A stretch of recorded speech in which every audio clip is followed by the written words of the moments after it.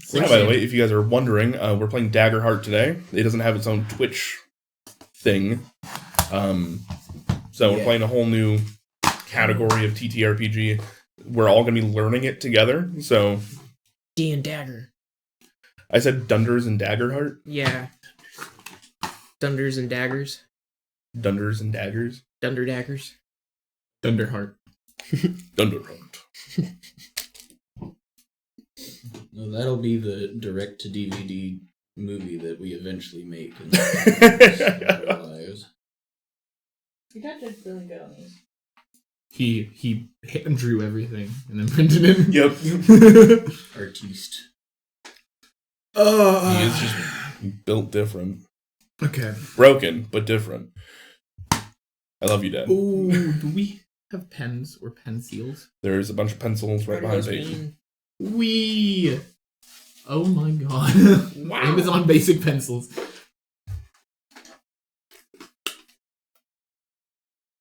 Alright. Grabbing a second just Holy for this. shit. Yeah, look at this shit. That's kind of cool. That's the book. That's the book.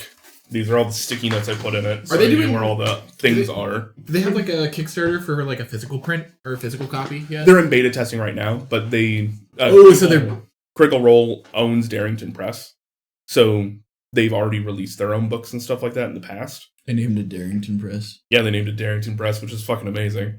I'm What is assuming that that's a from? character. Yeah. Darrington, yeah, Terry Darrington. Tyrion Darrington was his name. From Campaign 1? Yeah. Was that the one that replaced Scanlan? Yep. Cool. That sounds He like. was the artificer. Wait, He wrote his own book in universe. So they made a Darrington Press. Oh god. It's amazing. Okay. So we are level 1. Yep. You good, bud? waiting for the books. You guys should only need that one. Which one? The one in my hand? Mm. Well, it's just pick a class and pull it, and then hand the book off. You can read that one up, and then you can always put it back. It's no big deal. I'm thinking Seraph. Wait, so What is that? Basically, you want cleric to take paladin? this out of the book if that's what you want to do? If you want to play that class, take it out of the book. It's yours. I feel dirty taking out the stuff that's very I'm nicely stupid. printed. This is warrior. I grabbed the wrong. I guess we're only writing on one of them, so. Oh, there's character sheets in the back of it. They're Player also sheets. Can in you- the Colby, I fucked up. Can you grab me wizard? Did you Yeah. not grab wizard? I grabbed warrior. I was- They're both W's. Leave me alone. I only get W's. Motherfucker. Catch you later, Bean. Thank you for dropping by. I took Bard. I will shave you. Hey, Ooh, let's go. I didn't see a Barbarian in there, so I took Bard. Are you gonna go like Eminem, like 8 Mile, where it's. For I Bard. could have. I don't know shit about Bard, so we'll see how this goes. Those who become bards are truly the most charismatic members of all the realms.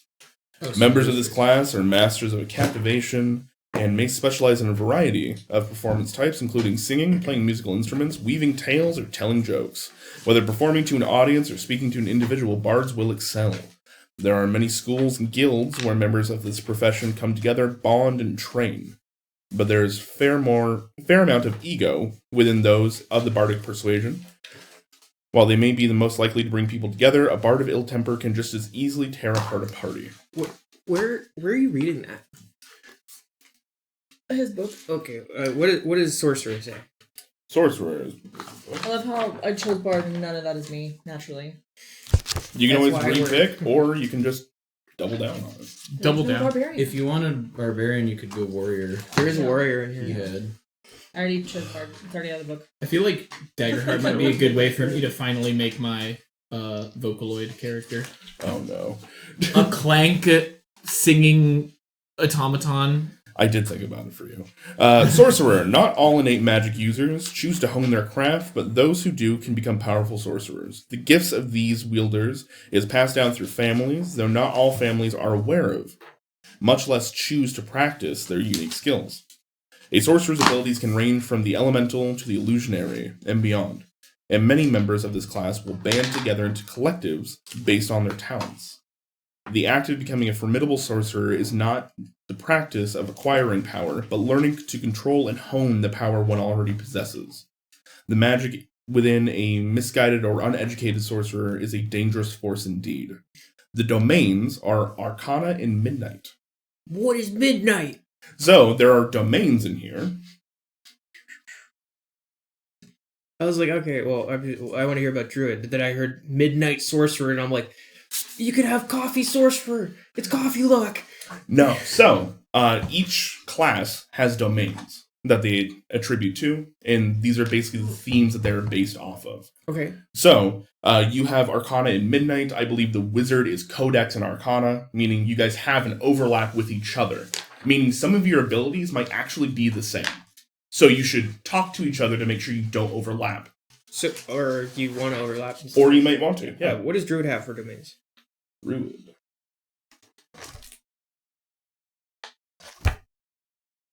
Druid's the biggest class because it has like a summoning capability. All Is right. it actually? Let's think about. Yeah. Okay. Let's You think can about summon frog spirits. names. Druid. Becoming a druid is more than an occupation. It's a calling to those who wish to learn, form, and protect the magic of the wilderness. Those druids who practice the often quiet work of channeling flora are likely to be underestimated, while those who channel the brutal forces of animals may be terrifying things to behold. Druids are known to cultivate their abilities in small groups, often connected by specific ethos or locale. Through years of study and dedication, druids can learn to transform into beasts and shake the earth and all its organisms. Their domains are Sage and Arcana. Okay. So we got a bard, a seraph, Wizard. wizard. Okay. So, Yeah, it would probably be good to go like a sage druid. Seems like it would be reasonable. Do y'all know what domains you're picking?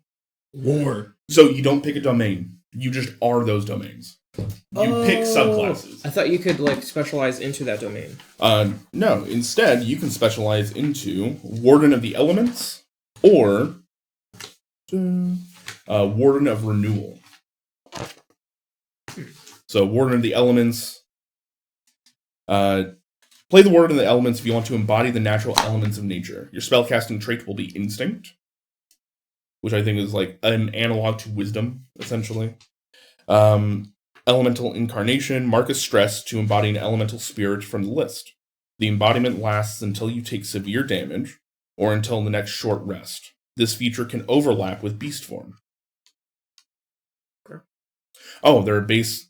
Cool. Just like most TTRPGs, you have regular class things, and then you have your subclass things, right? So all druids get beast form, which would be the That's same as cool. like Wild Shape. Yeah.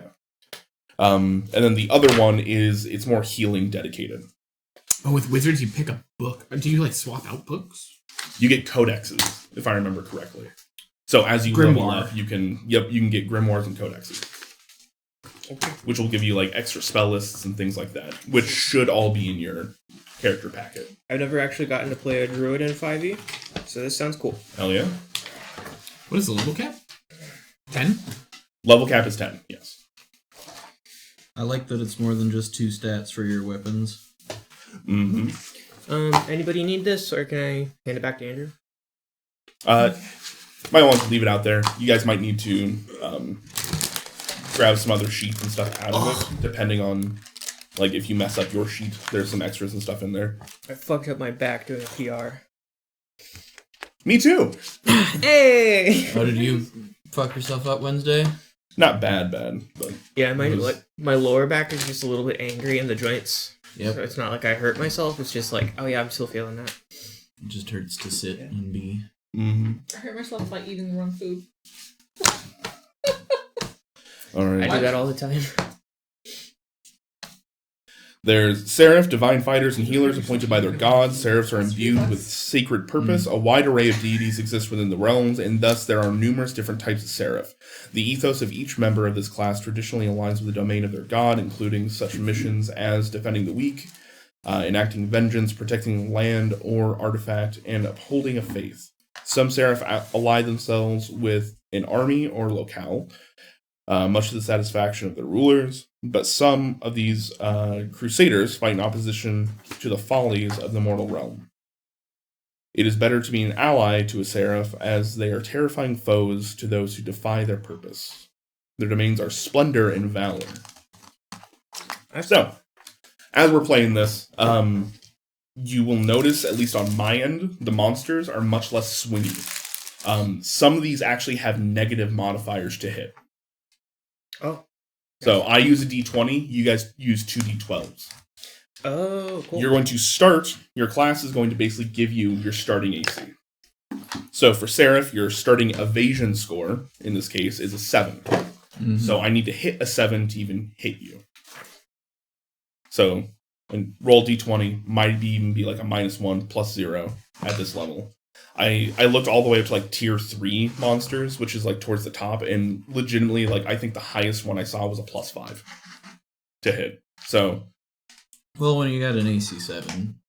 Well, you have AC 7, but on top of that, you do have, through your domains and things like that, you'll have different ways to boost up your evasion score. Ever need to roll anything besides a d12?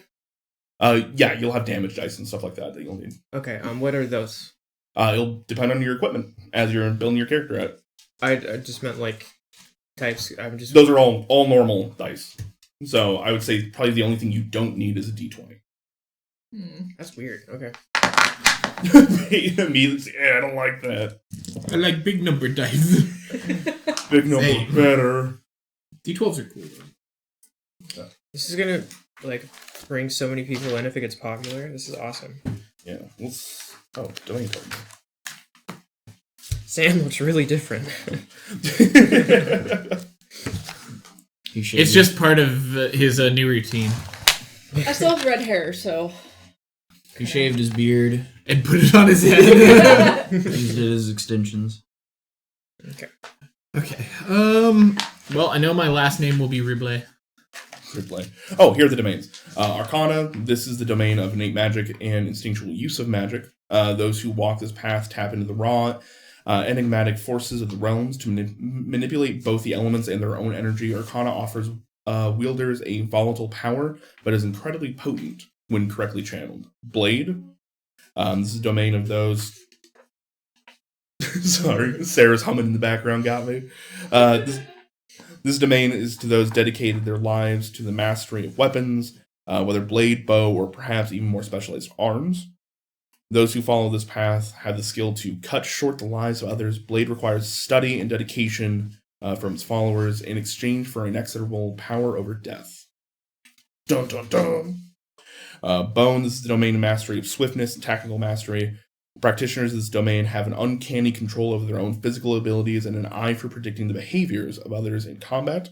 Bone grants its adherents unparalleled understanding to bodies and their movements in exchange for diligent training. Yeah, I don't think I'm going to go through all of these because it would take a hot minute. But essentially, those are what your classes are supposed to embody as you're playing.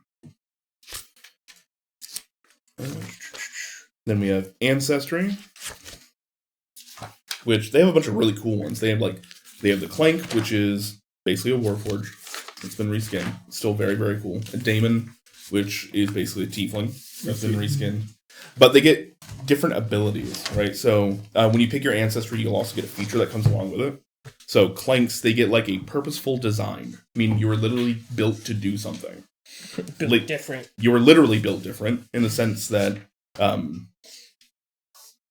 when you guys set up your experiences at the end of making your characters, these are basically going to be things that come from your backstory and something you are proficient and very good at. It is going to give you an automatic bonus whenever that comes up during play. So if you are, say you're a Riblet wizard, and your focus is, let's see, what kind of magic are you going to be using? What kind of magic are you going to be using? War. What flavor, though? Like fire, ice... Water. Water? Okay. You could literally make an experience called Aquatic Adept, meaning anytime you want to maneuver within water, you automatically get a +2 to it. Hey, Andrew, there was a hole punch for the suggested agility, and I don't know what it was. Suggested agility. Instinct. I don't know if it's a 2 or a 0 or. Oh, Yeah. I have that too. For the suggested traits, I wasn't sure what Yeah. to assign the numbers. But I looked at the agility and instinct, and I think I'm playing a turtle man, so I'm gonna have bad agility. Rebuilding but Garen. What? Rebuilding Garen, I see. No, his name's Narag. Is... I thought I picked up on that one. You're playing Druid, right? yeah. Okay. I think I might be really confused right now. What's up? Trying to figure it out. So, is this literally how we're creating our character sheet and everything? Yes. Okay. It gives you a step-by-step for character creation. Okay, let's see. Heritage. What are you looking for? There's stamina potions. There are. They reduce stress. Really? Is It's that just wine? That's just drugs. Yeah. It's a bottle of wine you're rocking with. Pretty much. Zanny in fucking liquid form. Distilled Zanny. That's part of my character's backstory. Is I am the Xanax distillery. So, for the suggested traits, do we have to go back and like add racial stuff to it, or I guess heritage stuff to it? No. So if you're looking at your ancestry stuff, It only gave me like one they don't ability. give you Yeah. bonuses to your stats. They just give you other things you can do. So right for the Daemon, Fearless, when you roll with fear, you can mark 2 stress to make it a roll with hope instead. Are you reading off all the heritage and all that stuff to us? Is that... There should be. It's in the packet. For the I was pack. just using it as an example. Paladins. Okay, so it is that stuff. Yeah. Jesus, so- Dread Visage, you have advantage on rolls to intimidate non-Daemon characters. There's me heritage. Okay. The experiences are something that you're going to set up as part of your backstory that will give you bonuses later. So it doesn't actually affect your attributes as much as it affects your actual roll. Okay. So the heritage is like highborn, ridgeborn, seaborn. Weird.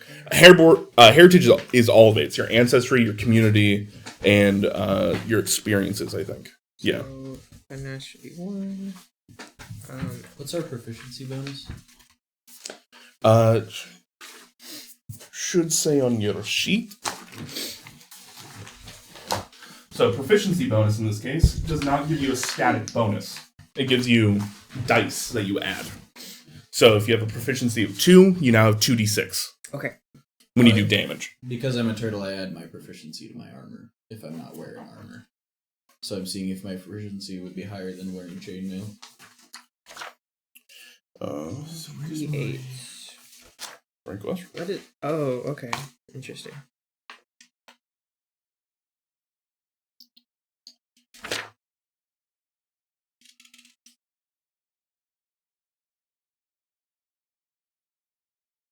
Don't mind me while I look it up. You roll with fear. Put a token on this card before you make an action roll. Oh, so you like cut out the cards, kind of? You can. Like, if this is something that we're going to be playing for a long time, you could. I'd recommend not, and just playing with Just Is no it- pencil. So for abbreviations, is it just like AGI, STR, FIN, INS, PRE, like, I know, like for knowledge, presence, agility, like all those? Is it just the first 3? I would assume so. Okay.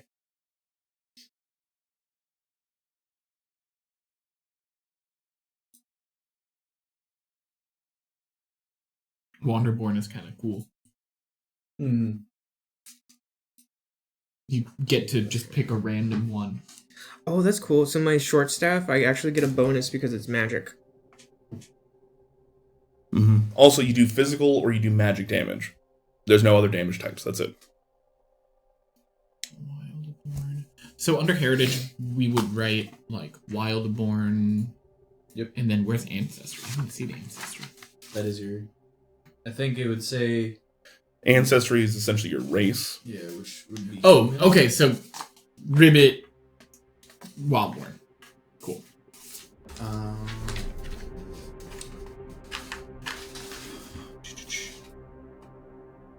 Why are we not hearing it? Ribbit.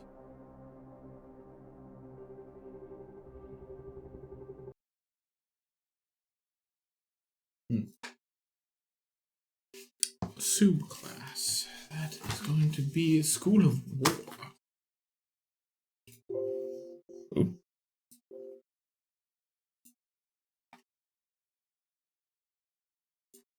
Don't mind me while I fix this all. Okay, so now I need to get... Okay, suggested traits. Oh, the hole. Not the hole. Oh yeah, the hole punch for the... Yeah. So you're doing a wizard. So there's a something agility, 0 strength, 0 finesse. So you can actually figure it out by looking at like the character creation, where it'll say like set your traits and evasions. It'll tell you which ones, and through process of elimination, you can be like, oh, I only have 1 - 1. I have 2 0s, 2 1s, and then 1 2. Understood. Yeah. So my 2 should probably be knowledge. It gives you recommended array too. Knowledge, presence, and ins. I think I'm gonna have shit agility. So there's not like a number and then your bonus. It's just the bonus. It's correct? just the bonus. Cool. Yeah. Wait, what? Oh, okay, cool. That's There's a big part of me that wants to be advantage on stealth rolls. There's a big part of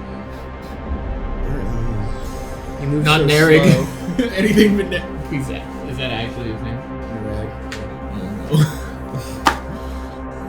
Okay, So you need some minus? So I'm trying to reteach myself how to write with my elbow instead of my wrist. It's weird. Okay. Because it looks different. It looks more fluid when you do it with your elbow instead of your wrist. Interesting. Yeah. leap, sprint, maneuver. I should probably have some agility. I'm already stressing out. Take a stress token.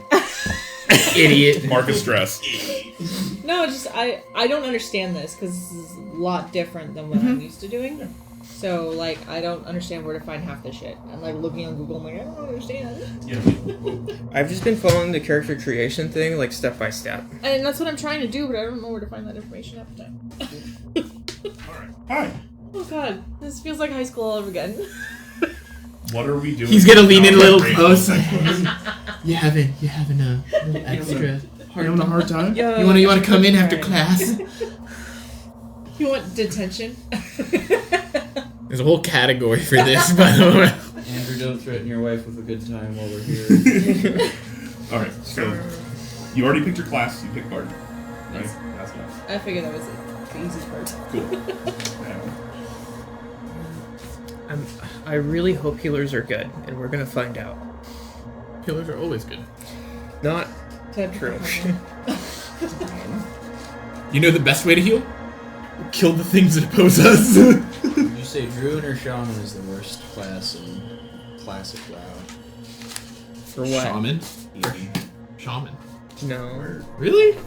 I always thought Shaman was worse. They have like chain heal, and they have a whole bunch of like What's this? they specialize in different things. Like Druid's really good at like heals over time, so they're pretty good at like PvP because like you just constantly regenerate stuff. Then like when you're doing like raids and there's lots of people taking damage, like it's nice to have like the chain heal. Mm-hmm. And then like the priests are just ungodly good. Yeah, but that's all they do is heal, right? No, they have shadow, but shadow isn't really that great in classic. Did I They don't pick do the great one where I damage. didn't have everything? No? It was in weird order. Yeah, I played a Minotaur Shaman. Like, I tried to keep everything in order. So Feeling daring today. I'm sorry. It's kind of like playing the Night Elf Ranger. Is it just peanut butter and jelly style? I did love the Ranger a lot in WoW. Ranger? Or what were they called? Hunter. Because you get a pet. Okay. And it's a Tar, not a Minotaur. You're I gonna know. pick.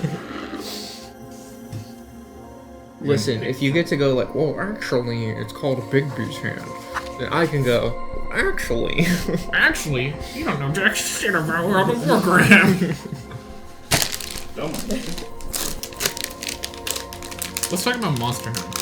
Do you think we collectively could have? Do you think we collectively could have solved something like cancer if they just didn't have World of Warcraft and like made people do that? Yes. No. There's amount at of- least a couple doctors that, or a couple people that could have been like very high level. But the amount of time like humanity has spent playing that collectively, like if that was applied. I don't think we would have gotten anything productive in the absence. I feel like we would have also had how many thousands of teenagers with nothing to do other than create the perfect virus in their local library's computer. Or they could have just been doing drugs and not playing WoW. Instead of doing drugs and playing WoW. Exactly. I saw that look, Buzzy. There it is. You have to pick your foundation. I had a great idea Oh, yeah, for works something never true. so destructive that I'm never gonna make it. Okay, so 0 strength. Now wait, so a So finesse... your subclass is also your foundation.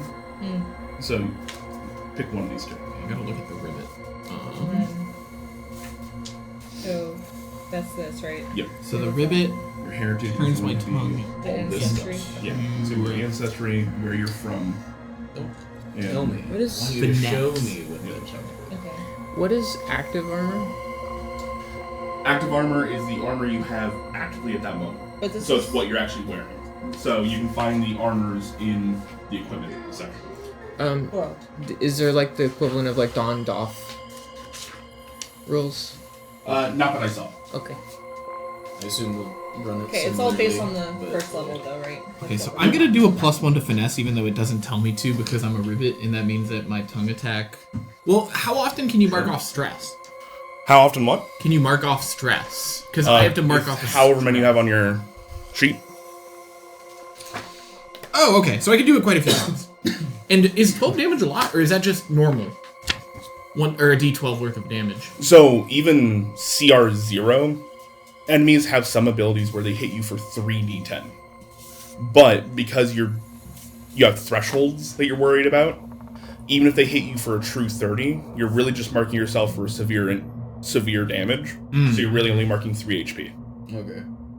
That's interesting. Okay, what class has an emotional support? Ribbit, I have flies. Probably druid. I also stink.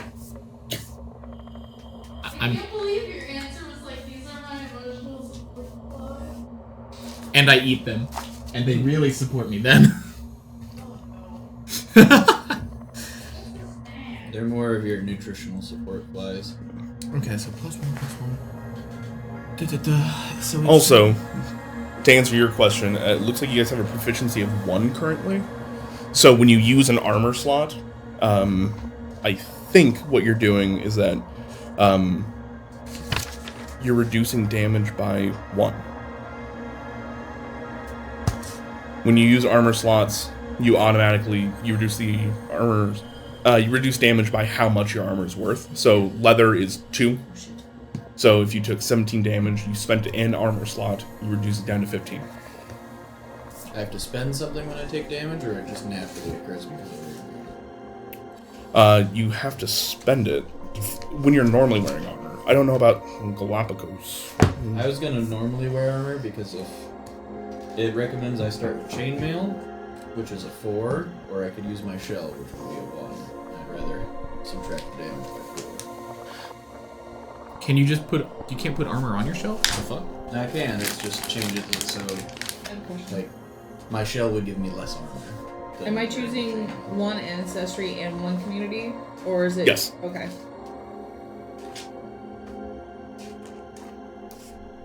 And also, discuss amongst yourselves what you're actually picking as you guys are going through it. So we currently have a druid. Did you pick your subclass? I don't know where to see the subclasses yet. So if you look down to the bottom of the page, Which page? The bar. So this. you look down at the bottom past of the level community 1. Page. I'm assuming the armor slots are the squares directly next to the armor. So the first level should tell you at the bottom of the Can you just subclass. mark off per? I see the domains. It should be down at the bottom. Those two. Oh, so like. So this is your level 1 sheet. This is when you get to level 2. So basically we're just using this. Yeah, I know, but I don't see where the subclasses are. So They're at the very bottom. Yeah, There's the 2 left- options. The Yep. left side tells you, like next to the holes, it tells you which. Okay, so I'm going to be doing the Warden of Renewal. Cool. So you're going to do the healer. Yeah, I want to see if it's good. Beautiful. So we got Have you picked an ancestor yet?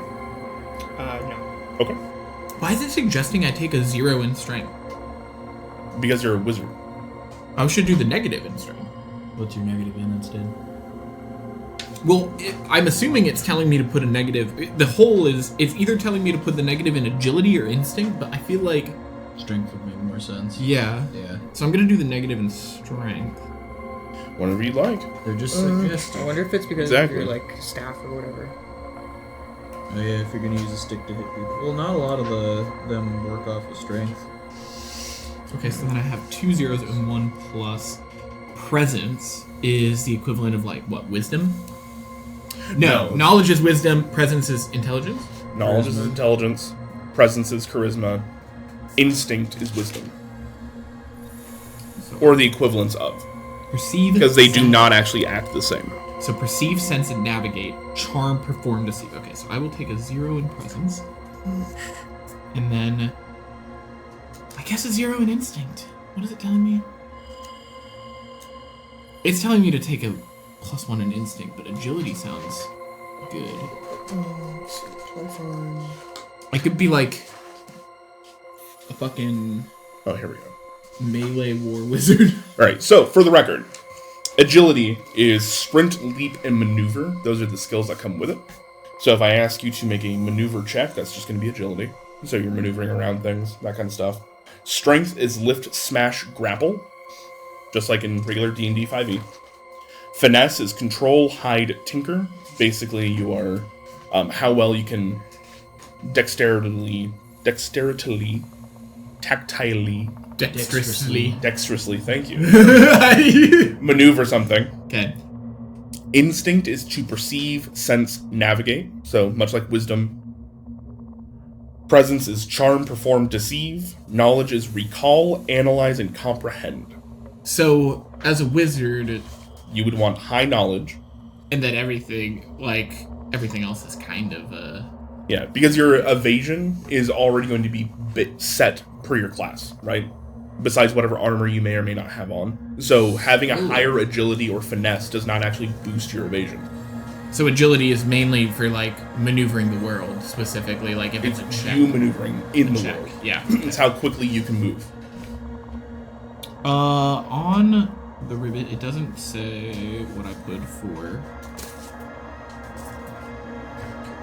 Okay. Let's agility or evasion. I like how you choose to level up. You don't get a bonus for your race or ancestry. Oh, so I just have an evasion of 8, Yep, you just have an evasion of 8. unless ancestry shows something, right? Or not ancestry, but let's see, wildborn. I don't think that's going to help you out either. It's just going to give you another feature. Cool.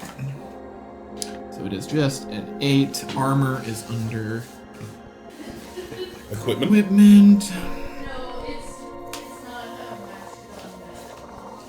a Okay. I kind of want to do a melee frog war wizard.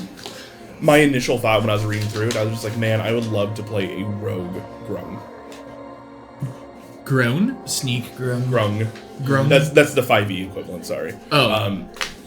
A rogue ribbit. Yes. Okay, you probably already explained it, but I was still trying to read all this stuff. Sure. The traits and evasion thing. I don't know how to do that, and I read it, and I don't understand. So your evasion is going to come base per whatever class you're playing. It starts there, and then your class will change it a little bit. So you're playing a bard, which means you have a starting evasion score of 9. So do I put 9 on there? Yep. Okay. Yep. There are certain things that you can grab as you go, like per your character build, that may or may not raise that for you. Okay. But so this stuff at the top, the agility, strength, finesse, is that all part of the traits and evasion or no? Those are your traits, yeah. So you can put those where you'd like. You playing a bard, I'd recommend you do presence first, because that's going to be basically like your charisma score. You get one weapon? Oh, you get a primary and a secondary. Correct. Okay. Though you'll notice that there are going to Oh, be they're hands different. off to the side They're different. that show you how many hands are required to wield it. Excellent. So if you have a two-handed weapon, you cannot use your offhand weapon at the same time. So are agility and strength, finesse, instinct, are those traits? Yes. And what does only it mean two to say knowledge clear points? HP? Does that heal? Yeah, you mark HP as you get damage. So to clear would be you're healing them. So you get Oh, that's kind of. I mean, I'm like assuming. every- zeros and 2 1s. And because I couldn't see... Because you work off of thresholds, you start at 0, and you have a maximum HP of however much you do. What do you mean that you didn't know that? Because Meaning that's Oh, how yeah, much yeah. damage you can take as you go. I wonder why they did that.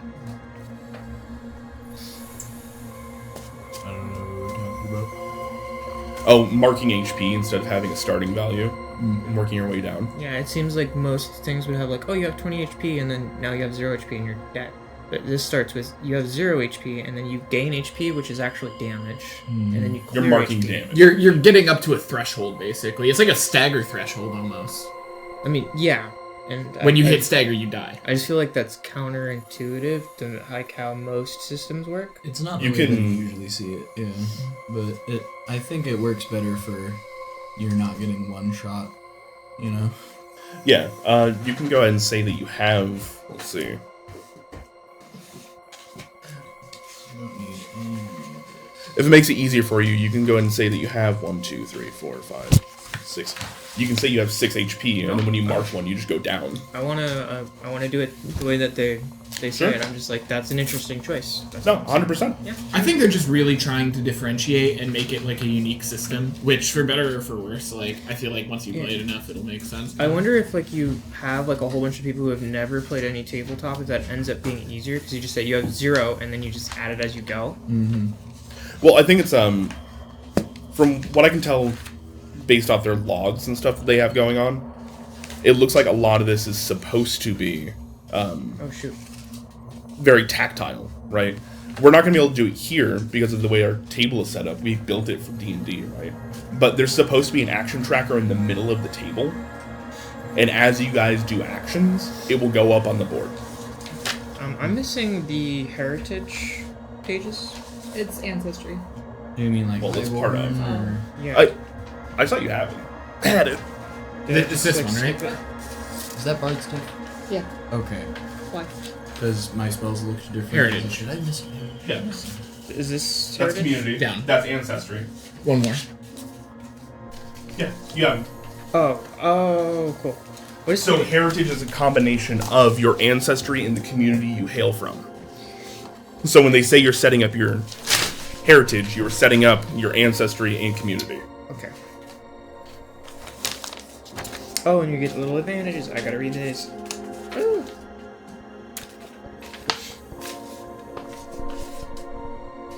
This is so cool. I know it's taking a while, but like, I legitimately, in my head, I was like, the first half of this is going to be building this. And then the second half is going to be a short adventure. What you got going on, Peyton? I'm just reading my stuff to make sure I'm building my character correctly. With the traits and evasion scores. Okay, knowledge weapons got shafted. There is literally 2. Look at the range. holy shit! Look at the damage on Rivet's tongue. It's a D12. D12, using your proficiency. I don't think we can. Meaning as you become more proficient, right? So you all start with a proficiency of 1 right now.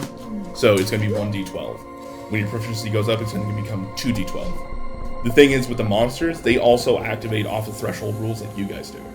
So it's cool. Yeah, you don't like 3d12 at a maximum of 36. That's still only going to be a severe mark for them. I know, but like my short staff does like one D8 plus 1. Mm-hmm. So like the idea that like they just get like a D12. To I have start- to spend a stress though. Does it go up as Okay, you yeah. get proficiency with it as well, or is it just the time Thanks. it goes up? Anything that says proficiency next to it, that means it goes up. So that's why I think like with the turtle, the Galapus or whatever it's called.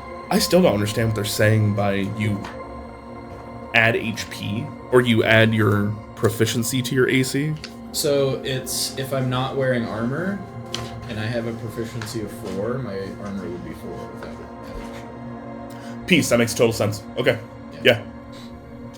Which is why I'm wearing regular armor, because it would only be 1. Right now. I don't even know where to put the shit. You will notice that some of the armors give you disadvantages on certain things, though. Yep, my evasion and armor are the same at 6. Leather armor it is. Active armor. Leather armor, and that is just a 1. 2 base score. And then for features, that's if we end up getting like magical armor or something like that, or something, or is a feature kind of like, oh, I see. So no features for leather. Stiffness minus 1 ability. Yeah, things like that. So- That'd be a feature. Andrew, how do you feel about the halfling? You mean the fact that it's basically the same? Like, almost ripped out entirely? Yeah, I wasn't a fan of that one, to be honest. I mean, what else are they going to do with it, though? What would you do with the halfling? That's a great question. What would I do with a halfling? Well, the thing is, halflings are based off of hobbits, right? Which is just... Hobbits are not distinct in most fiction, except for, like, Tolkien. So it's basically something he just made up. Oh, what about Warhammer Fantasy? What about him? They have halflings. Yeah. And then, basically, the Tolkien estate got mad that Dungeons & Dragons were using the word hobbit, so they changed it to halfling. They got sued. Yeah. So that's... I don't like that they basically copy and pasted it, but at the same time, there's only so much fiction for them to base it off of, in comparison to, like, dwarves, elves, and things like that. I mean, it's mechanic. It's not really like lore at that point. Lore breeds mechanic. I disagree. You can have a piece of lore and then you can make several different mechanics. Like, I would have liked to see something like for halfling where it says you can always reroll like a 1 on your hope die, taking a new result. That basically like eliminates an entire like section of the die, so it changes like the statistics. I would much rather just have like a plus to a hope die roll. That effectively does the same thing, though. No. You can still roll a 1. And then you get a +1, so it becomes a 2. Yeah, it becomes a 2, but like the idea that you like re-roll it is like it's not just like, oh. I think the point is... Isn't that just is basically you are- extended critical, but on the other end? No. In fact, you wouldn't be able to do that due to how crits work in this game.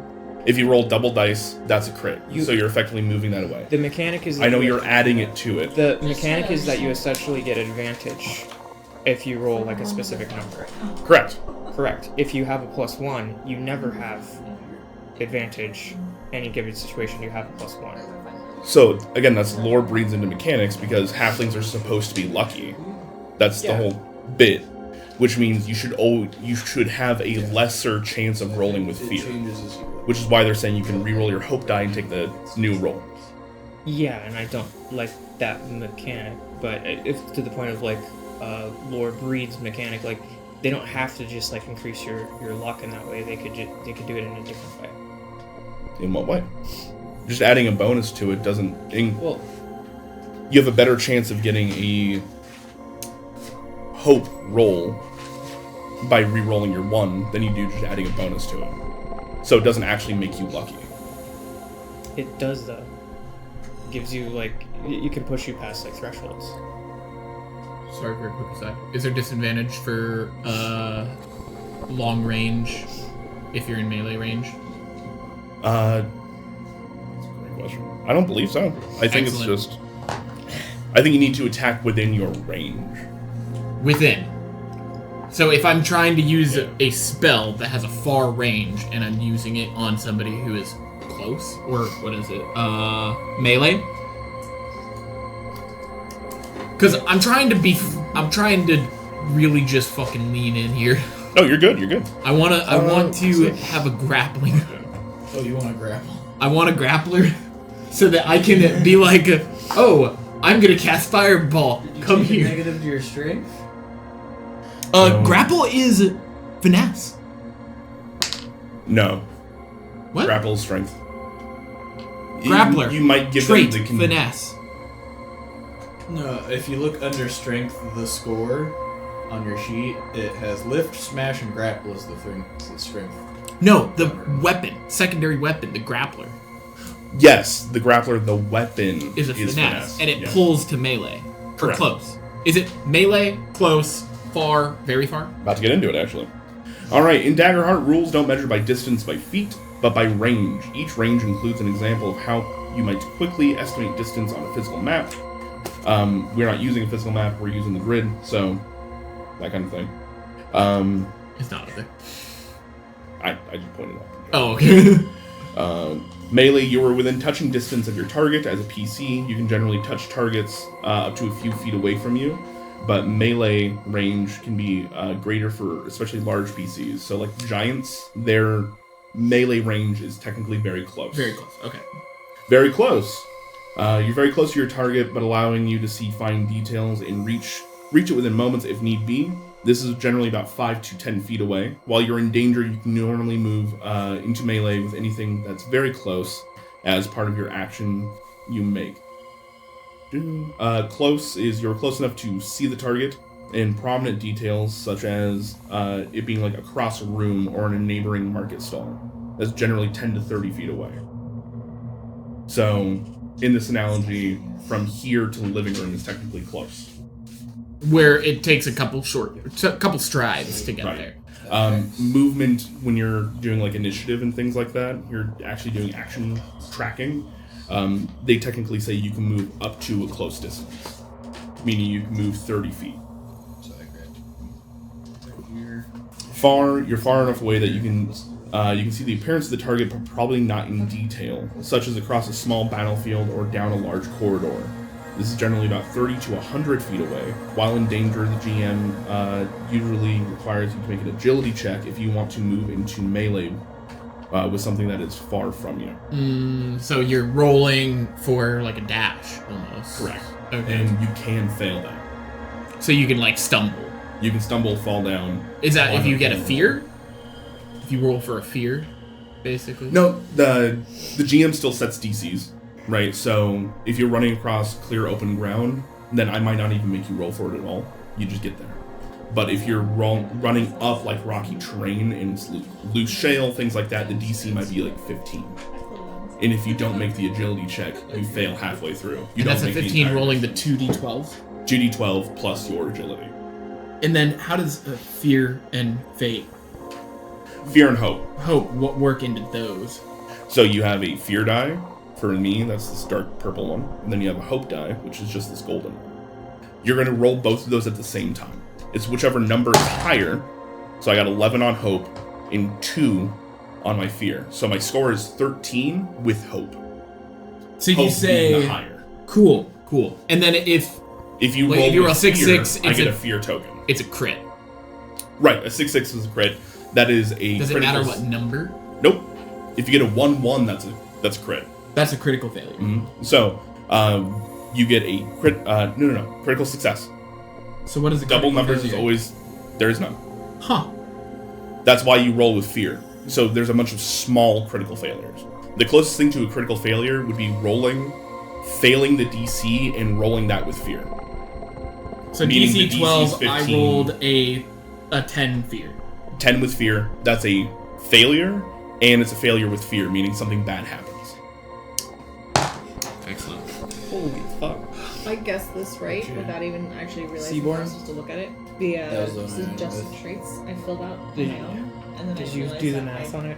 had it already filled out. Nice. Math it I was out. like, how do I fill this So out? compare And it then to just guessed. Orderborn and then see like the massive difference. What are we comparing right now? Seaborn to Orderborn and then doing like the giant fucking difference in the math. Seaborn. Know the tide, you can sense the ebb and flow of life. You have learned to embrace its rhythm. When you roll with fear, put a token on your card before you make an action roll. You can spend one or more of these tokens to add them as a +1 modifiers to your roll. At the end of the session, clear all tokens from this card and gain that many hope. Right, so hope also carries session to session. Yeah. So then compare that to Orderborn. Orderborn, dedicated. Record 3 sayings or values your upbringing instilled in you once per short rest.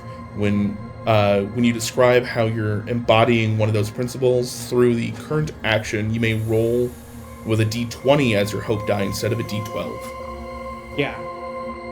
You have a static bonus with Seaborn that you can kind of manipulate, but with Orderborn, it's a... So if you are continually rolling with fear and you get, like, let's say 5 fear rolls, you get 5 hope the next time around.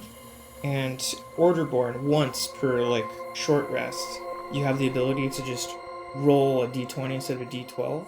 So it changes, like, the statistics of it, but it's only once. But the way that, like, in particular, like, the druids work is that you can spend, like, 3 hope to do, like, certain actions. So, like, you just want to be hoarding hope, and, like, the worse you're doing, the better you actually get. It kind of, like, is negating part of the game, and I'm like... Kind of like a tragedy board. It's a liquid currency. They want you to bank it for big things. Yeah. And I think that's... But, like, the I'm gonna difference save all my potions for the final between boss. those two is, like... It's like night and day. Something you... they may not have actually stated it in here, because this is new to the newest update. Sure. You can only have 6 hope at a time. Okay. That's different, yeah. Yes. That makes You can only have 6 hope at a It's time. on the character sheet. I wasn't sure if they 6 updated that faces. part or not. Because this is 1.3.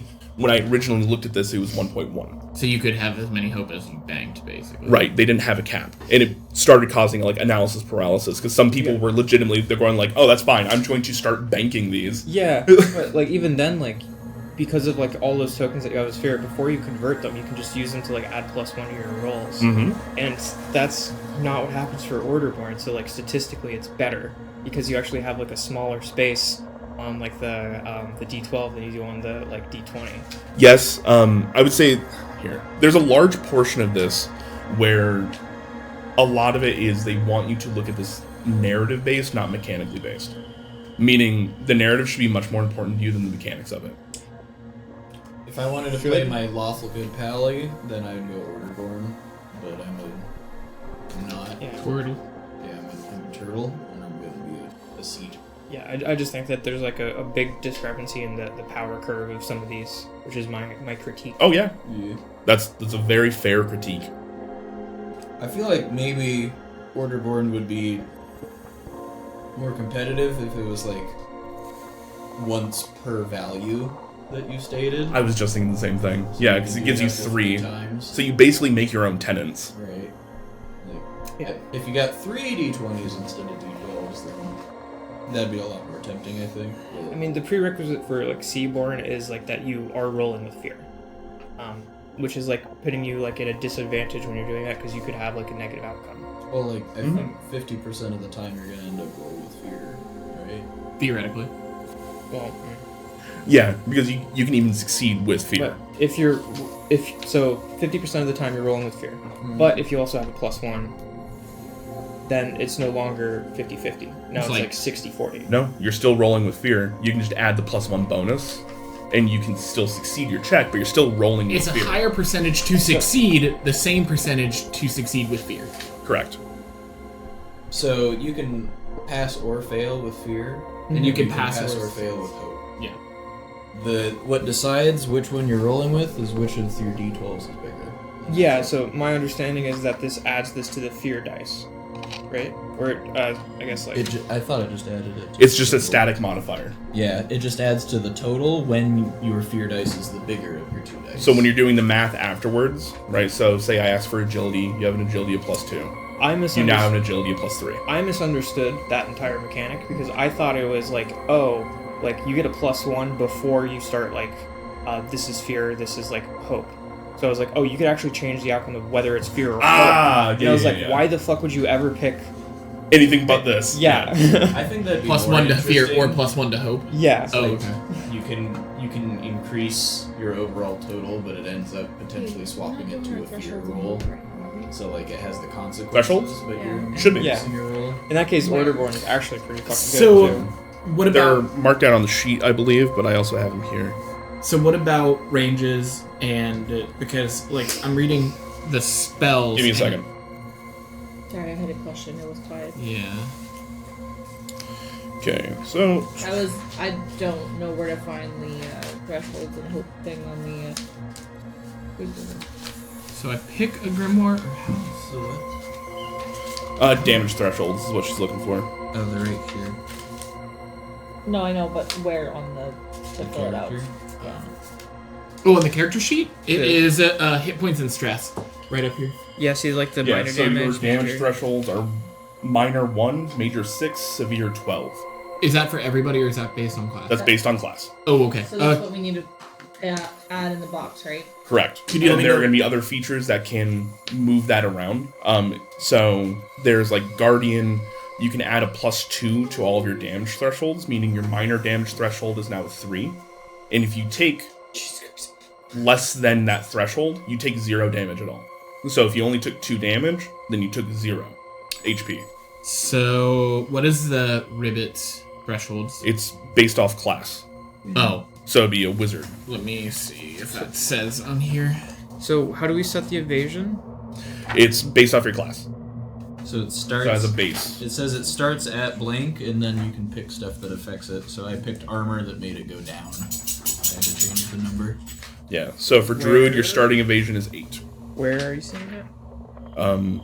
I have a different look your- on these than you guys do. On your character sheet, it has the evasion space, and then it says start at blank.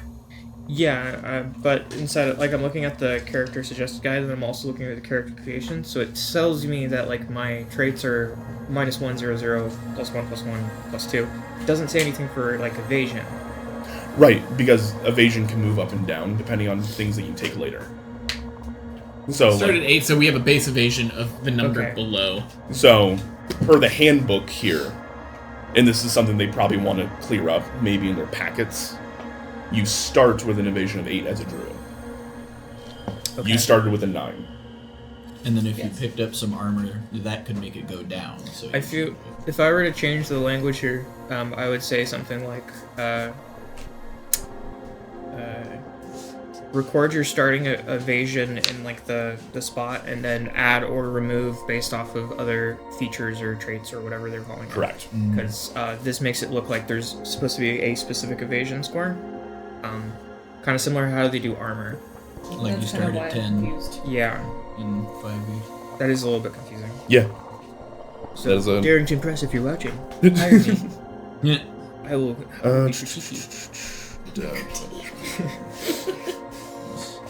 I don't know why that made me want to watch Scooby Doo when they're on the. Oh, the island. yeah. Your starting evasion score is 8. Yep, it says so right here. Wow, that just Does it gave say me that back it's to starting being Jake? Right old. below evasion, it says really finely what it starts at. Oh shit. Yeah, Yeah, like right I didn't know here. it said it there. It just doesn't Yes, tell you it- to like it's fill it in. So I'm Yeah. like, how do I find out? I just all filled these it in things? That's why I because was it's something confused. later. So, like, if you, like, let's say you have that, right? The evasion of 8, and then if you go into armor, one of these.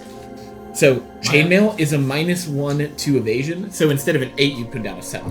Yeah, so it says over here in like my suggested armor, it's just base score 2. So I'm like, okay, so I have 2 armor, so +2 there. Mm-hmm. Yeah. And there's nothing else for evasion, so then I'm like, okay, like, is there something I'm missing? Like, where are all the places that I could have evasion? Yeah, the armor, there's not, like, it doesn't look like there's any armor that's, like, lighter, so you get a +2 evasion, but that's also something that they can probably do with either, like, I don't know, does this game have feats? No. No. So, Okay. what are the, well, also in the level up guide, right? So, this, increase 2 experiences by 1 proficiency, Yeah. permanently add 1 armor slot, or take +1 to your evasion. That's how you can add stuff is through level ups, it looks like. So, I chose. Weapon ranges. Yes. Would I pose disadvantage on something like Bolt Beacon, where it says, treat it like a ranged weapon if they were very close, or melee? Wait, how would disadvantage work also? So, when you're rolling for advantage or disadvantage, you're rolling your hope die twice and taking higher or lower depending on if it's advantage or disadvantage. Oh, okay. Because it basically changes the outcome of if you're rolling with hope or not. Okay, cool. So is there anything about range? I'm assuming it's the same thing as... I'm looking at it right now about ranges, and it does not say anything about you not being able to use, like, if you have a very far weapon and you're using it within melee, there's nothing here that says that you can't. That said, there's a section in this book where it says, try to keep everything within the fiction, meaning if you are using a giant great staff and you're trying to hit somebody up close, you may just not be able to do that. And you might need to take some steps back. That way you're not literally butt to butt with them. Just because some of the things doesn't tell you that you cannot do it, doesn't mean you should. For number 9, choose your description. Where am I putting that information? Is it going to be on this page? Wait. Yeah. It looks like there's things that you can like underline if you'd like. If I have a shield, That's how I would do it then. if I have a shield that's a +2 to armor, and then suggested armor is base score 2, does that mean that I have 4 armor? Yes.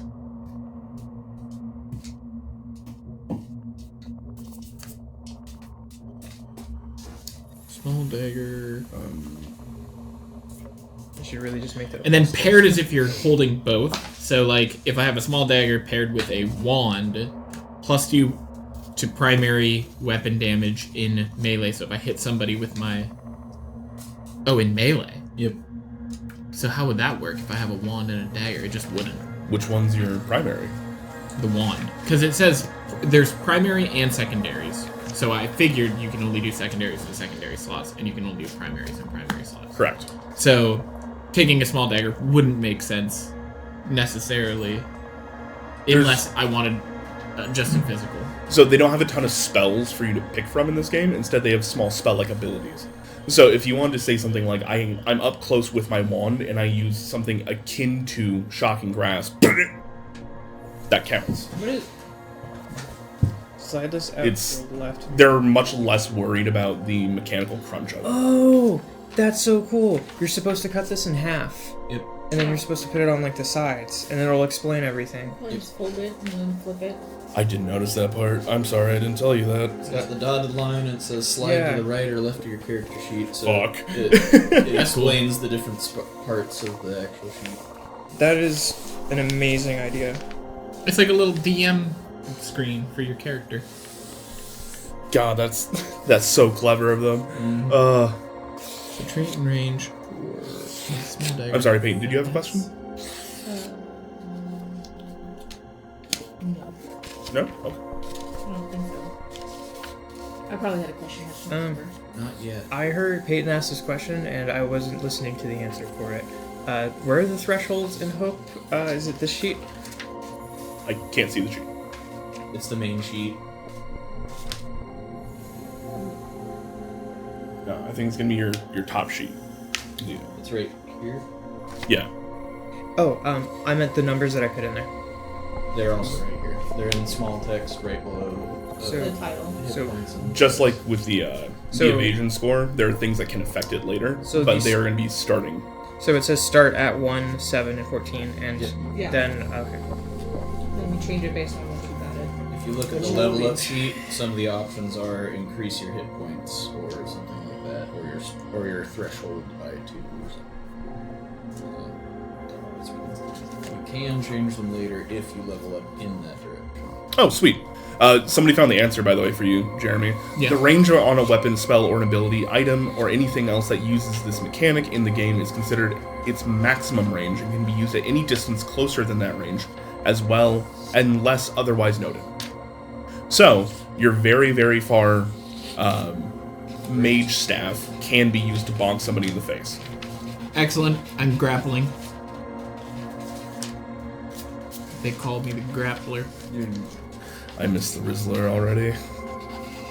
Rip. Maybe you shouldn't have killed him then. I was about to say, nobody else killed him. Neither did I.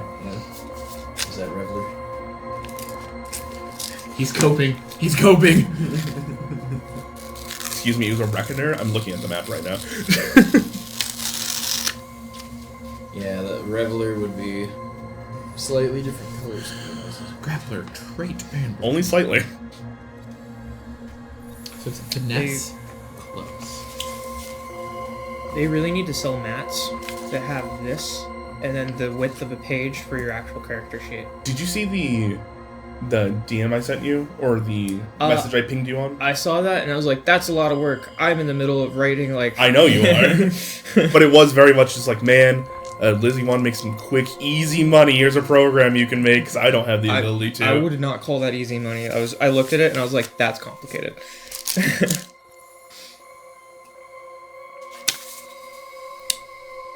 But yeah, that might end up being a weekend project for me. Especially, so does Foundry support this? No, it does not. Do they have plans to? I don't know. Depends on how well it does, probably. They don't do Pathfinder or anything, right? They do. I'll be honest, They have a bunch of weird ones. I kind of am more in line with this system than I am with, the Wizards of the Coast one, and I'm not sure if it's because it's, not Wizards of the Coast. Well, we still need to play it and actually see how well it flows. Right, but this is also, the worst it'll ever be, hopefully. Fair enough. We are learning. So are they. Yeah. Yep. That's one of the, especially, I guess they're going to be selling this, but if they're, actually open to community feedback instead of doing, the Wizards thing. No, they 100% are. I watched their Q&A for their 1.3. They were going over, the log changes and things that they were doing, the change log, and they were like, all right, in fact, they added a variant rule in that a lot of people just started doing. Because it's playtest material, it's all right, yes, you technically have unlimited tokens, but what we're going to do, instead of rolling initiative, everybody gets 3 tokens to start. Once you're out of tokens, you have to let other people play. So even if you guys are going back and forth, once you're out of tokens, that's a round. That doesn't mean it comes back to me. That just means your tokens refresh, and you are doing actions again. That way you're not stepping on people's toes in something that's so freeform. Critical success are really good. Yeah, critical success, it's you clear stress, you Get a hope. And you succeed on what you're doing. Yeah. That's fucking crazy. Don't tell Sam. What? What? He's just going to keep rolling that 20s. And it'll just be like, Crit success. alright, well, I guess we move on now. Okay,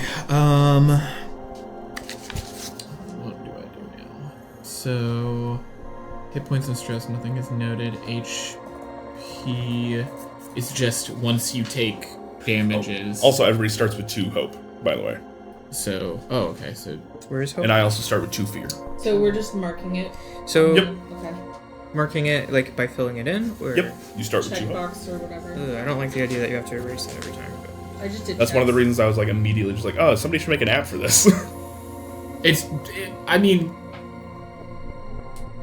You can just get tokens, like card game tokens, or just have D6s or something, which most people have. Just have 6 of them. When we were first going to start running this, I was going to use this as a countdown for how much fear I had back here. Mm-hmm. Do a roll down die.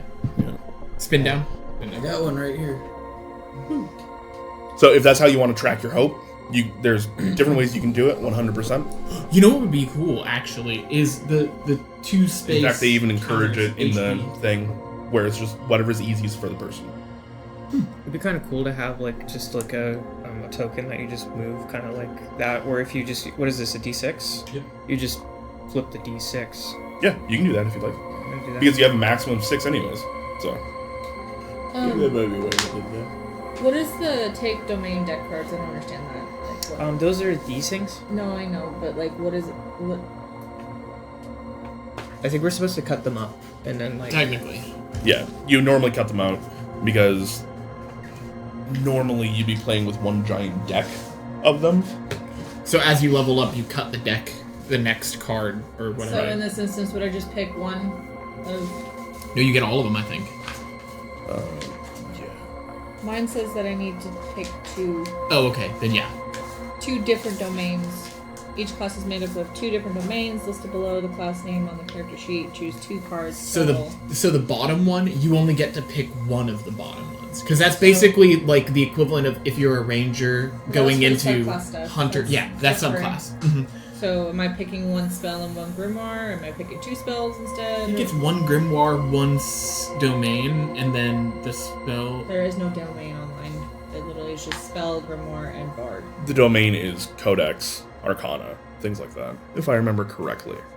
Give me one moment. I will look it up, just to double check. Can you do this? I have the other class stuff over here, so it should be relatively the same. Okay. Because you are currently at... I'm trying to get through this sheet. You're all good. Everyone's taking their time with it. Ooh, strange patterns is fun. Because you are at... Set threshold, starting weapon, Class feature. Choose your description, take your Choose a domain number between cards. 1 and 12. Before you roll that Each number class is on made of a 2 duality different die, gain a hope or clear strength. Choose 2 cards. And you can change the number every long rest. So if I really am not liking all the ones that I'm getting, I can so choose that in clear stress or... For your level 1, right, so all those cards are domain cards. You can pick 2 out of the domain cards there. So they can both be... Spell. Oh, wait, okay. I got 3 grimoire, 2 spells, and 1 ability.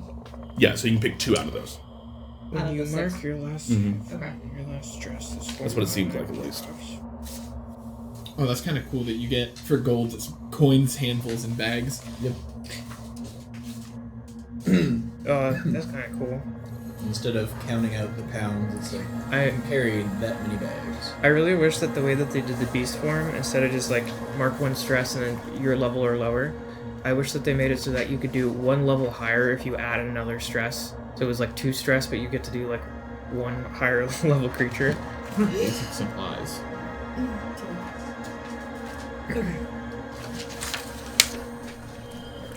I'm gonna go Tinkle really quick. I said a technical term. That is technical. It just dribbles out. 1 hand. Fuck. Oh. There's no flow anymore. It just... Is there? That's not true, but okay. Excuse me, I have to go to the bathroom and gush. Stamina potion. So stamina potion removes the stress. 1d4 stress. Where's the description? Of Number 9. Choose your description. Make the choices available on your own character guide and create it. This So, will help you start at to the build your top- character's look and attitude. Of this one right here, Yeah. right there. Do I just? Yeah. I just highlighted or underlined the ones that I was picking. I thought it would be on the character sheet somewhere. It. no, I think this counts as like the back of your character sheet. Yeah. Oh. Okay. The book you're Because it trying also to has your translate level for a guide. tiny harmless elemental pet. Does anybody know what basic supplies entails? Nope. No. I have them as well. but I also have them. I start with 2 gold. I also start with Me 2 gold. too. I got a handful. Fuck you. Fucking wizards. And I get an elemental pet. He's gonna be a little fucking glob of mud. You're just going mud boy.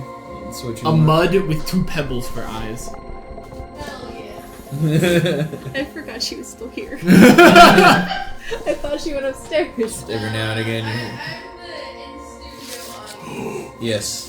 I was gonna say, you're just like the ghost voice in the background. So I get to carry my spells on a tome, tarot cards, etc. I feel like it'd be really funny being a war wizard frog where I have a tarot card deck and it's all towers. I'm like, oh no, how unfortunate for you. Second tower just hit the Oh, you drew 2 towers. They hit the Pentagon? And this is when we get canceled. No. If we got canceled You know, for 9/11 jokes, there would be a lot less internet culture. they in couldn't even general, they couldn't even and cancel we would Bush be for on it, air. bro. Yeah. It's okay. We're never getting sponsors anyway. So much faith.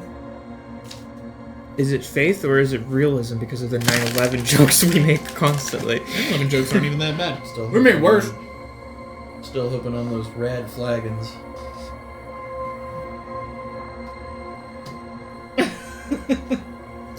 Rad flagons, though. Mm. We were just saying we're probably never going to get sponsored because of our 9/11 jokes. That too. Amongst other things. Yeah.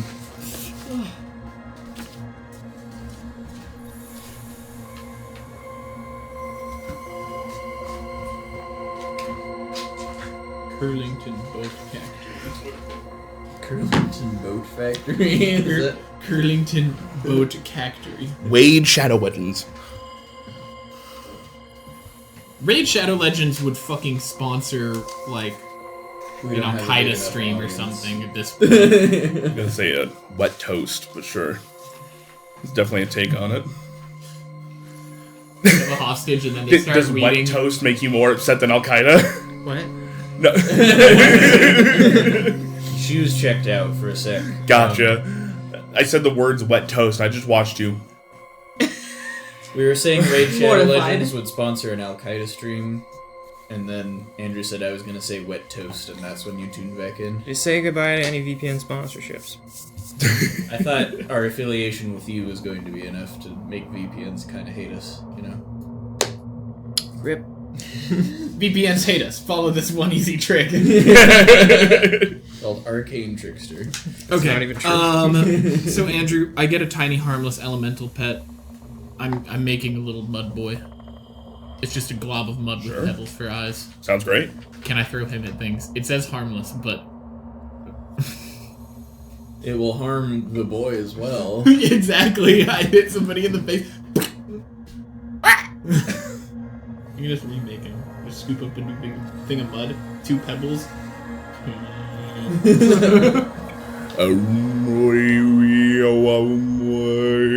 Inventory weapons are later, unless stated, right? But you can multi-class. That's cool. But you can only do it at level 10. Inventory weapon is for weapons you're not using, whereas active weapons are the ones that are... You can hold up to 2 weapons that you're not actively using. So you can have 4 weapons total, 2 on your person, 1 on your backpack, 2 in your backpack, and that's it. What the hell's GM? Game Master Okay. instead of Dungeon Master. Yeah. It's throwing me off. Dagger Master. That's better.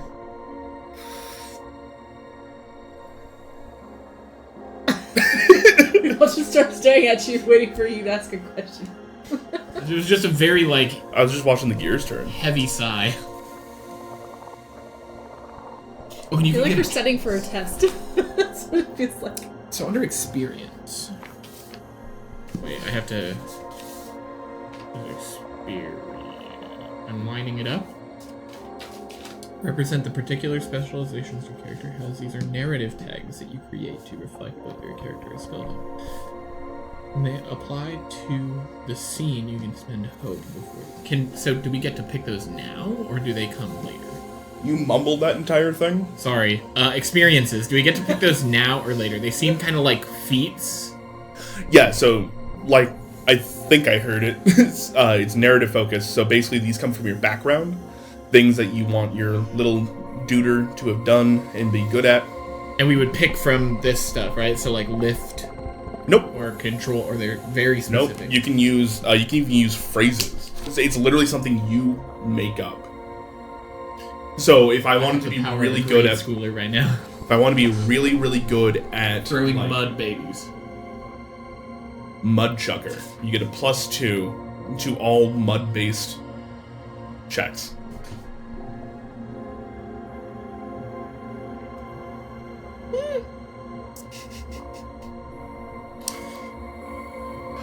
But you also need to tell me why that is important to your character.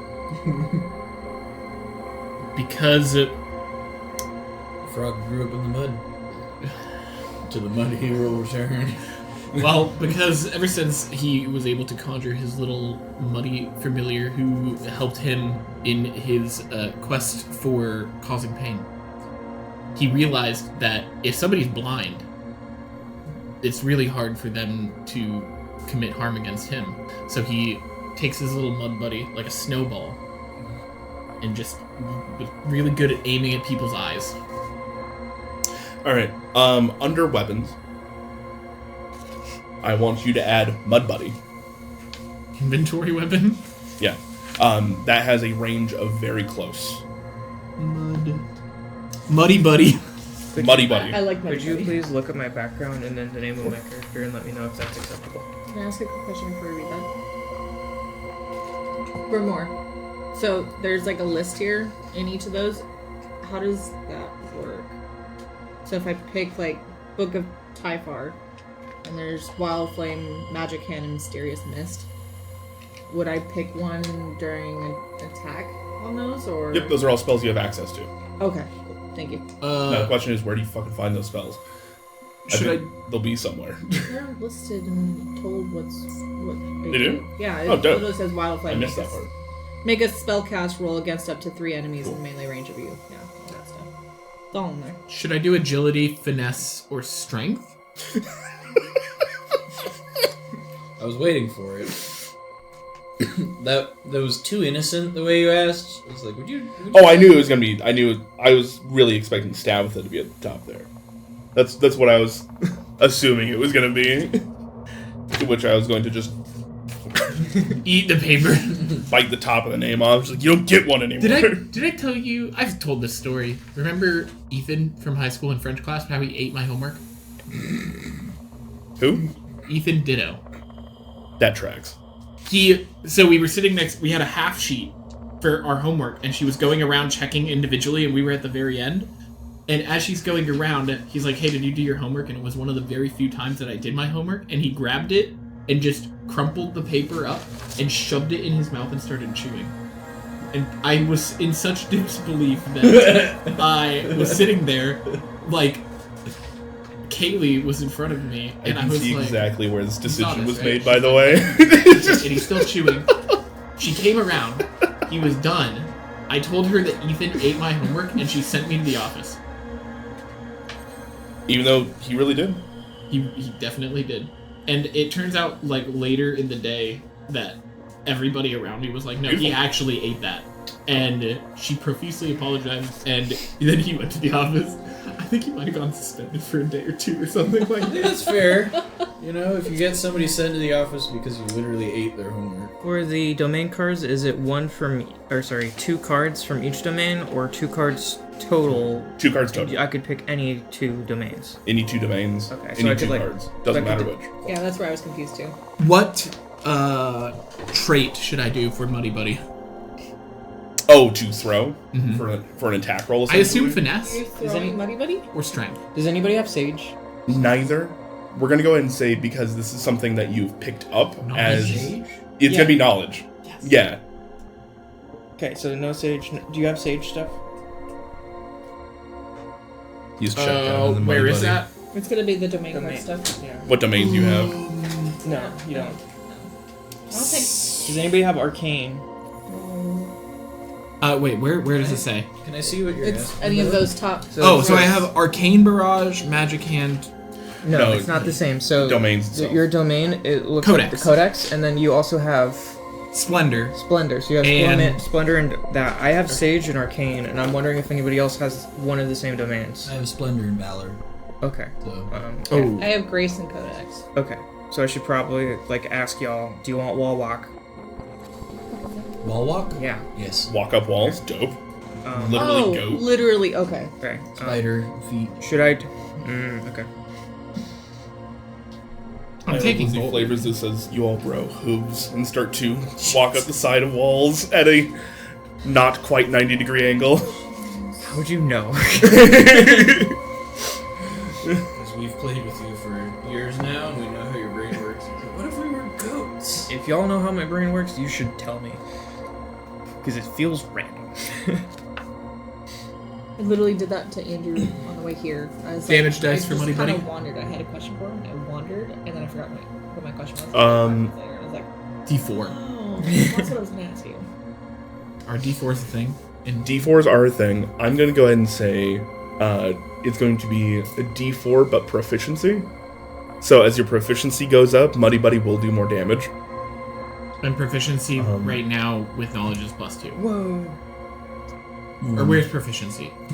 Proficiency just means you add dice to when things call it proficient. Oh, so I have a +1 in Yes. proficiency. No. It's 1 dice. So you spend or gain. You roll. You roll. So some of these weapons are going to say proficient. If you're proficient in that dice, then it becomes like if you have a proficiency of 3 and the damage is based off of the proficiency amount of dice you have, you do 3d6. If you have a proficiency of 5, you now do 5d6. So in this case, you have proficiency of 1, so you do 1d4. But later on, when your proficiency goes up, you can go up to 5d4 with Muddy Buddy. So like wand, because I'm proficient, it's a d6 plus 1, so that's 2d6? It's 1d6 plus 1 right now. Okay. They need to say that these are passive and non-passive for some of these. In which case? So, I'm not sure what this lightning icon means, but I'm pretty sure 0 means that you don't spend anything to do it. Good point. Yes, I didn't. That's a recall cost.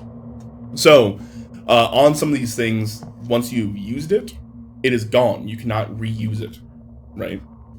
Your recall cost, those, when you're taking a short rest, you just get it back. Or, when you're taking a short rest, you can use the recall cost, mark off that amount of stress, and then you get the ability back. So if it has a recall cost of 3, you marked 3 stress, you now have the ability again. Before a long rest. Before a long rest. Or a short rest. You do it during a short rest, if I remember correctly. So I couldn't just decide, I'm actually going to be stressed out and then cast it again. No, because it would just be gone. Let me double check that before we quote me on it. There's domain cards. Here we go. Great call. Level and domain. These are located at the top left of the card. When you get a chance to choose a new domain cards, you can't choose one with a higher level than your own, right? So it's level 1, and for you it's probably like Sage or something like that you're looking at. Recall cost. The top right of the card lists the number next to a lightning bolt symbol. This is the card's recall cost. Once you reach level 5, you'll have more cards than you do space in your loadout. When you want to move a card from your vault to your loadout, you'll either need to swap it out during downtime, or mark a number of stress indicated on the card swap to swap it immediately. And the stress is the lightning bolt.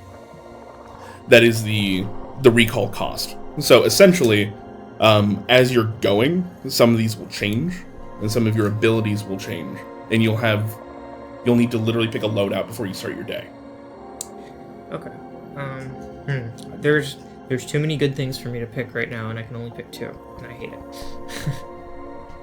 Valid. So can we pick the 2 down here as well as? You pick one of those 2. That is your subclass. Okay. So That's and does that count towards our 2 that we can pick? No, it does not. Okay, good.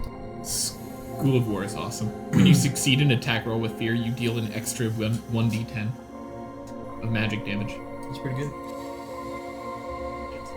I'm torn between being able to fly and being able to heal you guys for 2 hit points and stress. Do you want to be a therapy buddy, or do you want to rain hell from the skies? Yes. Or in this case, rain... No, the Yeah. Divine Wielder also slaps people. It's just not as flyy about it. Yeah. I said from the skies, in particular. I don't So know either what I I can fly want. or I can throw my axe and it comes back to me. It's like, Alright, Thor. It's one or the other, no both. Flying turtle funnier. Flying turtles over. You're a flying Koopa. Yep. You are a Koopa Troopa. I'm a hammer. I could have been a hammer bro if I did Divine Wielder. I'd throw my shit at people. No, that's what I'm doing. I'm having a hard time understanding what this does. Could you read this and tell me Sure. what your interpretation is for Unleash Chaos? Unleash Chaos. Alright. I like Luigi. Unleash Chaos. At the beginning of the session, place a number of tokens equal to your spellcasting trait on this card. So your spellcasting trait, I think, is Instinct. Yeah. So, what is your modifier for Instinct? 2. So up to 2 Okay. tokens. You can make a spellcasting roll, which basically means you're going to roll your 2d12, and then you're going to add your spellcasting trait, in this case Instinct, against a DC. So monsters and things like that, they do not have ACs, they have difficulty markers. So you need to hit their difficulty score to hit them. Okay. So, against a target within far range, and spend a number of tokens to channel raw energy from within yourself and unleash against them. On a success, roll a number of d10 equal to the tokens you spent. So, you're going to roll to hit, and then how many tokens you spent before you rolled is how much damage you do. So in this case, you have a maximum of 2d10. So So you can spend 2 tokens, do 2d10, and they take damage. On success, roll a number of d10 equal to tokens you spent, and do that much magic damage to the target. Mark a stress to replenish this card with tokens up to your spellcasting trait. So you can recall this by spending a stress. Once I'm resting. Right. It's not state then. Oh. Now I see why it's good. Yes. Okay. That's a weird question. Okay, so then for spells, I changed a little bit. I'm not wearing armor. I'm going bare bones, which is my armor is now 3 plus my level, in addition to plus my proficiency from being a turtle. Oh, hell yeah. Plus the shield would bring me to 7 instead of 6, and my evasion is not reduced. So Great choice. That sounds good. I have a question. Yes. Number 12, generate experience. What the hell does that mean? So that's what we were just going over with Jeremy a second ago. It's you pick something that in your background you are good at. It's an experience you have had. It's something that has shaped you. So you're a bard. What kind of bard are you? Are you like a singing troubadour as you walk around? What subclass did you pick? Oh, I was gonna let you read that stuff because I don't know if I did it right. I want to be sure. Sure. Checking if the stash is good.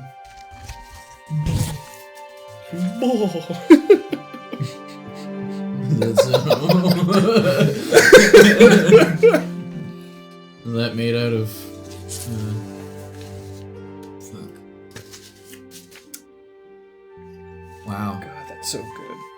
I've been doing this I'm since the start of lagging stream. Oh man. racing sims are awesome. Beautiful. What is it he constantly talks about? Blank and blank-based products. I think the part that Propane and propane. Propane. accessories? Propane and propane, etc. My brain was just like petroleum. Like I'm not. That's not what that is. Oh, this is the legally ambiguous pank smell It pink smells. Exactly. with petroleum and petroleum-based products. Exactly. Peyton, I love your handwriting every goddamn time, by the way. From New Mexico. Indubitably. Oh, yep. Rapier. Kirkland brand Hank Hill isn't real. He can't hurt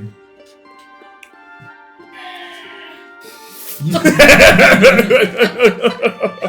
Sarah disagrees. I was also thinking about Kirkland brand Hank Hill. They're so fucking good. Both of them are. Yeah. These ones are better. Plus troubadour, there it is. I Those are the can't. I best. can't do sours that much anymore. It's still really good. I would try it. Yes. I would try one of them, or half of one, and I'll take the other half if you want. She'll take one for the team. I'll just be over here dying. Okay. My mouth was looking at this. It's not that bad. No, you look like you've done Too great. spicy. Really? Yeah, it's all looks fantastic. I'm very sour with how my lover left me. I'm really excited for my character. If I Oh God! Oh, we're talking about your character. I had a side bitch at one point. Okay. All right, so yeah, basically you just need a set of experiences now. So it looks like you've picked somebody who goes around singing songs, maybe just some mad diss tracks. It looks like, which is Cue fucking the fantastic. Don't ask me to do it. Cue the Drake-Kendrick beef going on right now. Kendrick literally apologized immediately. No, that's J. Cole. Oh yeah, you're right. J. Cole is a pussy. Where am I going to put the experiences thing? There's an Oh, it's experience okay. section, and it's just something you and I set up together. Payne does have good handwriting. So what is something that you would like? Wait, does she? Yeah, Do I? Let me see. Yeah, you have pretty good handwriting. it's not calligraphy, but yeah, it's good. No. I when I think of like good handwriting, I think of Nashir because it just looks so consistent. It's really crazy. It's always been that way. It looks like he picked a font and is typing shit with a Did pencil. you look at the colors that I chose for my character and like the outfit and stuff? I did not, because we're gonna get into that after everyone's all buttoned up. Experiences though. Oh, that's what. So, how are we setting this? Is this going to be in Guild's Row? We'll talk about that after. What? Experiences. I need this too, so I'm gonna listen. Experiences are basically things that are from your background that would augment things. It is something 100% freeform, so you can pick and just be like, one of the ones I saw was like bodyguard. You're very good at protecting others. That can be used in a myriad of different ways. A, that can be used in like a strength roll to shove somebody away from the person you're protecting. Or B, that can also be used in something like your perception to look out for dangers. Right? So it's not attributed to just one stat. It is a malleable thing. God, you Like mud chuck, Like mud chuck. where I can chuck You're my good mud at all buddy, but I can mud-related also- things. I can smell the mud. So, in this case, Peyton, what is your troubadour good at? Like, what is something they've done in their past? Sounds Are you kind of good racist. at working a room in the sense that you can kind of like flip from group to group? You're really personable. Is this That's- freeform or is this a list?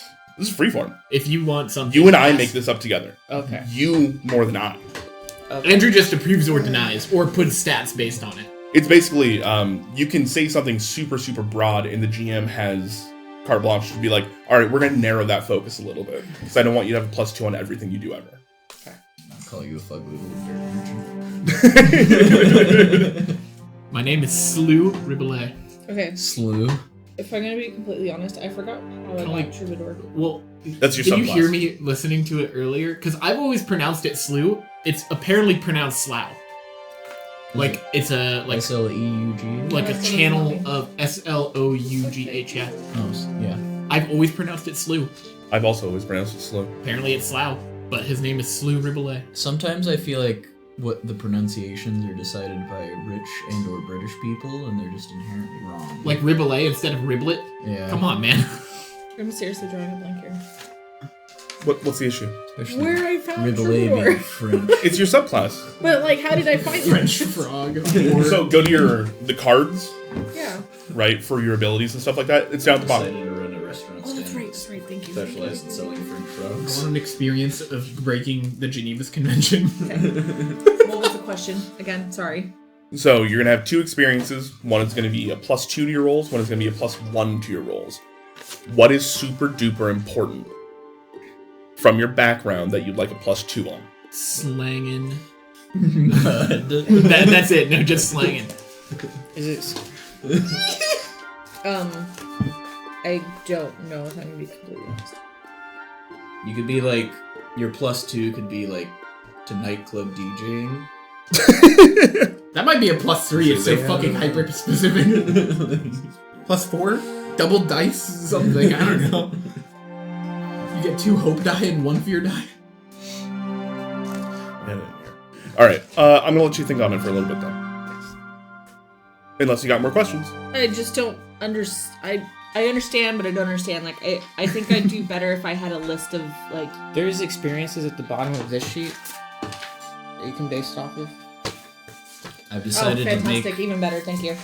I'm looking for a table of contents so I can actually pull up the experiences thing.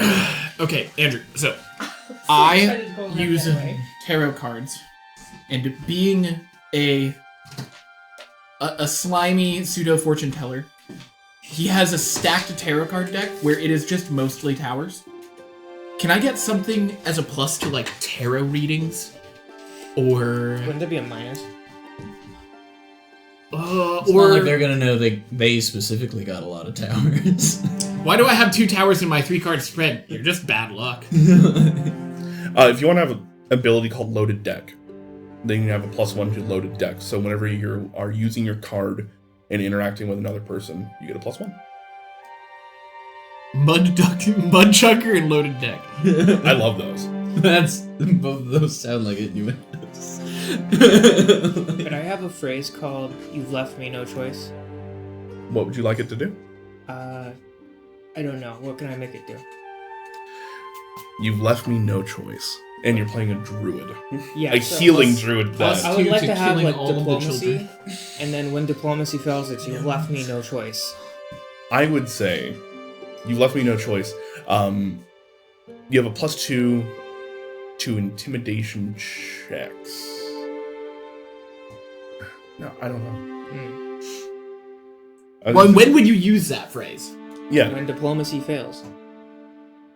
So in negotiations? Yeah. Like anything to do with negotiations? A failed negotiation. Yeah. A failed negotiation results in hope succeeding or something? Could I give hope to my friends? Nope, this is static +2. Oh, okay. So +2 hope to... +2 to... It's +2 to a roll. To a- right? a So it's a roll or a modifier trait? you... A roll or a check? Trait. To a roll. Which is based off of like a trait, right? Yeah. Yeah. So could I pick like a category, so like agility or like finesse or like instinct or something? If you'd like to narrow the focus, sure. Okay. I feel like that'd be presence. And there's not one that changes like health. Okay. I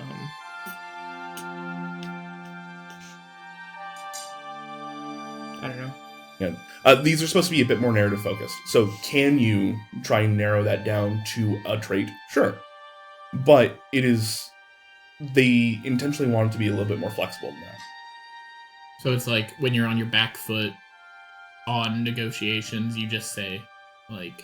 You've left me no choice. And then something happens where it's like, maybe you get like a plus to the next roll in the negotiation. I just think there's something else. It doesn't seem like it's gonna work.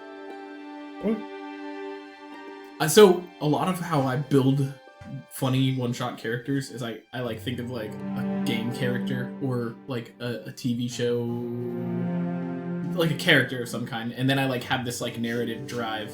Yeah, I did that. Wait, I still don't know what you're playing. I'm playing a druid. So, but What's your what was the background? chuckle with the? Should I just tell them? We're gonna have to find out sooner or later. That's up to you. If you've left me no choice at that angle with something like that, I would say that'd probably be a Did I have a +2 to tracking?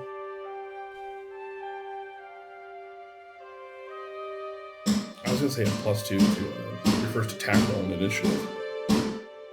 Oh. You've left me no choice. We're fighting now. I mean, that would work. I'd be cool with that. You do a +1 to tracking. Okay. Yeah, I'll do a +1 to tracking and then a +2 to the first attack. That sounds cool. Sure. Hello. All right. Colbert. Yes. Colberto. So I've decided that I want Narag to be a masochist. Okay. And I'm trying to be like the other one that I'm thinking of right now. Be like, I can't tell if I want to be anti-pirate or anti-navy. Like,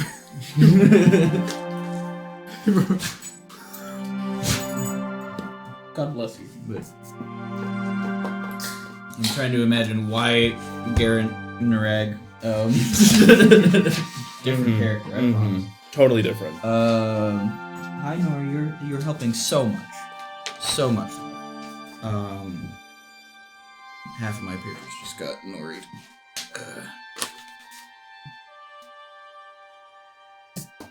But why he would be incentivized to become a seaborn paladin, basically. Seaborn Seraph. Yeah. In this Seaborn case. Seraph. So, you could have lived in a coastal town that got attacked by a very particular band of ruffians. Is that something that you're a little bit more interested in? But the more naturey bent of it as well. So I'm thinking maybe it was a local kingdom or principality of some kind that was coming to my town or something like that to ransack the resources and raid the local grove of its... No. You mean liberate them. Yeah, that one. They were liberating them. Exactly. Obviously. Yes, they were liberating them of all of their possessions. Exactly. Sure, 100%. Let's go. The getting involved to protect the actual like spirits and grove and nature of it, but also literally jumping in the way of being hit because I'm kind of making my character to swap out with people and inspire them. So, Nori. Log. So I'm thinking I don't want it to be like +2 to perception checks at sea or for oncoming ships, because that's not exactly what I'm thinking for the character flavor. But something along the lines of being able to protect or assist in preventing damage to the people that I'm traveling with for probably the +1 roll, and the +2 would be, I'm not sure if it'd be being able to tell that there's something wrong in my surroundings, like there is some sort of... So we can do +2 would be something like you can put down hypervigilant. You are so in tune with your surroundings at all times that when it comes to looking around, sensing even like a insight check equivalent to mean like, what's this guy up to? Okay. You get a +2. Alright. And the other one being you can do something as simple as like bodyguard. You have a +1 to checks made for someone else, in the sense of protecting someone else. So if Slew is down there getting his shit kicked in by a skeleton, you have a +1 check to either move them out of the way or move the skeleton out of the way or something like that. You'd have a +1 check. I will take those. Those sound perfect. Yeah. Day is going good. Do Vigilant and Guardian. You're building our characters in Daggerheart, which Daggerheart. is a new tabletop RPG system created by the peeps at Critical Role, and that is in current Darrington Press. beta testing 1.3 right now. Yep, 1.3. So far we have a turtle, a frog, a Furbolg. furbolg, Okay. and then Peyton just went human, I think. excellent. And a She's- human. She's in the restroom currently. She's mudslinging like No!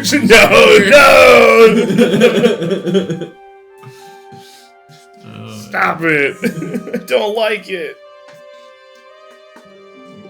You've been married for how long? You should have realized by now that girls poop.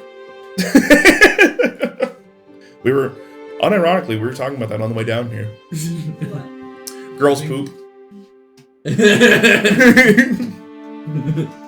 Turtle, frog, and furball. I thought you, Furbolg. I thought you were going to talk about the 1-0 gun situation.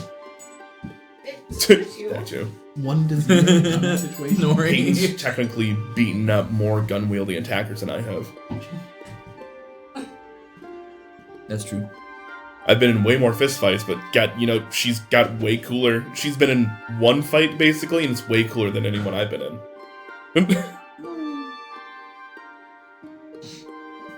I'm trying to remember if I've heard this story. Yeah, You have. Wendy's.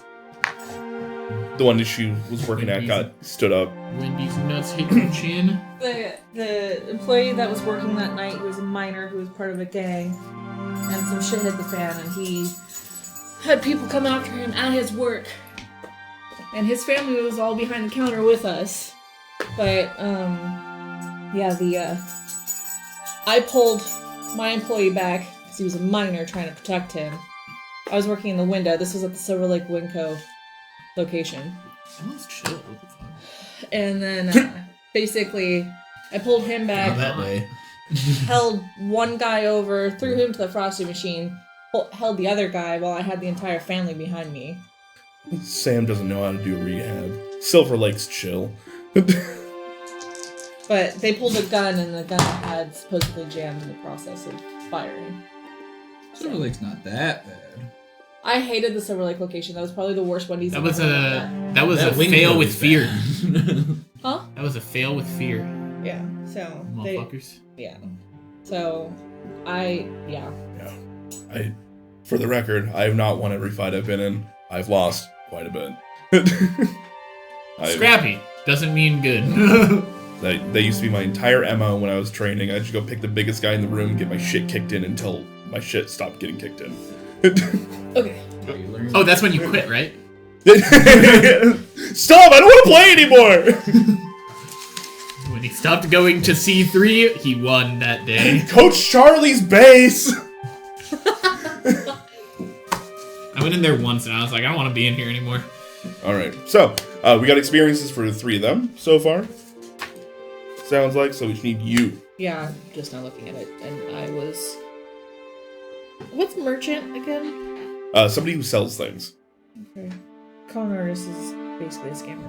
Yep. Yeah. Okay, that's what I thought. That's me. Have you heard of Earthcoin? It's part of the blockchain, man. Is Jeremy's character gonna go around selling dirt tokens? Oh no! This one's got a dog on it. I call it dog coin. Doge. Doge coin. Doge coin. Doge Van Dyer. I'm gonna just make Does anybody mud remember NFTs. Doug? Doug? Cartoon. The cartoon? Yeah. Yeah. Whatever happened to that? Doug coin. Like everything else just dies. It had quite a MCP long. is eternal. Kind of had a good run. I think it was a couple seasons. Did it? Okay. Alright. They underrated shows like that. Rocko's Modern Life. They dealt with like real life things like having horrible bosses and bullies that weren't just like zany, fucking weird characters. Alright. Also Arthur. What are you Arthur also underrated. What are you chewing on? Hey, what are you chewing on? She eat. Just a wrapper. Was it like little Lucy? It's the pet parrot instinct of, what are you chewing on? What do you have in your mouth? And then sticking your hand directly in it. Yeah. Excellent. Alright, I have my little Insane. Chaos Gremlin Frog. Yes, from the frog. We have a turtle pirate-hating knight. Or really authoritarian hating knight. Who could have foreseen such a thing? Oh, Libertarian Frog? Oh, who's your god? I didn't really name one. Don't need one. I was kind of feeling more of a earth and nature. So like if there's a Melora, then maybe lip service to that, but more just like, it's a cool tree. You got a problem with that tree, you got a problem with me. not a -1 to knowledge, so not a thought out. So, do I want to write these on the experiences? Yes. Okay. That's fine. Hello. So not only is my magic water themed, it is also Poke my belly button. filthy swamp water. And it smells. Yeah. It smells like swass. Yes. Tracking for skills. You want to be a good tracker? Is that literally just tracking people Yeah, it's looking for, like, or things? sure. I was just curious on what it is. And barter. Or, What's a barter? Barter is like, instead of... Trading. But, yeah. Sorry. Exchange. no, it's not. Need to stop cutting on people's sentences there. Exchange goods or services for other goods. Khajiit has coin if you have waves. Wait. Stop. I implore you. You're thinking of this. legally distinct cat woman. What are they called in this? Katirs? Yeah. Yeah. I love that one of the pictures for them was just the fluffiest dude. He's just a big old fluff ball. Like, you can tell that they were definitely going with, like, a strong aristocrat. Aristocat, some might say. Mm-hmm. So they were pulling like James Corden from the Cats movie. We don't talk about that. We don't talk about Bruno. We're allowed to talk about James Corden. No. Also Fungrills? They just look really cool. I thought you were going to pick one of those. I was tempted. You draw the last life essence from the recently deceased when within very close range of a creature who marks their last hit point and dies. Spend 2 hope to describe what death ritual you performed and clear one of your hit points. You just fucking Myconid take over their body. And you suck health from them. They're cool. Their last, like, remnants. Okay. I think it'd be funnier if it's What'd you take? you become. For backgrounds, I chose con artist. Walk around in Characteristics a like body for a while. affable, Specialties, swashbuckler, skills, quick hands, phrases like catch me if you can. You don't sound pleased. Hey, I didn't say a thing. You don't I meant sound looks. pleased. I You meant don't looks. say Your face pleased. doesn't sound pleased. Yeah. Didn't say a thing. B, are those your experiences? That's what's on there, yeah. Right. So which one's your +2, which one's your +1, and what do you want them to do? I don't know. Okay, that's fine. It doesn't tell me. So, catch me if you can could be something along the lines of you're very good at like being maneuverable. Somebody can't grapple you very well. You can't be restrained, so you can take a bonus to that one. What's one of the other ones you did? Like con artist. Yeah. Con artist, you can take a bonus to just tricking people, essentially. It would be so cool to have one where it's like swing first. That's what we did for you. No, swing first.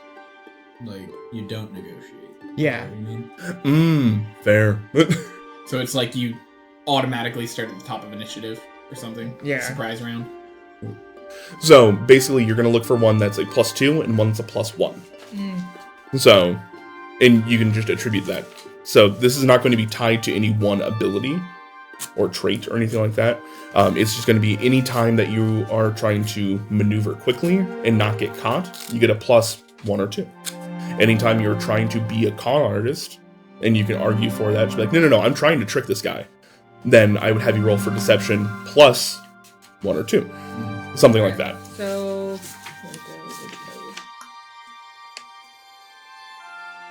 That's also my attitude. Swashbuckler, as an example. I'm guessing you're walking around, got some nice, what do you call it? Swagger. Well, swagger, yes. Sea Obviously. legs. Slanging. Slanging. No, I was talking about the blouse. The, like the... Slanging. Oh, just Airy like blouse. an Yeah. The Corsair shirt? Yes, Yeah. exactly, thank you. Ruffles. Corsair? So, which of the two do you want to take the +2 in? I think I'll do the con artist. Beautiful, love that. And then the +1 would go to the catch me if you can. So I just lightly checked the ones I picked instead of tearing them out. Do you want me to? No, that's perfect. Okay. I just. That way we can reuse these later. I figured I would just like put them in the binder. I've been tearing them. Is that okay? Well, a little too late now.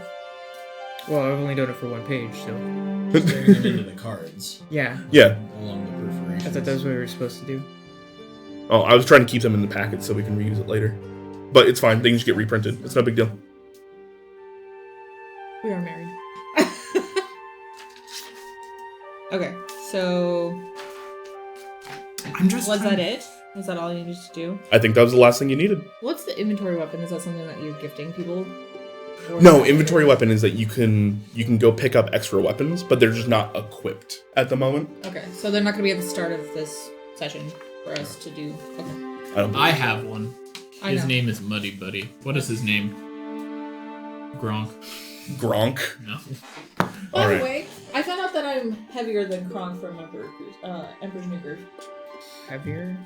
Yeah, he weighs 200 pounds and is 6'2". That's a lie. Does he say that? That's No, what I'm it's- saying. it's just It's in the maybe wiki. Yeah, that doesn't make sense. I His know. his Well, he's got chicken legs. yeah, but his fucking pecs alone weigh 200 pounds. Right? I understand. Yeah. He's got some beef shanks on his front, back, and arms. It's like a shaved, like a poodle with fluffy body, shaved legs. Yeah.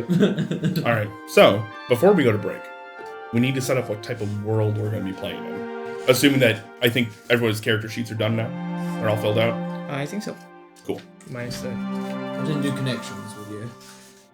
Oh, we actually that's very important to this game. We should do connections. I figured that stuff comes after we have a narrative. Great point, actually. Yeah. So we'll do narrative and then we'll do connections, and we can build it all out. So we're doing this Mad Lib style. I'm going to go around the table. I'm going to ask you a question. You're going to give an answer, and I'm not going to tell you what this all winds up being until after we're all done. So I'm going to go ahead and start with to my right. So Lizzie, give me a genre. Noir. I did not make it work. Jeremy, give me a name. Like a person name? A name. Anything. I'm like a name? That's so broad. Give me a name. Don't worry, Andrew does this on the fly all the time. Provide pronoun. Miku. Give me a different one. I refuse this one. Put it back. Vocaloid. Rin. Yeah. Len, Luca, Kaito. I could go I don't know on. the rest of Like these. I'm that. taking Rin. All right. Unplug your laptop. You are not the smartest dog. Colby, Yes. give me an adjective.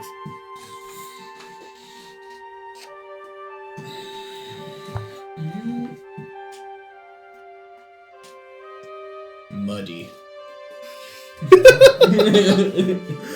Buddy Miku Noir, let's go!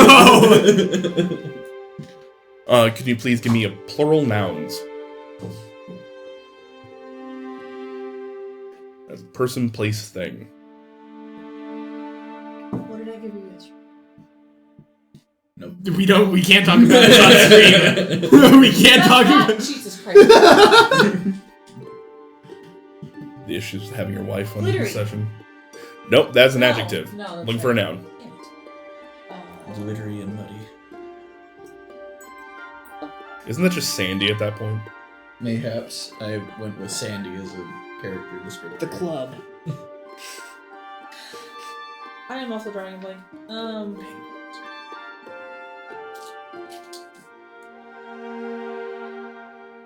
The salty spittoon. How tough are you? You could just, like, okay Google and ask for a random noun, too. If you draw in blanks.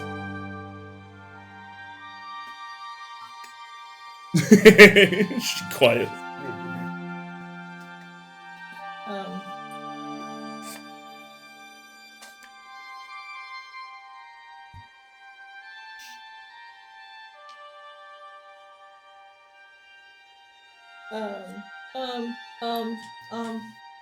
The discos. I don't know. I'll take it. Disco. Yes. What the fuck? This is gonna be Lizzie, interesting. give me an emotion.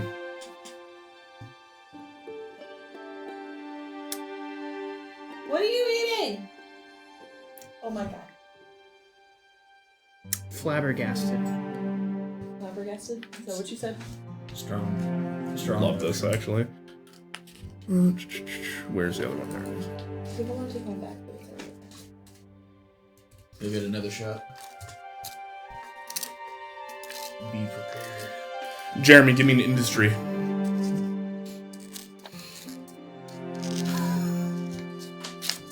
I don't think I can do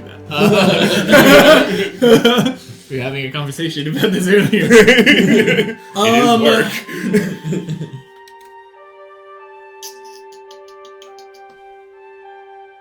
Mud rest. Numerology.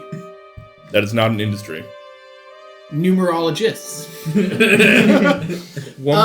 Let's just say Wombology, the study of wombo. Can Wumbo be an industry? Wait. Something akin to logging, mining, aerospace. Yeah. Oh no. Astrology. Mud brick making. Advertising. Film.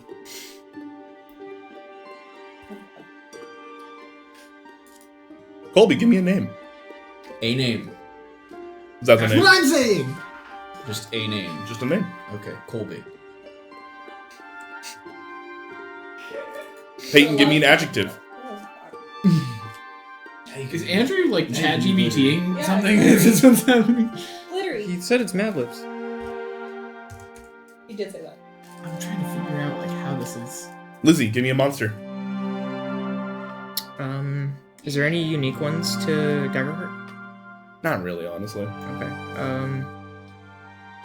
Shibboleth. A what? A shibboleth. Shibboleth. Yeah. The fuck is a shibboleth? It shibbles and it's lit. Is that a you? I need to. Yeah, I was like, I need to know. Right? That's what. Let me see if I Do can. they share a root word with Shibari? Yesterday I chose, when we were doing this, I chose the electrical ghost thing. Or no, the electrical guy from Scooby-Oo. Was it a... I know Oh, what you're talking about. yes, it's such a good... The game was good. Electro. And then like, Yeah. Shocker. Okay, Shibboleth. Can I see? It's a giant fucking spider. Okay. It's a giant, it's a quadrupedal beast from the Gears of War universe. Cool. It served as the personal mount of the Locust General Karn. Need a verb ending in ing. Slanging. Alright, in the noir world of Rin, known for its muddy discos, our flabbergasted adventurers find themselves in a film town called Colby that is being plagued by glittery shibboleth that are slanging the townsfolk. Our flabbergasted adventurers must put a stop to this before it's too late. Perfect. That's what we're running today. I'm so They're happy I chose slanging flabbergasted. That's the other hilarious. one that I chose was the gas oil thing from Fringoli. Oh god, I love That that. was the other monster. So, with that said, let's go and do our connections now that we know what kind of adventure we're getting into. Glittery spider nonsense. Connections should be fun. In a muddy disco town. I am there to kill disco. Disco's died. I am rock and roll. You're gonna be No, the you're thing that mud. killed disco. You're mud and sludge. Yeah. It's grunge music, but it's called Mud and Sludge. Sorry, I'm looking for connections. My connections was weird. What the fuck was that? Great connections. 27. I love how this She's on one right now. Alright, you've almost finished creating your character, now it's time to forge your connections. These represent the relationships and personal history between you and the rest of your party. Once all party members feel comfortable with their finished or almost finished characters, summarize the character for each other. At minimum, share your name, pronouns, character description, experiences, and the answers to your background questions. But feel free to include other details you'd like other players to know. Once everyone is shared, who they'll be playing, work together and decide how your characters are connected and how you feel about each other. The connection section of your character guide provides inspiration for these connections. It is recommended you pick at least one question to ask another PC, but you're welcome to create new questions. You can always turn down a question or relationship from another player if it's not a good fit, or not a relationship that you're interested in exploring. Wow, friend zone. You can always discover your relationships through play. These connections are just a starting block to build from during the game. So, I do you. once again, I think I'm going to start from my right and go around the table. Lizzie. I am playing Juan Wak, who has she/her pronouns and is a furbolg, and a warden of renewal for druid subclass. And then I have to answer the background questions. Yes, please. Okay, where did that go? Okay, so background questions.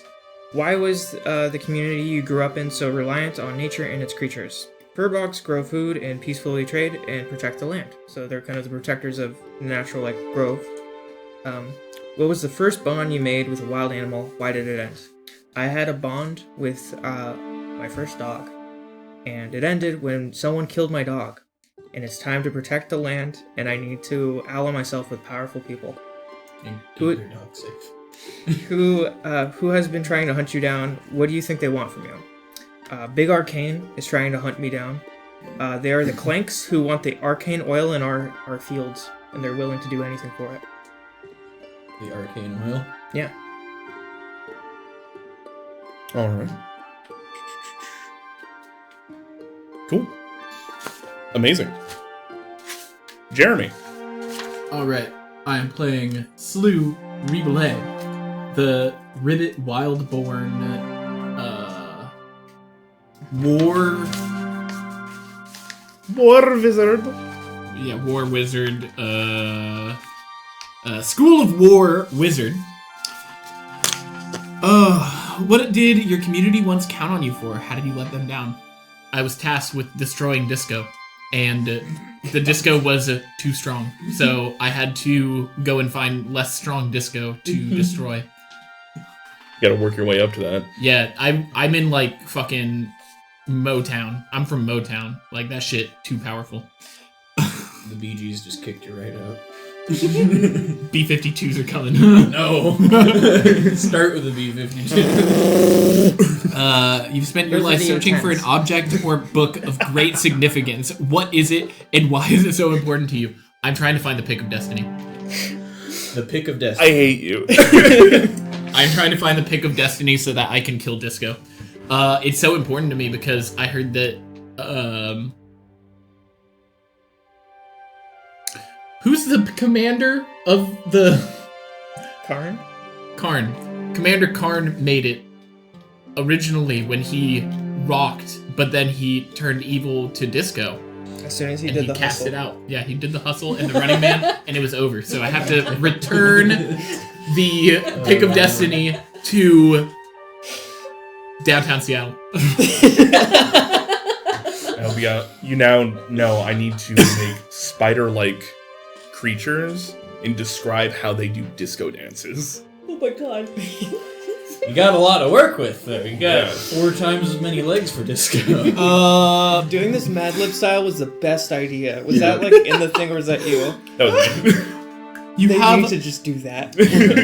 you have a powerful foe. Who are they, and why are they so determined? And why are you so determined to be their end? The Bee Gees.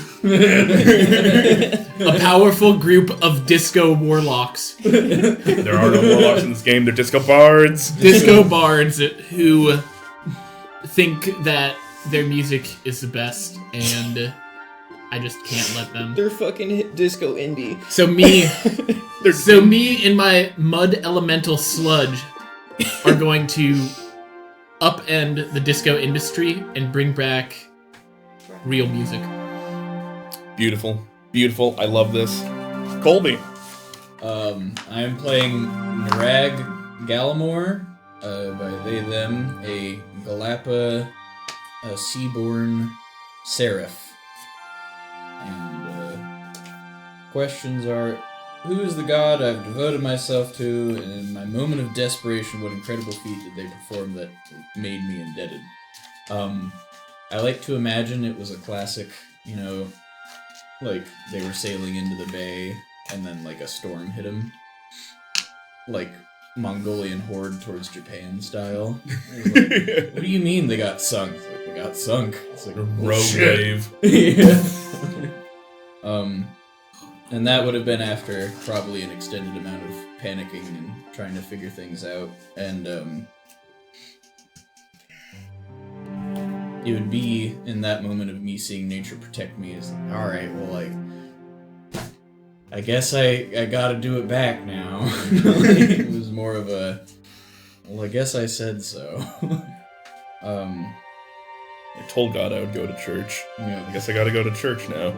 Yep. Pretty much that. And my appearance, I like to imagine that I'm just kind of now constantly, like, I was a sea turtle, but I was a townsfolk, but now I'm literally, like, just seaweed and mud on me, like, a lot of the time. Like, I sleep outside, like, the strange or unique way I communicate with my god is I sleep in, like, low-lying water or mud. So I take a nap in streams or, like, small bayous. Do I have a treat for you? Yeah. I'm trying to make this Wonder how you guys would have met. I'm trying to make this a mud-focused one-shot, right? It's very easy central theme to build around is dirt water. So, And noir. yes. These go hand in hand greatly. So, but having said that, I then also, as I'm going about protecting things, once we get to connections, I'll establish with whom, but somebody here protected somebody that I care about or had said I would protect. And I was like, well, guess I owe you one and nature too. Beautiful. We love it. All right. Peyton. So I'm just saying name, pronouns, heritage, and answering the background questions. Yes, ma'am. Okay. What about the character description? Is that what we're supposed to do too? Yes. Ah. All that fun stuff. Okay. My name is Nyx Dreyer. Pronouns are she, her. I am a fawn from Slyborn. Is that... Yeah. Hell yeah. Do you read my character sheet? I didn't read that part. Those are right. They're cool. Character description: the clothes that I wear are wild. My eyes are ivy. My body type is curvy. No shock there. And the color of my skin, I'm assuming that's what it was calling for, was obsidian. And my attitude's like a swashbuckler. Hell yeah. So. Sounds dope as hell. I think you and Slew are gonna get along.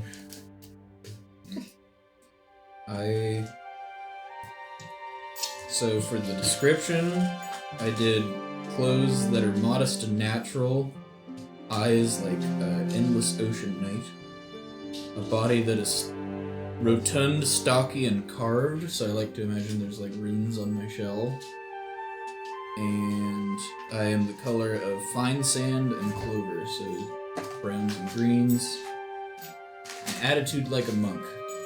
I'm a little bit dim. I'm not the smartest person there, so I tend to be happy-go-lucky. What are the questions? Sorry, I didn't realize you had any questions. No, you're fine. I was okay with skipping that, but this works. Who from your community taught you to have such confidence in yourself? My older brother. Because I had an issue that I'm about to read, which gave me confidence to be who I am now. I was once in love. Who was it with, and how did they hurt me? It was my ex-fiance, because he lied to me about his double life, which was a second family that I didn't know about. Oh, dang. Yeah. Oh damn, indeed. Yeah. So, It's Roger.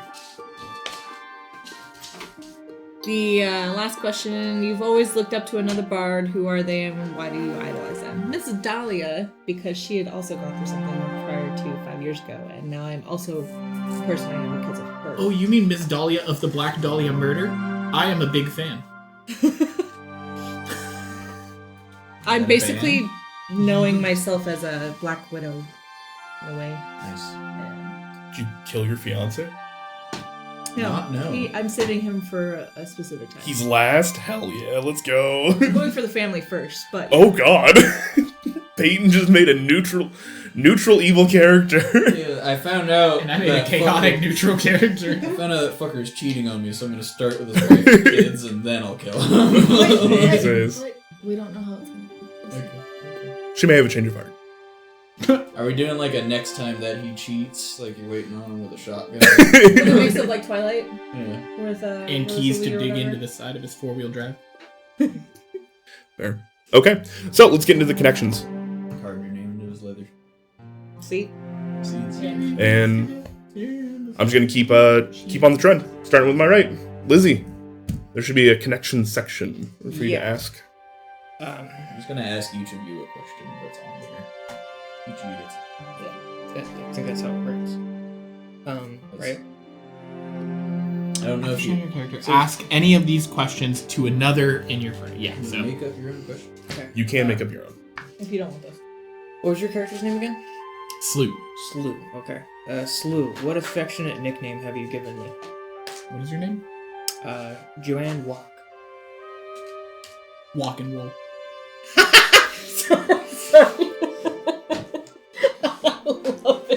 Walk and That is great. Walk and wool. It's all coming full circle, baby. It's all coming full circle. See, my brain immediately said walk a flock of flame, but that's Okay, rock and roll first, then rap. Hip hop. Okay. And then remind me of your name again, too? Narag. Narag. Okay. I'm not gonna ask you that one because it's fucking obvious. The question would have been, what animal do I tell you that you remind me of? A hippopotamus. You were asking me that. I'm not asking you that, because I think it'll be a turtle. But what did you confess to me that made me leap out into danger for you every time?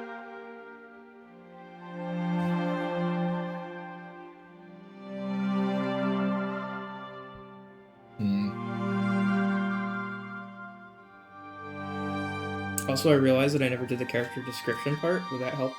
Maybe, yeah. Okay, so clothes are regal, eyes like carnations, body that's toned, and the color of rose for like the skin, and attitude like a golden retriever. You got golden retriever energy. I got a real quick question for Slew. Are you looking for somebody who has a body that's rocking? No, I think he's looking for one that's rolling. Sorry, I have a continue. question about the carnations one. What was I have that rules. for? Eyes. What color carnations? Carnations can be like colors. Like I this said one. red. They're like a pink.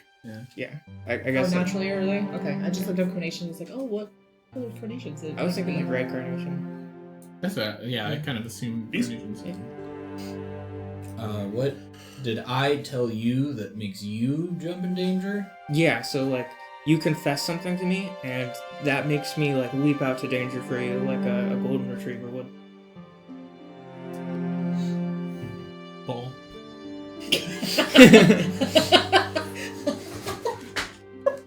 That there's a bunch of baby turtle eggs that I've never seen the inhabitants of that have hatched after I left home.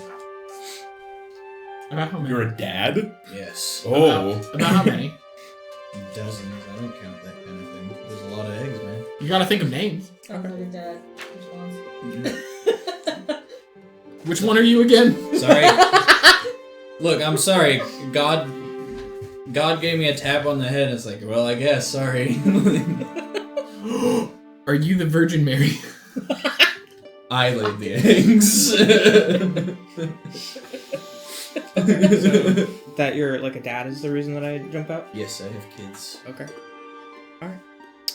And this question's like what animal do you did I tell you that you remind me of, but I think I'm gonna ask like a different one. What is your shared connection with nature that we both have in common?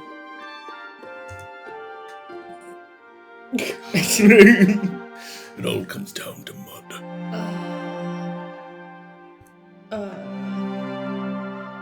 Are you a mud adventurer? No, I try to be clean, so I You don't. cannot destroy the filth. I don't know. I don't have an answer for that one. Well, unfortunately, you have to answer the question because Aye. it's a connection, and we can't move on until You can. You don't need to have a connection to everybody. it said to ask three of them. So You can also. You can make your own question too. I did. Which she Oh. did, yeah. Oh, Which is what she just asked I me. thought Yeah. that was what the. And She also has the right to say, I want a different question. Yeah, that's true. Would you like a different question? No, I guess I don't remember because I'm still learning everyone's character. I don't remember exactly what we could have in common. So. Sure. So like my character is a druid, and like basically is like the shepherd of like the flock in like the area that she's from, and she had like a nice dog growing up and loved it, and then somebody from Big Arcana came and killed the dog, and now she's on a revenge mission. Okay, so what was John the Wick? question again? Joan Walk. What was the question again that you had for me? What is our shared connection with nature? I didn't get it. I hadn't got it. And when you say nature, you're That's why I talking was about laughing just so like hard. either field or Anything. anything. The revenge aspect, I guess. I don't know. Maybe I'm not understanding. Like, do you like flowers? I like flowers. We'll go with flowers. Okay. What kind of flowers? Carnation. What's your favorite kind of flower? I have one. Let's do lilacs. Okay. Okay. Then, I used to live in a field of lilacs.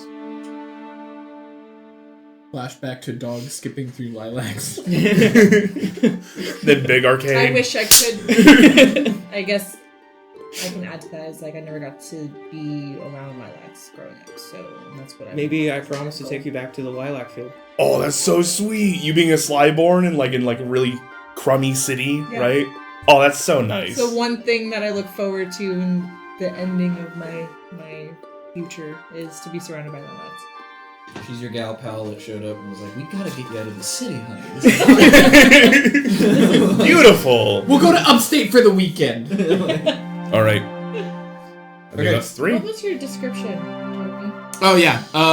Him. Clothes that are patchwork, eyes like an endless ocean, a body that is tiny and the color of rose. I'm thinking like as a frog, he's the color of like a strawberry poison dart frog. So it has like a bright orangish red body with blue appendages. And then the attitude like a lit fuse. Mm. Okay. Yeah. Oh wow, that's bright. What was your character's name again, Peyton? Nyx, NYX, Dreyer. It's cool. Thanks. I'm gonna write these down too. I was like, I'm gonna have a hard time with that if I don't write them down now. Okay, you said Joan Walker or Joan Walk? Joan Walk. Joan Walk. W-O-K or W-A-L-K? W-O-K. Or W-O-C-K. O-C-K. Changed one. I mean, the clanks are in my fields trying to mine arcane oil. And you're Can't have just it. slow. My name's Garen backwards. Some of these we didn't try that. Slew. No, I'm not upset. I You can honestly, spell it even the way you S-L-E-W, but said it's it, was like Joan Walker. S-L-O-U. I was just like, oh, That's how it's oh, spelling the flavor. Slew Ribbolais. I love it. Okay. We got Joanne Walk, Slew Ribbolais, Ribbolais. Do you spell it R-I-B-B-E-L-E-T? Yes. Okay. Like, it's like Ribbolais, like the French one, but just swap the I out for the E. And yours is Garen backwards? Yes. Okay. Nerrag. Okay.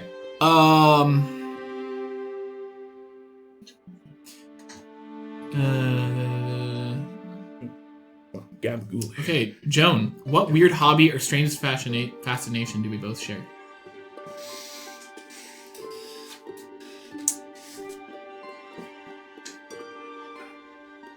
Ironically, we both like heavy metal. I'm here for it. Heavy metal. What would be your preferred instrument? The electric bagpipe. I was over here like drums, and you're like electric bagpipe. Can you imagine shredding on I was an about to say, it electric takes away bagpipe? the worst part about the bagpipe, which is blowing into it. That's just a bunch of recorders that you have right here that you can just... It's fantastic. I love it. It's basically an accordion if you think about it. Bagpipes and accordions are very similar. Sarah just responded yes. To what? I don't know. I'm assuming it was the... I think he might be watching, Yeah. so it might have been the electric bagpipe, or That's- it might have been the heavy. Oh. Yeah. Oh, it was to Andrew's picture, Oh. which was I'm sending him pictures. the of Shell Wow. Man. I don't think it's important right now. Okay. Sorry. Sorry. That was related to this. What favor have I asked Well, of yes, but you that you are not sure you can fulfill, Nyx? That's the question again, sorry. What favor have I asked of you that you are not sure you can fulfill? Something about killing Disco? Something about mud? Being happy. The only thing that makes me happy is killing Disco. And rock and roll. I guess killing Disco would be... I'm not going to be able to fulfill that for you. Why can't you kill Disco? That's too many questions. Can't kill Disco.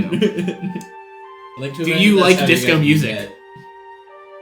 I plead the fifth. Just kidding. Ooh. I'm gonna start Is combat. that even in the book? Okay, that's what I thought. What? Pleading the fifth. There's no set law or case law yet. Yes, I like disco. like to imagine that's how you guys met. Was him asking you to kill Disco, and you're just like, no. As standing up. Kind of likes Disco. Suspected disco enthusiast. Needs to be shown good music. The really Assuming ironic I part. don't like anything else. The ironic part is I love Disco IRL. No, like IRL Disco peak music.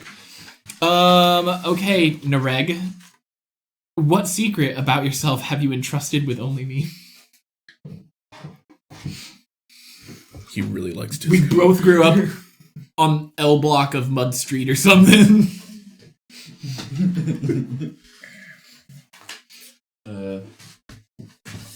You're just dropping all sorts of shit. Sorry. I can't help it. A secret that I entrusted to only you.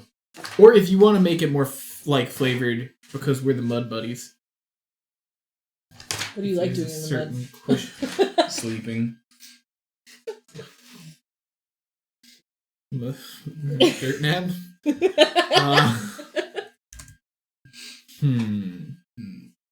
A good secret. People. Okay. I was gonna ask you a specific question for mine as well that I could tie into this. People keep asking me about my god. I've never talked to them. Never I like that one. talked to God. I'm just making it up as I go along, man. Pretty much. Just to I don't know. Kinda I like rocks. vibing. I like rock. I like rocks. I like the way they feel, but I'm not dumb. I'm kind of dumb. Okay, cool. But yeah, I've never heard my god. I'm just kind of like, now I gotta help the rocks and trees, right? Instead of having like normal hair for a bulk, I have wool on the top of my head. Wool. Yeah. You're a woolly folk. No. Just the top, like the hair. The others. You have a fro? Yeah. Yeah, and that's why you call me Walking Wool. I like that. Hell yeah! I like that. Yeah. This is pretty good. Very good. I like.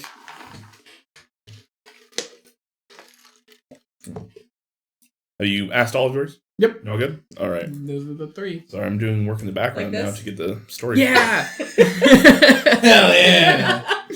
That is actually one of my favorite movies. One of my fever dreams of all time. That's immediately where I went to for the throw. If I want to channel anybody, it is definitely the chicken.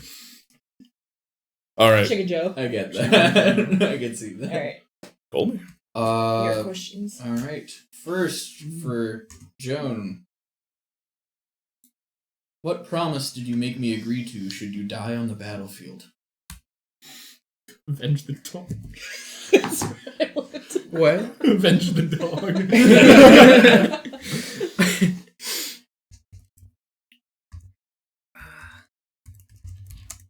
Also, does your dog have a name? Did they have a name, I should say? They would have had a name. I'm gonna think about your question first. Could you remind me a little bit more about like your backstory? So I am a nature protecting seraph. My town almost got fucked up by people trying to destroy it for like the resources. Mm-hmm. They got fucked up by nature. So I was like, alright, I guess that's fair. I gotta help nature now. And yeah, for the most part, I'm kind of a not particularly like hungry or looking for any like glory or gold or anything. Okay. Your sticks. So could you remind me what the specific wording of the question was? What promise did you make me agree to should you die on the battlefield? What question did you ask me again? I asked you, what did you confess to me that makes me leap out in danger for you every time? And you said that you're a dad. Mm-hmm. I would have asked you to to bring down big arcane oil Okay. and to like avenge my dog.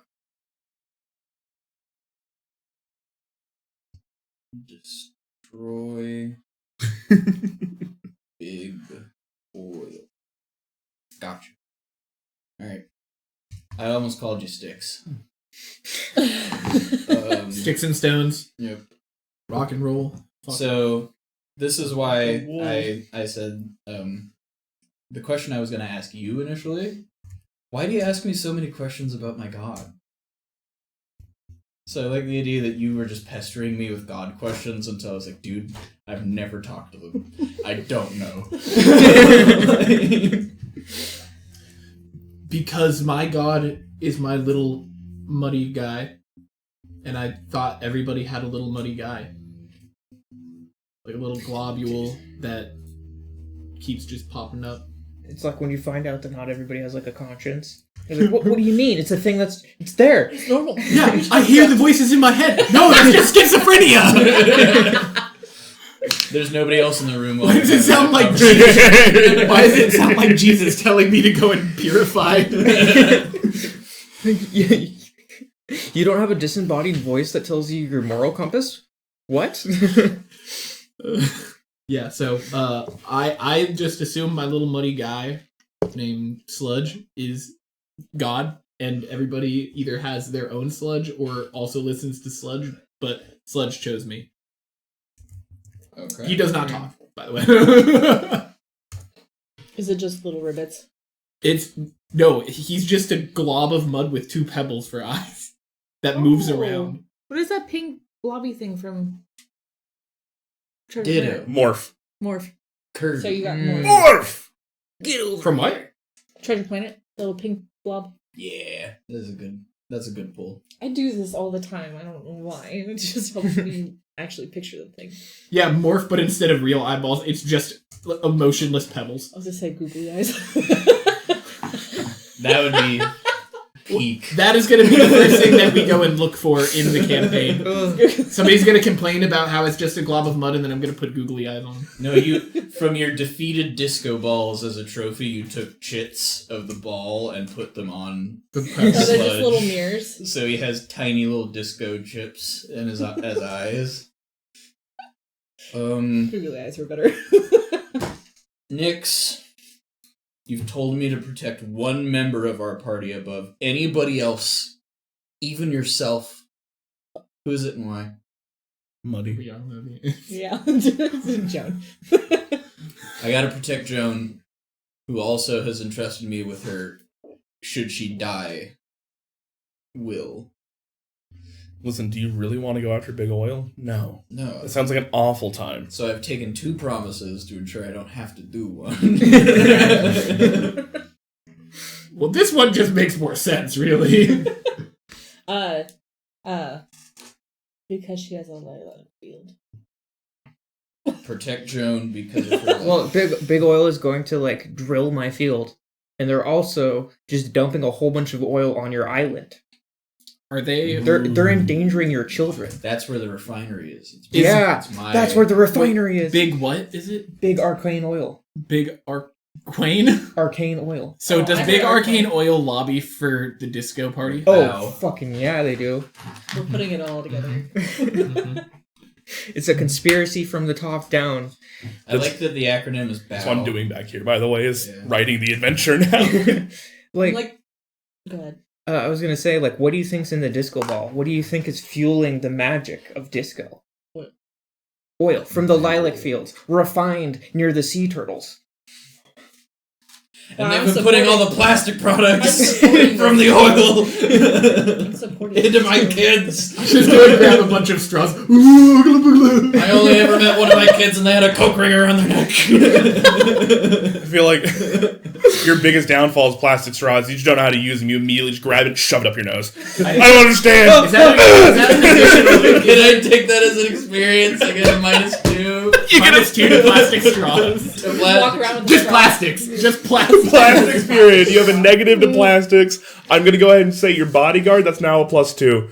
So you have 2 +2s and 1 -2. Is that how you're supposed to play this game? Probably not. We don't know. We're fucking figuring it out. This is Alright, I'm doing that experience. I'm labeling it a sea turtle versus plastics. kind of like Godzilla versus Kong, but much more sad. Are you a single father because your wife got like caught in one of the rings? That's a major backstory. Does that mean all of my kids are not? Like The main did they get raised? Were they by their kidnapped? parents anyway? Were they kidnapped by Big Oil? It's a Nemo situation. The main villain is Michael Reeves, and he killed your wife with straws. In the next one shot we play, we're all playing Galapagos looking for His kid. Dad. I don't know, he was kind of dumb from what I remember. You weren't even hatched when he left. I want to be Squirt. Finding Nirag. Oh no!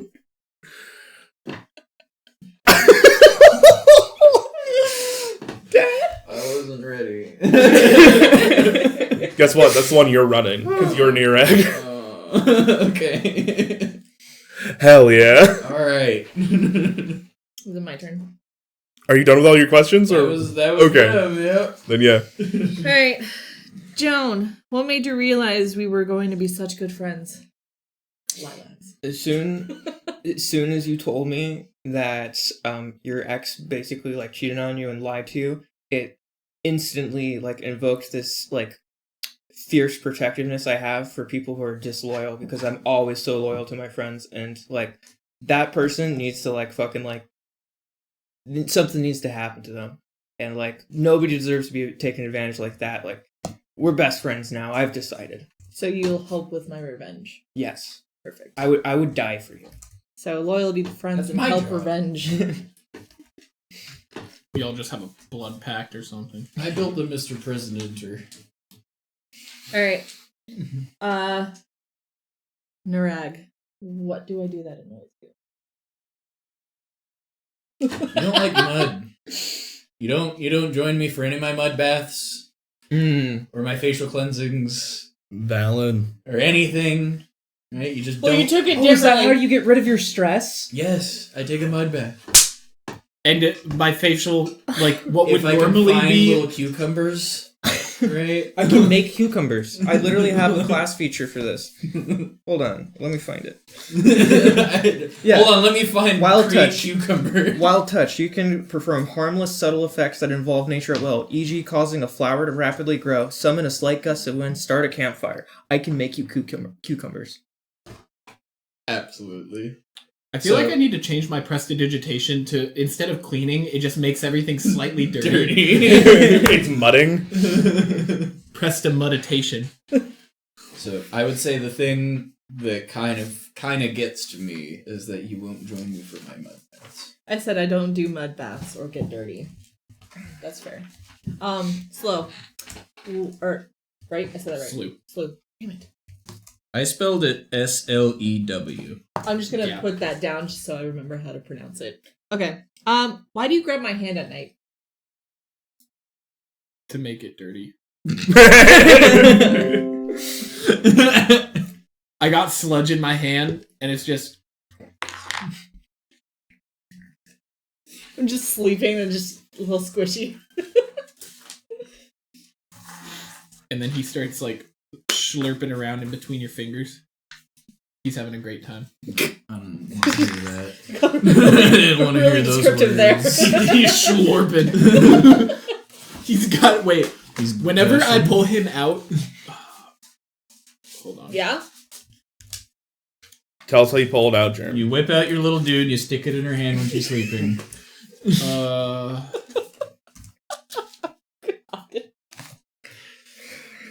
Man, why can't we ever find any sponsors? We're We're just not looking at the right ones. Whenever I pull him out, this starts playing.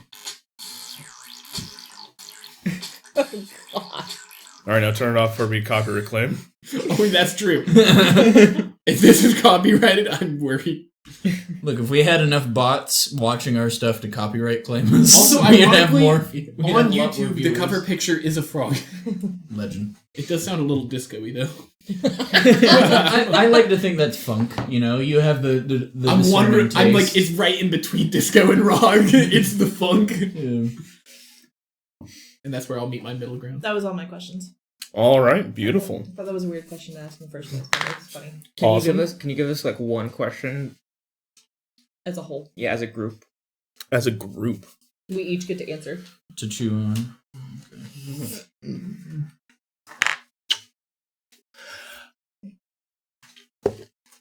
So you all have a very, very obvious anti-disco, anti-big oil bent. And I feel like this is kind of what has brought you three together. Mm-hmm. Nyx, who do you know in big oil that you don't like? Could I just pick a name? Sure. And who are they to you? Your ex. Your ex. That's a good one. That's a good one. What's their name? I'm looking for the name. Hold on. Your ex is an oil baron. And his name is Jebediah. He is multiplayer. His name He is is. Pesos. Jebediah Crizo. Jebediah Pesos. Jeff Pesos. See you. Someone give me their character sheet with names on it. Just anybody. I don't care. With names? Nicknames. Oh. Yeah. There's not really a name spot. Yeah, Yeah, there is. Wait, I got you. Bottom left. Perfect. Just looking for names. Just kidding. what? They're all the same. Where? Yep. Oh, For the group, Joaquin. Joaquin. Joaquin Phoenix. Maverick, because it sounds douchey. Hell yeah. That's the Chad of this noir disco. Oh my world. god, yeah, and he like even has a little fighter jet. Is this gonna be like Scott Alright. Pilgrim? It's refined Really quick. oil power. Bean in chat has asked a question. My question for the group, what are you most excited about for Dunderheads and Daggerheart? So, playing Daggerheart versus 5e, what about it is exciting so far? I think what's exciting about it so far is like the amount of like freedom we have in like the setting and like the connections that we have. Like it is more focused on like how we know each other than like 5e, in my opinion, ever has been. It's been more about like make your character and then like fit it in. And this, it feels like build your character like together to like then like fit in. Yeah. Yeah, it feels more like group versus world versus like D&D, where it's like make your character for the world and then figure out how you fit together. Yeah. I'll agree to that. I think I'm excited about the level ups and the way that you pick which parts of your character you're leveling up. So it looked like you could pick two of like your hit points or armor or this or that or the other thing. So like you're very much like custom tailoring a character sheet as you go on.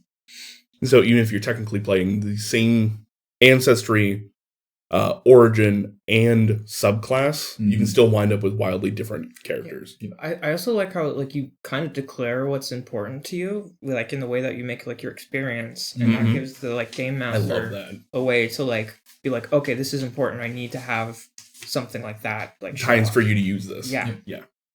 Versus like, oh, I chose from a list. Neat. Right.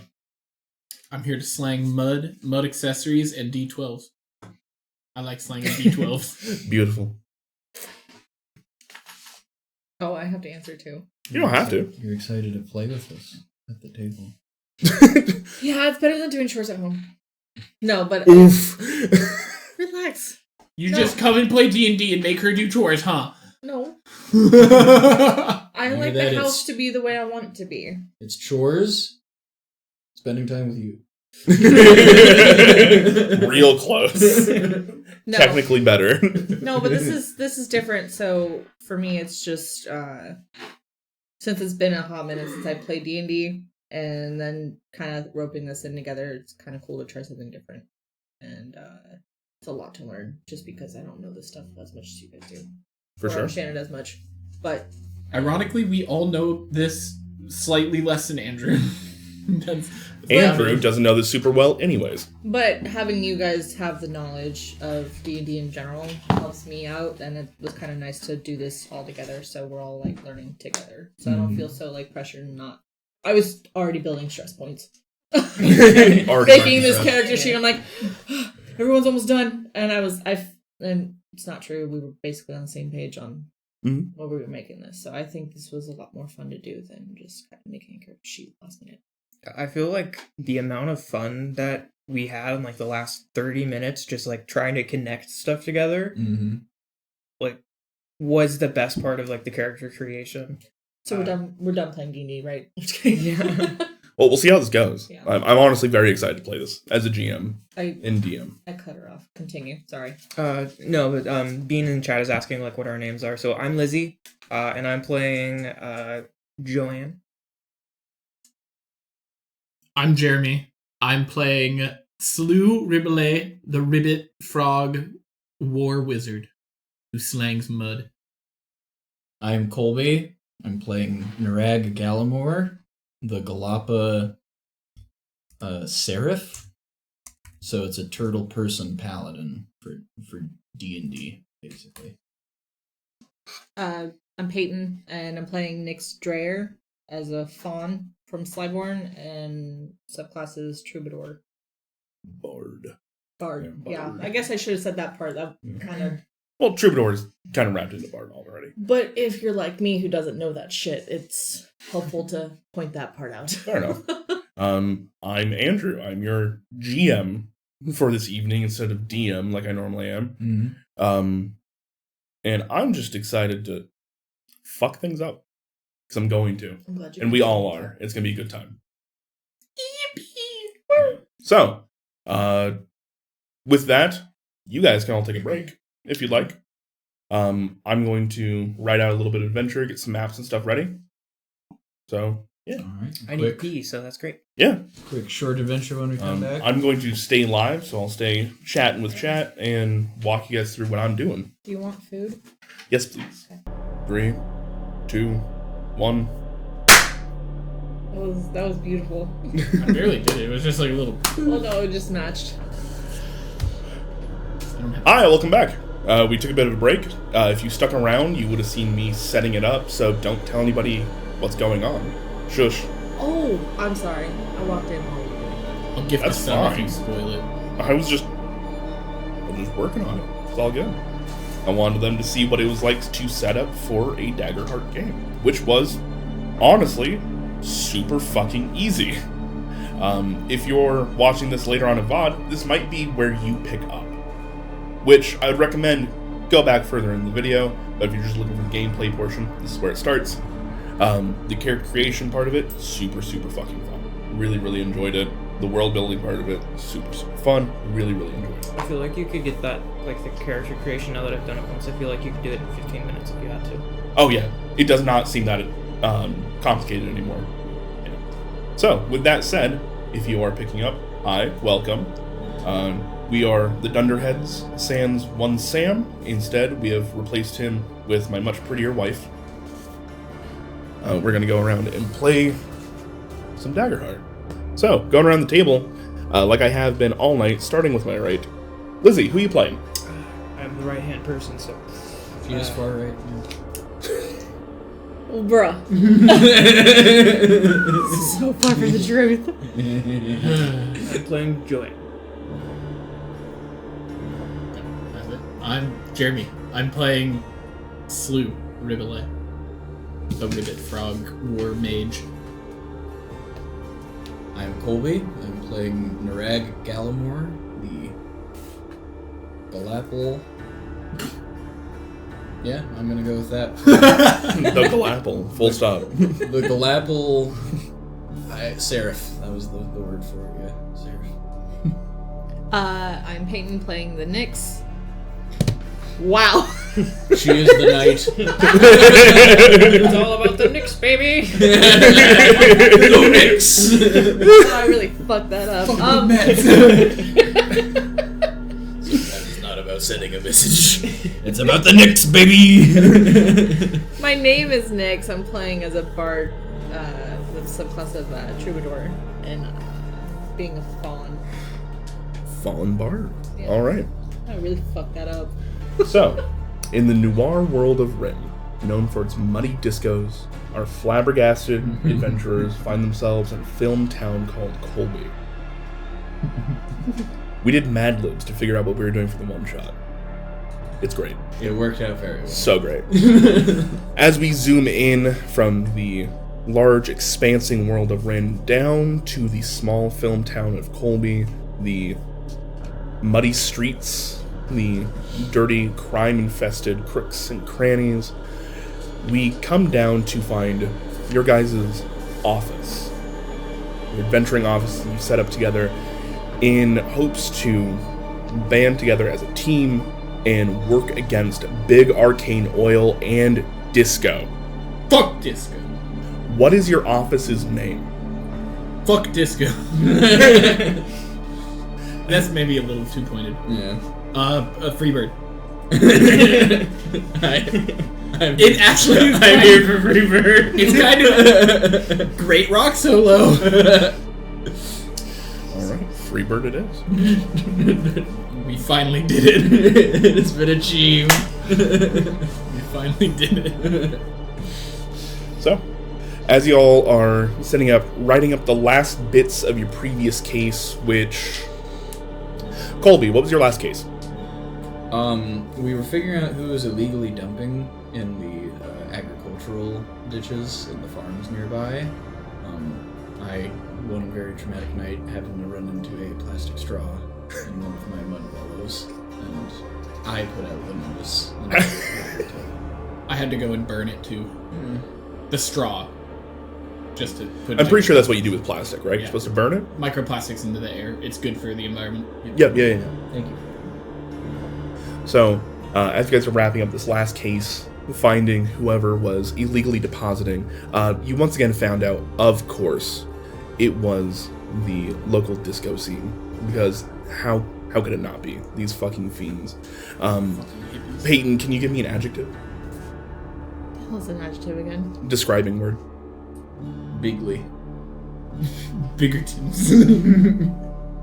Sure, we'll pick that one. Bigly? Alright. In this case, the well-known Bigly Disco in south side of town. The fuckers. But it's at this point, as you guys are wrapping up your case and, submitting your 1,000th formal complaint to the city at large itself, knowing it's probably not going to go anywhere. Can I put arsenic in an envelope? We don't have any. Do we have arsenic? Hold on, I have the ability to make natural substances. I think very pointedly, arsenic is not a natural substance. Yeah. Wild flame. What about asbestos? Again. Are you gonna get some mushroom dust in there? That's the poisonous kind? Ricin? Is a fent natural?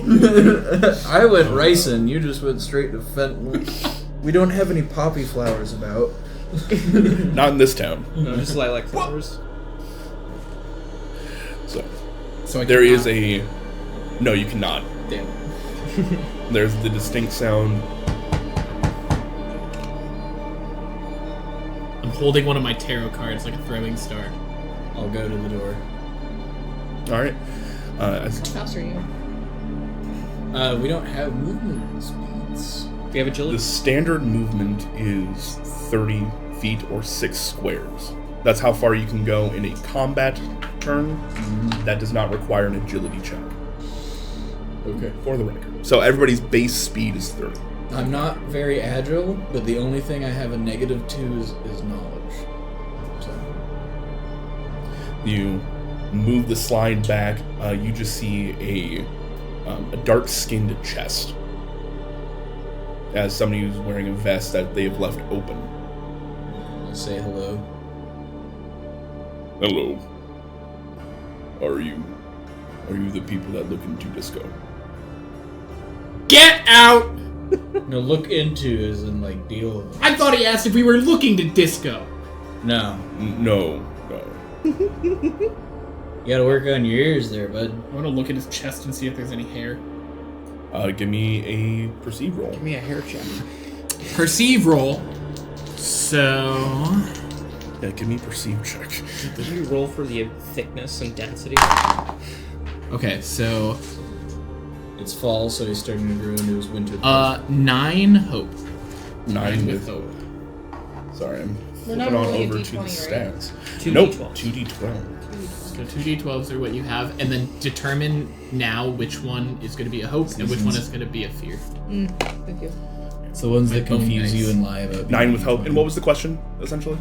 I want to be looking if his chest has hair. Very distinctly doesn't. It's actually been waxed. This isn't very Very nice useful. and smooth. I mean, it's the telltale signs of somebody who hates disco. Just My name is... waxing their chest. Yeah. Have you seen the disco chest? I mean, Look like it's- Coleman's. My name is Verdine White. I'm here to speak about my partner, Philip, who's gone missing. Alright. Open the door for him. You open the door, see there's this giant kin standing at roughly about 8 feet tall, dark skin, akin to like African American. They kind of duck their head in and take a few steps forward, hair braided down to either side, and one giant singular eye. As you can tell, they are a cyclops variant of this. They, a very large base on their back, almost like an electric base. Their clothes are kind of leather in nature, dark. They have studs and things around them. So, they bob their head up and down.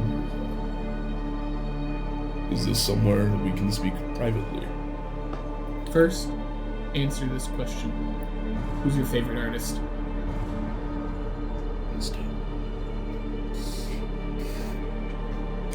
There is a gnomish man that I know in far off reaches called the Rolling Stone.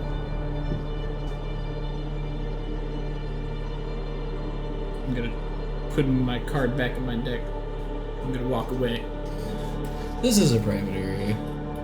You want to come in and take a seat? I'm gonna- We have like one chair. I'm going to use the like wild touch to like heat up a cup of like coffee or something Beautiful. and like hand it to him. You see he kind of walks over to the one chair, looks at it dubiously, and very gently adjusts himself down onto the seat. As I told you, my name is Verdine. It's a pleasure to meet you all.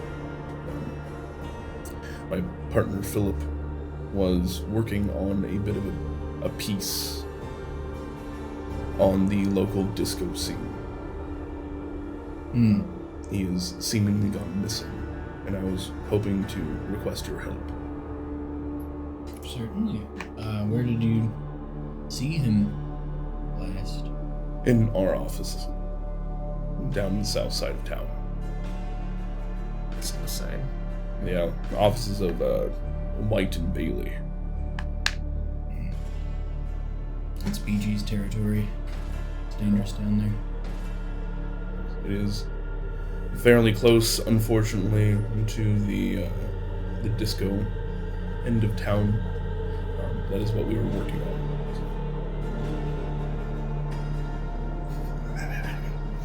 Yeah, it's kind of hard. Struggling. Don't at me, dude. I'm not the one that said the disco was the bane of our existence. It's the disco into town. Like it's the slums. Is that BG's territory or the Silver Sun pickups? Okay, we're They've kind been of fighting over it for the last few weeks. It's a No. pretty dangerous area. Wait, are we not cool with the Silver Sun pickups? I mean, they have a lot of roll and coil in those pickups, man.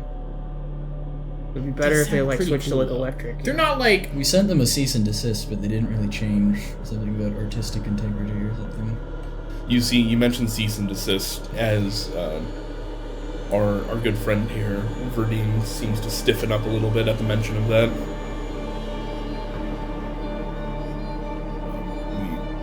We recently got a message, a cease and desist ourselves, from the company of Big Arcane.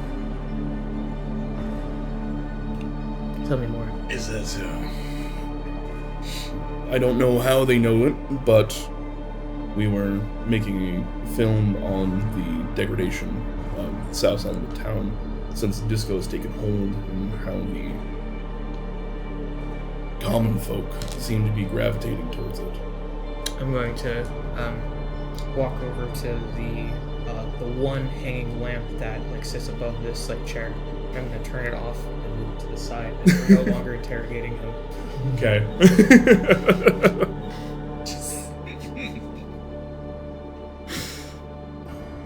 Well, Our office is a bit ransacked, and I'm more than happy to pay you a full fistfuls of gold, and my fistfuls too. we It's 2 fists. What's your lead? I don't know where he went, but it looks like there was definitely a scuffle in there at one point in time. Can I roll for like tracking to see if I could get like a good idea of like the questions I should be asking to be able to find this person? Yes. It's lucky. We would charge more than that, It's a 3 with hope. but we give a discount to any big oil. Wait, no, that's a 4 with hope because I got the plus. Unfortunately, with a 4, that's a little kind of, without being eyes on, you don't really understand what questions you should be asking. It can be such a broad scope of things. So, that said, you do know, you gotta remember it's D&D, you failed, but with hope. So there's a little bit of a little kernel in there you should be able to find, right? You are fairly certain that if you were to get eyes on, you would have a much better idea of being able to ask which questions you need in the future. Okay.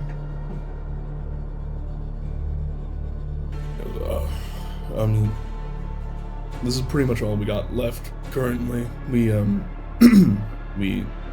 I do the music for the videos that he does in the movies. So, we're waiting. We were hoping to get some benefactors in on the rest of this. But with the general disco scene, as well as just the intervention of Arcane, not many people want to be holding on to something so valuable. We came to the right place. Kind of bobs his head up and down.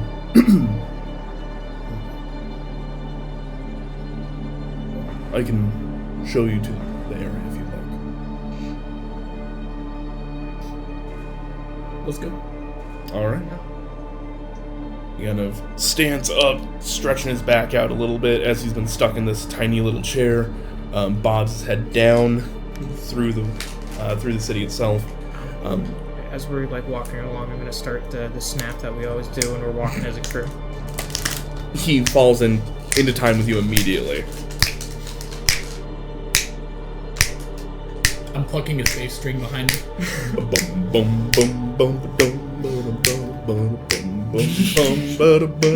Okay, I'm more like chugging. That's a little bit too funky.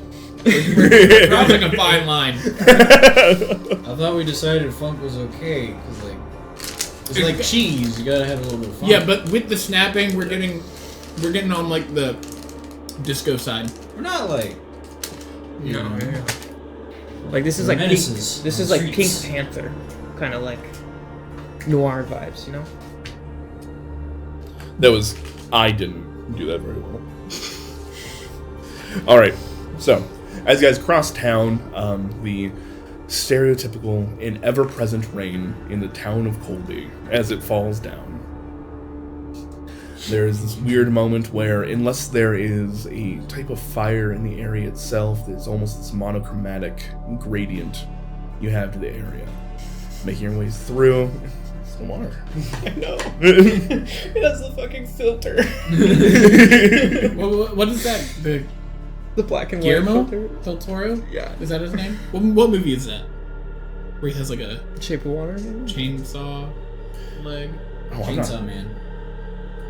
No. You rolled with fear earlier, right? No, it was Hope. Oh, okay. It was a 9 with Hope. It's something I needed to keep track of on my end. Oh. So even when we're not in combat, if you roll with fear, I get fear.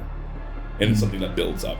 Oh, I had to mark myself down because I used the tracking thing as an experience. Well, you don't mark that off. You just get to have It it. says spend a hope to use an experience or help an ally. Wait, what? I think she's right. Is that part of your... It's part of hope. Yep. Can we throw it to you? Okay. Oh, yeah. Hope is a currency that represents the way fate can turn in your character's favor during the game. You'll start with 2 hope in character creation. Mark these 2 hope on your character sheet. Anytime you roll with hope on your duality die, meaning your hope die is higher than your fear die, you gain an additional hope. So, you would mark it to use that, but then you'd immediately get it back because you rolled with hope. And you get an additional one because you also rolled with hope, so you're at 3. Oh, I see. So, Bing, bang, boom. so, New currency, so baby. like next, if I rolled a fear, I remove. Nope. I get a fear. You just roll. Okay, okay. I get fear. Yep. So, cool. And you can use that against us. Correct. The monsters in here have fear abilities. It costs fear to use some of them. Pick a good D12 and a bad D12. When the bad D12 is the higher number, he gets a bonus. When the good one is a higher number, you get something right away. It's on this sheet, the play guide. This part will tell you. Thank you. Cool. So, making your way through the backwater town of Colby, you eventually make it to the offices of White and Bailey. It smells like swass down here. What's that supposed to mean? Swass is my favorite smell. As a mud merchant. We came up from the mud together, blood. So where are we right now? You're in the south end of town at the offices of White and Bailey. It is this kind of tall brownstone structure. You realize there's a bunch of different offices that are located here. Okay. The front door to the brownstone itself has been left open. I'm gonna pull out my my journal, and then I'm gonna start narrating the scene. Arrived at the offices of like White and Bailey, searching for what's his name again? Philip. Philip. Searching for Philip in a town this big. Who knows what we'll encounter? Probably some bad music. I'll whisper over your ear. Boom, boom, boom, boom, boom. Stop that! Is it you? It's not funny. You really think I would do that? Does anybody else here have a base? Yeah. The entire half of this town has base. I want to scan around to But they see ha- who but- is it. I'm a base. Well, we have a base, and I'm not seeing any trouble. Wow. Wow. We're all about Could you go ahead and make me a perceive check, please? So that's gonna be instinct. Well, 11 with hope. Oh, god damn it. Roll with fear. I want it. I want it. With an 11, it's...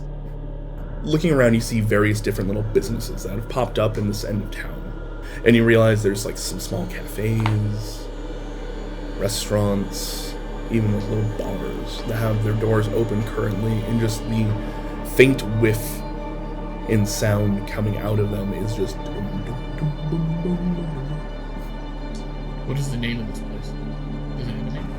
Yeah, there's one that's called Al McKay, and the Whitehead Tavern, Reynolds. Sorry, I'm definitely haven't pulled up a disco band, and I'm just ripping all their names off. There's only one rock and roll place, and it's called a White Snake. What's the closest one to me? The Al McKay. Okay. I'm gonna grab Sludge and throw him through the window. You threw your Through the god through the window? window? Through the window of the place we're investigating? With the open No. door? No, just the one that has the funky bass line coming from it. Sure. Go ahead and give me a attack roll. So attack rolls are the same, right? Yep, still 2d12. You're going to be using your whatever trait we decided, which I think was knowledge, because you're basically using a spell attack. Ooh, that is a 13 plus 2, right? Because I have 2 plus 2 knowledge. Mm-hmm. So And then 50. you have +2 for mudslinging. Excellent. Okay. If you spend the hope, or you just get it. No, it is an experience, so it is the hope. So I will use that. But you rolled with hope. Yeah, No, so it's not. I rolled with fear. So it was a 11, 13, 15. 15, 16, 17 with fear. 17. Roll me a d4, please, for the damage. For magic damage against this glass. I'm more confused. 4. 4.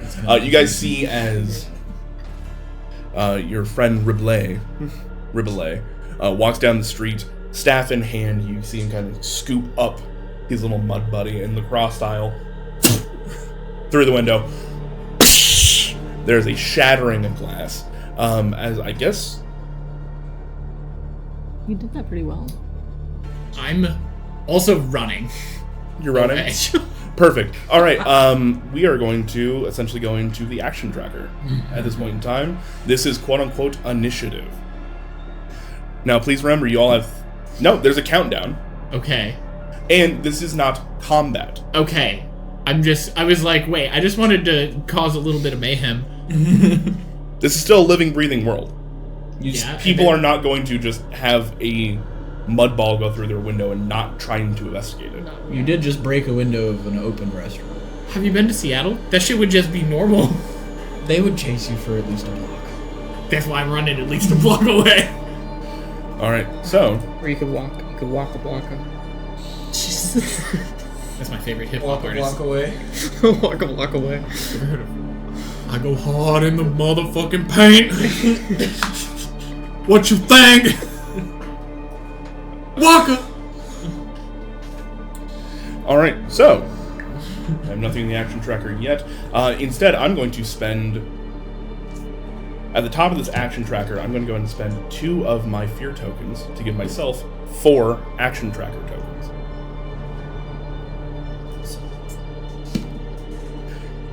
This bit is complicated. Yeah. You're fine to be a little confused. So what do you what It's are just- you It's just all of it, how it actually works, and like the fear and so you, whole thing. the fear and hope thing? I'm trying to figure it out as I watch So- you guys do it. So you know how we normally just roll a d20 and add stuff? Mhm. So we're rolling d12s, and then the smaller one basically is what's the right way to say it? Actually, I should say the bigger one. So like, let's say that you roll like a 6 and then an 8. The 8, if it's the one that you said is the good dice, then you roll with hope. And if it's the 8 is for the bad dice, then you roll with fear. I figured that part out. It is Yeah. the same. It is just. So the difference between hope and fear is if you succeed with hope, then something like just good happens, and then if you succeed with fear, then like something good happens and something bad happens. And if you fail with fear, then just something terrible happens. Okay. So, this is my fear die. This is my hope die. Right? I'm rolling. Oh. Sorry. Bad juju. I didn't know. Sorry. So, okay, so that is a 12 fear. That is a 5 hope. So, let's just say it's a flat roll. I rolled a 17 with fear. So you're adding this one. Yep, you're adding them together. And then whatever, like if it was like a maneuver check, I wouldn't add adding them anything. Yeah, you're adding them together. Okay. So, but it's kind of like with rolling a d20, we're trying, if Andrew's having us roll a check, we're trying to beat that check, even if we roll with fear, but, because even if I rolled like a 17 and the DC was like a 12 or something like that, I pass the check, but I pass the check with a minor caveat. complication. With a caveat, so... Okay. The caveat in this case, I rolled with fear, is probably that I'm not just going to be able to walk away. I broke the window like I wanted, but Exactly. I won't just... Exactly. Okay. All right. And with this, we're going to be doing something, their version of a skill check challenge, which is called a countdown. I really, really like this idea. Which is, I'm going to set how many rounds, and depending on what type of success or failure you have, there's either no movement on this countdown, or you move, like, success with hope is, it ticks down 2, meaning you're that close to getting away with whatever you were doing. Okay. Right. So, we're going to start at 6. And I started with 4 on my action tracker. Because you rolled with fear, it is now the GM's turn. meaning I get to take over and I get to do things around the world. So, with that, I'm going to go ahead and spend 2 of the tokens on the action tracker. What's the action tracker? If you look on the screen, this is something that would normally be in the middle of the table, but I unfortunately can't do that with how we built this table, because it's not what we built it for. Yeah. For those on the stream, you'll see down below there's an action tracker and there's a fear tracker. I've been keeping up with that as you guys have been going. I started with 2, I spent 2. For every 2 fear tokens that I spend, I can get to... for every 1 fear token I spend, I get 2 tokens on the action tracker, which is why I now have 4. Okay. Right, so I'm going to spend 2 of them. Did you start with 3? What do you mean? Ignore me. Just 1. Math. I'm going to spend 2 on the action tracker, and you will see 2 kind of ruffian-looking guys run out the door looking at you and go, "Hey! Get back here!" And they are going to use their action, essentially, their action on the tracker, to run up to you. They are now within close range. But that's all they can do. Close, very close melee. Close, very close melee. How are you running away? Are you jumping away or Very close melee. Like, doing like the typical okay. I'm waddling. Like, think about a person trying to run forward with flippers on their feet. Yeah, okay. That's a good image. Alright, yep. And they're going to throw a knife. So I... Or really, in this case, they're going to throw a beer bottle. Okay, I was... So that'll take 1 action. Okay. Me. That'll miss, I'm assuming. They get a 5. I have an 8 evasion, 2 armor. Alright, that'll miss. Your evasion score is 8. So that'll miss. Second one, that is going to be exactly an 8, so meets beats. Okay. Do you want to spend armor to reduce damage? Or I think actually you can declare that after I've rolled damage. I would like to use my ability, I am your shield. When an ally, if they're very close to me, is about to take damage. How close? We'll say you're very close. Okay. We'll say you threw it, ran. We don't really need to worry about ranges too much, because I love this system where it doesn't bog it down too much with that. I may mark a stress to stand in the way and take the damage instead. Reduce it by a value equal to my strength trait. Beautiful. All right, let's roll some damage. In this case, that can't be right, right? So, if you have a negative to strength, does it empower it? Kind of, I suppose so, yeah. Oh, they get a +1. It's like... and 2d6, then that's what it is. bounces off of you and hits him in the forehead. I think it's a valor thing, so I don't think they give it to you without a strength-based class. Alright, so I use 2 attacks. That means the rest of my action trackers are down. They're going to throw the beer bottle, which would have hit our friend Slew here, but instead conks you in the shell for 5 points of physical damage. So that'd be reduced 3. Alright, what is your minor threshold? Oh, 1. It's all 1 for everybody. I wasn't sure what kind of build you had, because Guardians can get up to 3 at level 1. I'm not. What the heck? I know, I'm just saying I didn't have them all memorized. Do you want to spend any armor to reduce this? No, I'll just take the hit. Alright. I'm going to take 1 hit. Now that I'm out of action tokens, I give this back to you guys. I was gonna ask, like, how does this work? Do we just need to say, like, I'd like to jump in here while they're doing this? Or is it go I go? Or... The GM can, once they're out of tokens on the tracker, they give play back to you. Okay. I'm gonna turn around. I'm gonna be like, whoa, whoa, whoa, whoa, whoa. I was just trying to hit that, and then I'm going to use prestidigitation behind them and make a copy of my sludge just floating there, flipping them off. I'm going to use an action to help an ally, and I roll my hope dice, and the ally may choose to add the value to the hope die. Beautiful. That sounds like you are trying to deceive them. So go ahead and make a presence roll. Do you have to roll both dice? Yes. What did you get? 8. You want to roll both dice. I will add that. So that is 8. So hold on a second. It says the ally you're helping may choose the value of your hope die instead. So you can replace your hope die with theirs. Unfortunately, it will not. Same. The fears in them. Yeah. So I rolled a 17 with fear. All right, 17 with fear. You cast Prestidigitation, and they kind of like look behind them as you say this, point this out. 17 with fear, they have a difficulty of 12. So that is still success, but it's success with fear. Meaning, since we're using tick down, success with fear ticks down 1. So we go down to 5 on the countdown.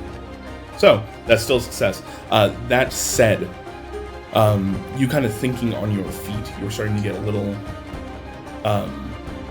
it's a little bit surprising that they're trying to jump you this quickly for something that you really thought you were going to get away with a random act of vandalism. So your heartbeat's going a little bit quicker than normal.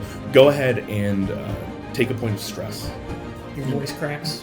With like the last syllable. So stress, I have a threshold of... I'm just going to get a d20.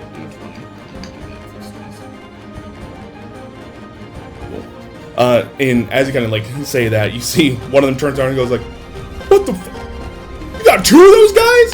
You gotta keep them under control, man. This is fucked up." They just do what they want. I was trying to show them a lesson. Teach them a lesson. What was the lesson? That windows are not to be hovered around. You tell me you had 3 and one of them died? They just kind of like gloop down. Look at the streets, man.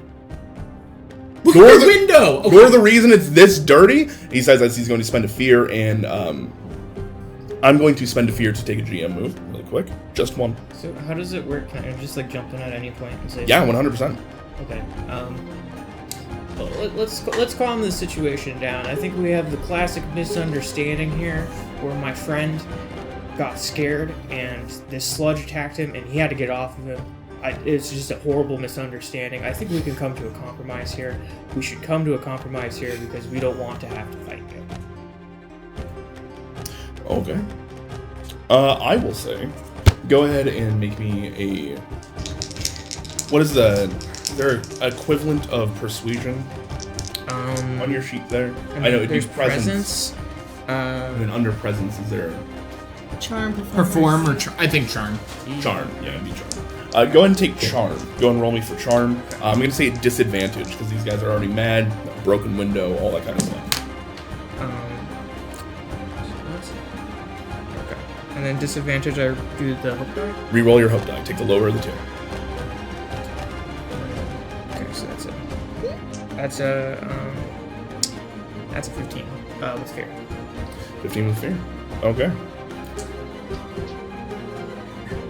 That'll take us down to 4. Wait. We, Did if we we start at 6? Yes. We're counting down. I thought we started at... Anybody can hop in at any point, by the way. So, I would also like to jump in and act like they just happened to hit me with the bottle. Not like I jumped in front of it to protect my friend.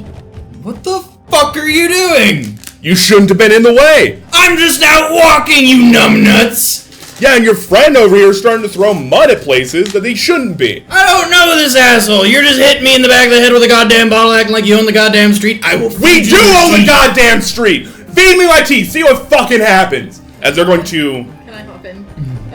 Go ahead. Can I just charm them just to like distract them with my looks and stuff? Mhm. Just Okay, Sure. you have very conflicting things you're trying to do. I would say you look like you're trying to intimidate them, yes? Kind of trying to intimidate them to back down. Yeah. Okay, and you're trying to charm them. Are you using an ability, or are you trying to just perform? Probably perform. Perform? Kind of like a walk up and seductive. like, what's happening here? Like Why are we so mad? Yeah. Don't worry about it. It's okay. We could It just was get a misunderstanding. drink. We're trying to, yeah. Okay. Shit, if I'm gonna have to get a drink with them, you guys are gonna have to do the investigation. just to get it over with. You're gonna get kidnapped from a bar again. So, above table, really quick. He's walking here! Sorry. Whenever you guys roll with fear, it technically becomes a GM move. And I get to do it there. I see. Which is why I've been wanting to do that. But you guys have been wanting to interact with the game, how we're playing, so I wanted to let that happen. So, it's at this point in time, I'm going to spend... All I'm doing is spending 2 fear tokens to put actions on the board, and that's it. Okay. Okay, look. I'm sorry. Pause. Oh, I thought that was... We're resolving these 2 things because they happen at the same time. Alright. The no initiative is gonna take getting these 2. Yeah. Yeah, it is. Because I also need to do this fucking action tracker too, because you've had one since I went. how many actions did we get? 3? Or number to our hope? I think. I don't No, it's just remember. I just did 3. That way nobody's stepping on too many toes while we're playing. Okay. And it's also something because while you guys take actions, I then get to put them in the action tracker. I wish that it said this somewhere. It might. It says in... All right. I'm gonna spend 2.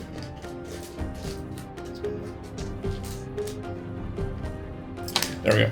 All right, Colby. Could you please go and roll for intimidation or performance or actually this might be like strength based really because you're trying to impose on them. Mm-hmm.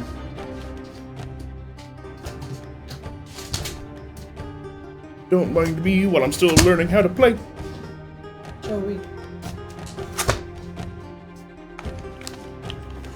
I'm gonna use a prayer dice. Go for it, man.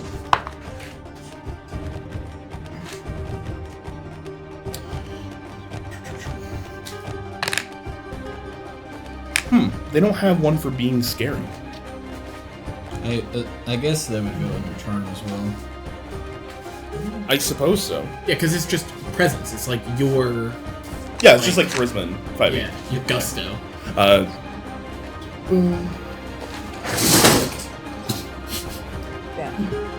Wasn't that? That's my fault. I put it there.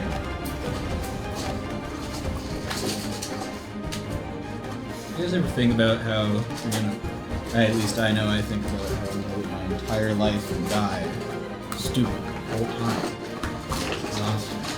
This reminds me of the first episode of Bob's Burgers. How many toothpicks are on the floor? 30? There's 3.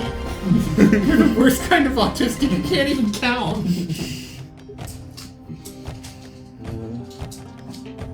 There's a few early Bob's jokes. Age different. I'm listening. No, I was waiting for what the total was. Oh, it was 13 with hope. 13 with hope. Beautiful. All right. That is going to count as 2 towards this tracker. Succeeding with hope. As you have... I'm going to feed you your teeth! Yeah, do it! And they get a good look at you. Mm-hmm. This giant Galapagos man with, I would assume, like carvings and everything within your shell itself. Looking you up and down, you look like this tribal warrior to them. As you put them on the back foot for a moment. Just like, ah! Also just dirty. Yeah. Peyton, you then wanted to go in and defuse the situation. Yeah. With Try to. curves. All right. The curvy background comes in handy. What do they look like? Don't worry, I put the thick trait in my background. There's one quote-unquote fawn man, which is going to be a bit more similar to an actual minotaur in this case. They seem to have like bull-like features with like a cracked off horn on one end, and then you see another one is this Dracona man, who is essentially this like giant. Actually, I shouldn't say giant. They're about like 5'5". They're a little bit short for a dragonborn, in fact, with these blue scales that kind of come down. Though they're dressed in for lack of a better term, platform shoes to make them taller, as well as like a billowy blouse like shirt and very, very tight leather pants. I fucking hate these guys. Why? Ugh. Well, I gotta put on the charms on that. Their So. platforms are whack. Shut the fuck up. Platforms whack. You're whack. Me, I'm tight. Fuck. I'm just trying to calm him down and be like, it's not a big deal. You like go over, stroke the muscles. Yeah. Yeah. Hey, big boy. Yeah. I'm cringing at the thought of this, but yeah. So Welcome to playing a bard, baby. That's not how I do it. All right, you Philosophical. walk up, tell him to calm down. Go ahead and roll for performance. It's gonna be a presence roll. yeah. Can I use one of my hope to do the Assist? yeah. Sure. What would you like to do to assist? It's belly dancing in the background. So like right before she starts to like walk over there, I'm like I go over and I like just adjust the hair like a little bit and like flip it over the shoulder, like shit. And that's a 12 on the hope dice if you want it. Oh. I will take that. Yeah. So I'm adding, and then I'm telling you which one was higher, right? Yep. Okay, Correct. so the fear dice was higher by 1. I got a total of 11. But you got the 12. Yeah. So the 12 means that you succeed with hope. Okay. The total would be 20 or something. No. Are you adding? You're replacing. Replacing- I'm replacing replacing the hope die. Okay. It'd be 18. How is it 18 if it's 11 plus? Because she rolled a 5 and a 6, and the 6 was the failed. I see. Okay, I thought it was an 11 on the. Oh, no. I was adding them together. Cool. All right. So with an 18, as you kind of walk up, you put your, hair nicely done, kind of like lift your foot up in that kind of flirtatious way. What do you call it when the ankle pop, like they bring it up? Riz. Yeah. Anyways, you rizz them. See? I don't know. Pose. Yeah. Kind of I have the slit dress down the sides on the legs, so it's showing the legs a little bit. beautiful. Yeah. You do that as you kind of like walk up, put your hands on their chest, bop, all that kind of stuff. Just like, hey, you really don't need to worry about it. And with that, that's success with hope. Countdown is over as you see them kind of look at each other, and she goes like, "You're not even worth it." As they turn around and start to walk away. I start to fly a little bit. A little bit. I'm gonna bring my glob. I'm gonna walk up to him. I'm gonna be like, "Say sorry," and he's just gonna like look at him, and one of the pebble eyes is gonna drift down. So, like, We're gonna He- just, and he's gonna like slip through my fingers and fall on the ground. Dude, I didn't mean to. You killed him! I didn't mean to! Come on. Oh. Go back Put inside! you guys back. I'm gonna walk up to Nyx and I'm just gonna fucking like high five you and then like adjust the lilac in your hair. What, did you give me a lilac? Yeah. Sweet. As we start to walk away, did I get a little too aggro, guys? Was that too much?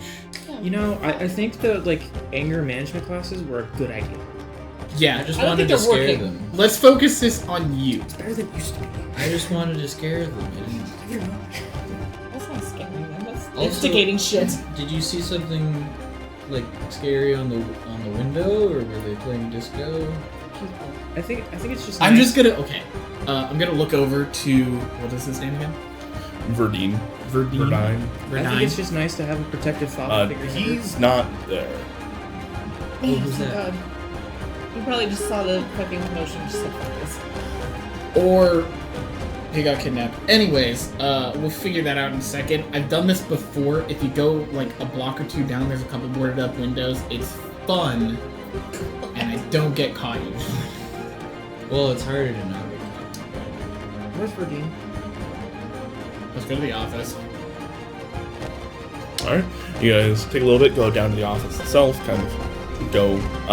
It says offices of White and Bailey, as you need to go up a few floors to actually go into the brownstone itself. I really like his mouth. Thank you. caught. I didn't make it. It's so cool. Yeah, why don't you make your own map? Why don't the list? Why don't you sleep for 2 hours instead of 4 and make us maps too? I didn't even know what we were Takes doing 2 today. hours. Yeah, sometimes it takes much more than that. So, as you approach the actual office itself, the door leading to White and Bailey has been ripped off the hinges. You kind of poke your head in. Who's leading? I'd like to just inspect like the marks on the door, see if there's like any like bestial claws or like anything that would like help determine. I'll go in first though, if that's cool. Yeah, I probably won't go through the door, but I'll Yeah. like be like inspecting it. Yeah, I'll go in first. I'll keep an With- eye out. Caution, of course. I'll keep an eye out to see if anybody's like watching us while we're doing this. Does that sound good? You need to come with me. Can we do a tag You're team not roll for this? allowed to be left alone unsupervised. You what? Can you do a tag team roll for this? Once per session. Yeah, you can do it once per session when the action tracker is active. Oh, okay, never mind. Though, one of the reasons I was asking who was going in first is, would you guys like to elect a leader for this? Basically, what you can do is that one person can lead something, while the rest of you give, you roll your own skills to assist. And every time you roll above the DC, you give them a +1 to their roll. Every time you roll below the DC, you give them a -1 to their roll. I'd be okay with that. I was gonna use my my vigilant experience to like just keep an eye out and see if anybody's watching us. So like, I'll scan the surrounding areas in this neighborhood strip mall place. It's a brownstone, so it's kind of this very tall office building. Okay. It's like old school townhouse. Yeah, pretty much. Can I smell the dirt outside? You want to smell dirt outside. You want to look at claw marks. You're being vigilant, just looking out, and you're actually investigating the room itself. Beautiful. So we're going to go right to left, and we're going to go and grab rolls from everybody. So you're looking at marks and stuff like that. I think that is going to be an analyze. So go and give me a knowledge roll. Knowledge roll? Mm-hmm. Okay. That is a 5 with hope. A 5 with hope. All right, that's going to... unfortunately, that's going to be a failure in this case. So it's going to be... We're down 1. So as you're kind of looking around, looking at the claw marks itself, even with your background, it just doesn't seem quite right. The cuts and stuff that they've left behind in here seem too fine. It doesn't seem like any beast that you know of. Okay. So I marked off a hope for my mud chucking experience because you said just mud checks. So that is 9, 21, 22 with hope. For what skill? I didn't give you one yet. Oh yeah. Well, what do I add? Or He didn't minus? add any. He didn't add any of the 6 stats to it. Yeah. Peace. Okay. Would it be my knowledge recalling? I think that's a good one. Yeah. Okay, so that is 14, 23, 25 with hope. 25 with hope. I made a skill monkey with mud. Let's You have go. more than double the DC. So that's definitely a success. As you're kind of out there analyzing the mud itself, you're kind of like, what's it look like as you analyze mud? I am shoving it in my mouth. That's exactly what I thought you were going to do. I'm just gonna be like, See, I thought you were gonna go with like, oh, the footprints, and there's a specific boot. no, number. I am eating the mud. You unhinge your frog-like jaw, get down there and just God damn. get a big old bite of it. You start looking for Taste signs testing. within it. Literally taste testing. You're just like, This makes sense. there's some sedimentary rock here, and It's the mole from Atlantis. exactly God that's where I was damn it. exactly where I was going with it. Really Bits of refined granite. food. There's some fluoride from the water. As you take a moment and you realize oil. I was waiting for shit to be the Oil. There's a large amount of Filled with oil in this fear. dirt, this mud, more than there should be. Like oil, like engine oil or arcane oil? Arcane oil. Though you know that arcane oil has multiple uses. fucking hate it when they moonwalk The with disco. arcane oil. I'm gonna get up, mud dripping from my mouth. You taste anything? Oil. That checks out. Yeah. We got oil in the mud. All right. And with that, can you please go and give me a perception check? So I rolled a 10 and 11 with hope. Okay. 21. And I did burn a hope for vigilant to add +2. So that's just net. Yep. And presence is +1. And I'm looking for people that are 25. yeah. Okay. I'm looking for people that are watching us. Like watching like what we do, not just like what the fuck is wrong with him eating dirt. But like why are they going in that building? What are they finding in there? So like I'm looking for suspect people, but I'm also like looking to make sure that what I can see of the inside isn't also have people in it. Keep your shell on a swivel. Yeah, so I basically stood in the doorway and did like a slow sweep. I'm like, Sure. taste anything? The moment I'm done looking around. So you take a moment, looking around, trying to figure all that kind of stuff out. And it's the hustle and bustle of this town is normally pretty quick down here. You know, there's a lot of people going in and out of these various bars, establishments, houses, things like that. Though the one thing that kind of sticks out to you is the guy that is not moving. Mm-hmm. The one guy that is just on a street corner, his hands next to a fire that's barely lit. Though as you kind of look him up and down and with your very, very keen Galopin eyes, you do notice the coat he has on is very, very thick. What time of day is it? It's not nearly dirty enough for him to have actually been living here. He's in a trench coat, has a fedora on, and you just see a hint of an afro. No. No. Unfortunately, in this case... Also wearing roller skates. What time of day is it? Is it nighttime? He has small disco ball earrings. The town of Colby is kind of in this perpetual, dusk. Okay. Street lamp. Does that Sin reflect City. my mood, or No. Oh. That's the noir themes here. okay. So, as he's kind of sitting there at this, sputtering fire, you realize he's just staring right at you. And once he realizes you have clocked him, that's when he kind of just... and starts to make his way down, hobo sack over his shoulder. I was gonna say that I did the sweep and I was hoping to not give it away, but if he saw the look, then I'll just tell everybody. If he does respond and walk away like that, I'll be like, alright, we were getting watched. And with that, we are 2 successes up, 1 success down, so you get a... that is -1 + 2, so that is a +1. Because they cancel Whatever out. you roll. Yep. So as you enter into the actual office itself, you see that there are large raking marks across the ground itself, the floorboards and everything like that having been lifted up out of the ground.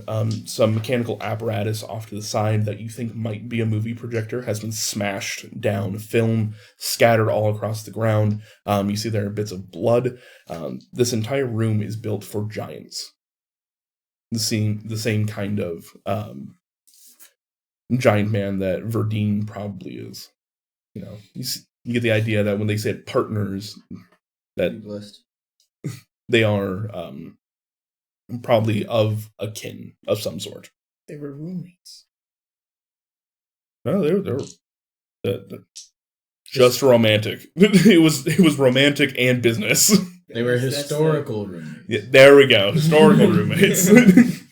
Roommates They're with just best friends. Forever. And as you're looking around, you do see Verdine in there kind of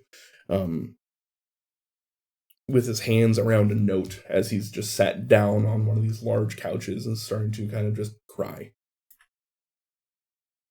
But as you investigate, what do you do? I guess I would go over and ask him what the note was. Okay.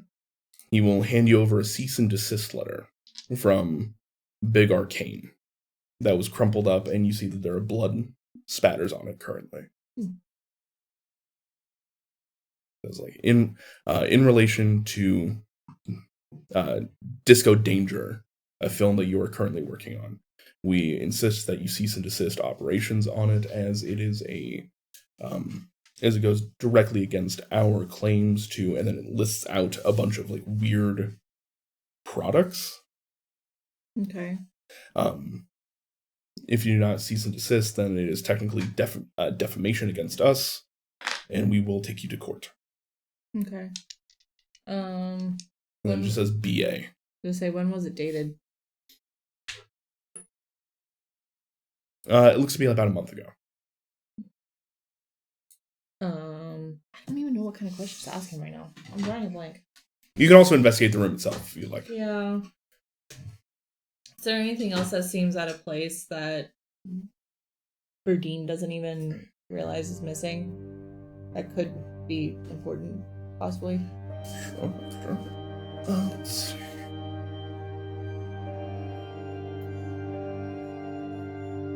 Sorry, I'm looking at the skills really quick. They're a little bit different. Go ahead and give me a perceive check, so instinct. And you can take this with a +1.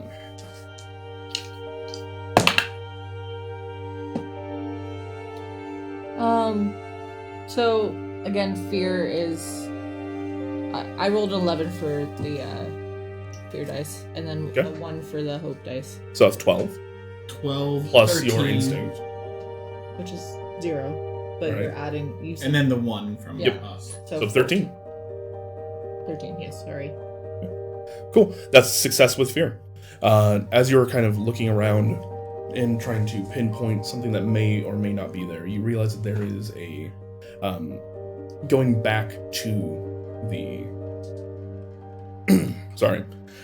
going back to the video projector. There we go. I can do words so great. Going back to the video projector, you realize in the carousel itself that the film that was in there is missing. Meaning they may have come in and taken the film itself. As well as possibly Philip. And the filmmaker. Fill and fill. That said, though, as you are kind of looking around, Your next single. you know you were just on the verge of missing something.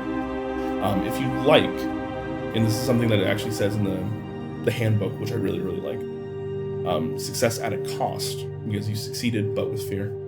You can mark as stress to get this last bit of information. I would also like to ask for a class feature clarification. I have prayer dice. I roll a number of d4 equal to my spellcast trait and store them. I don't know what my spellcast trait is. Should tell you. Oh, it's I think these. for you, it's instinct. Oh, wait. It should, yeah. Like for me, it's knowledge. Yeah, it didn't say. I tried looking at like. For me, it's instinct. Where does it say it though? Yeah. It's usually Cards. your most like boosted stat. Is strength, and then I have a +1 to instinct and a +1 to presence, which is wisdom and charisma. D&D translated.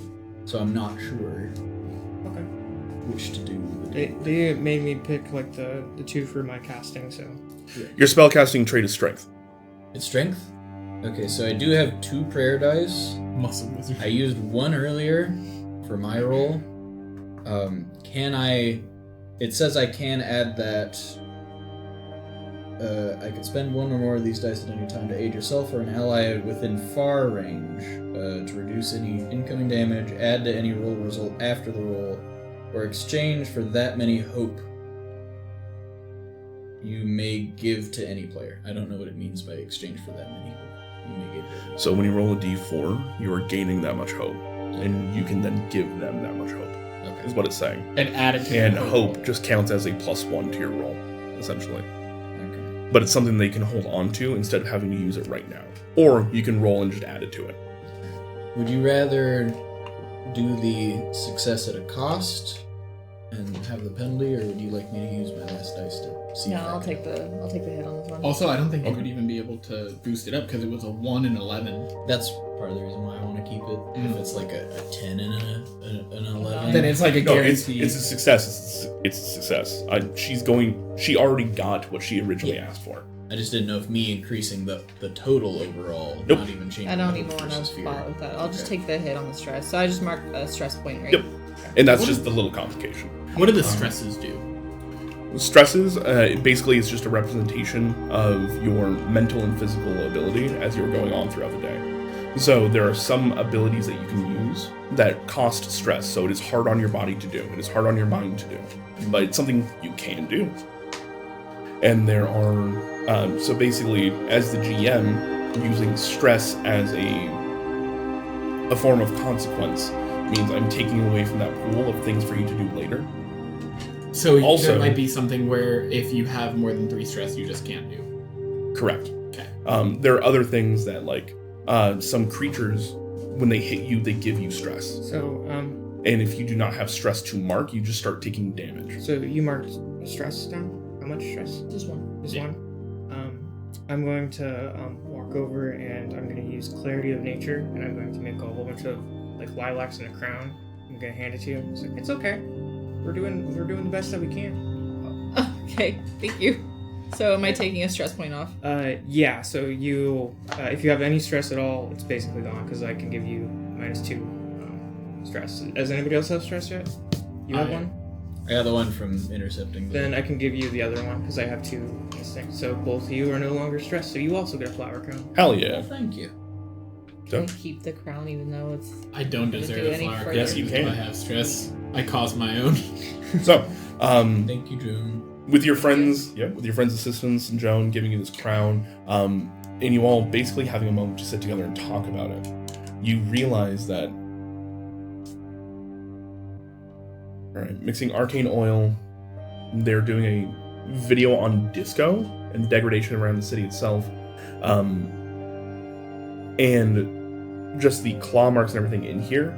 You know that there are monsters around that are called shibboleths, and this seems like an armor-plated shibboleth, or an arcane construct version of one. So with that in mind, you now know, looking around, it dawns on you why you could not pick up what this was initially, is because it's not nature. It is not actually something of nature. It is something that is mocking it. Made a mockery of nature with arcane oil. That said, you guys now know what to look for if you want to venture further out into the city and figure out where it may have taken them. Do we know how approximately big they are? They're about person-sized, if not a little bit bigger.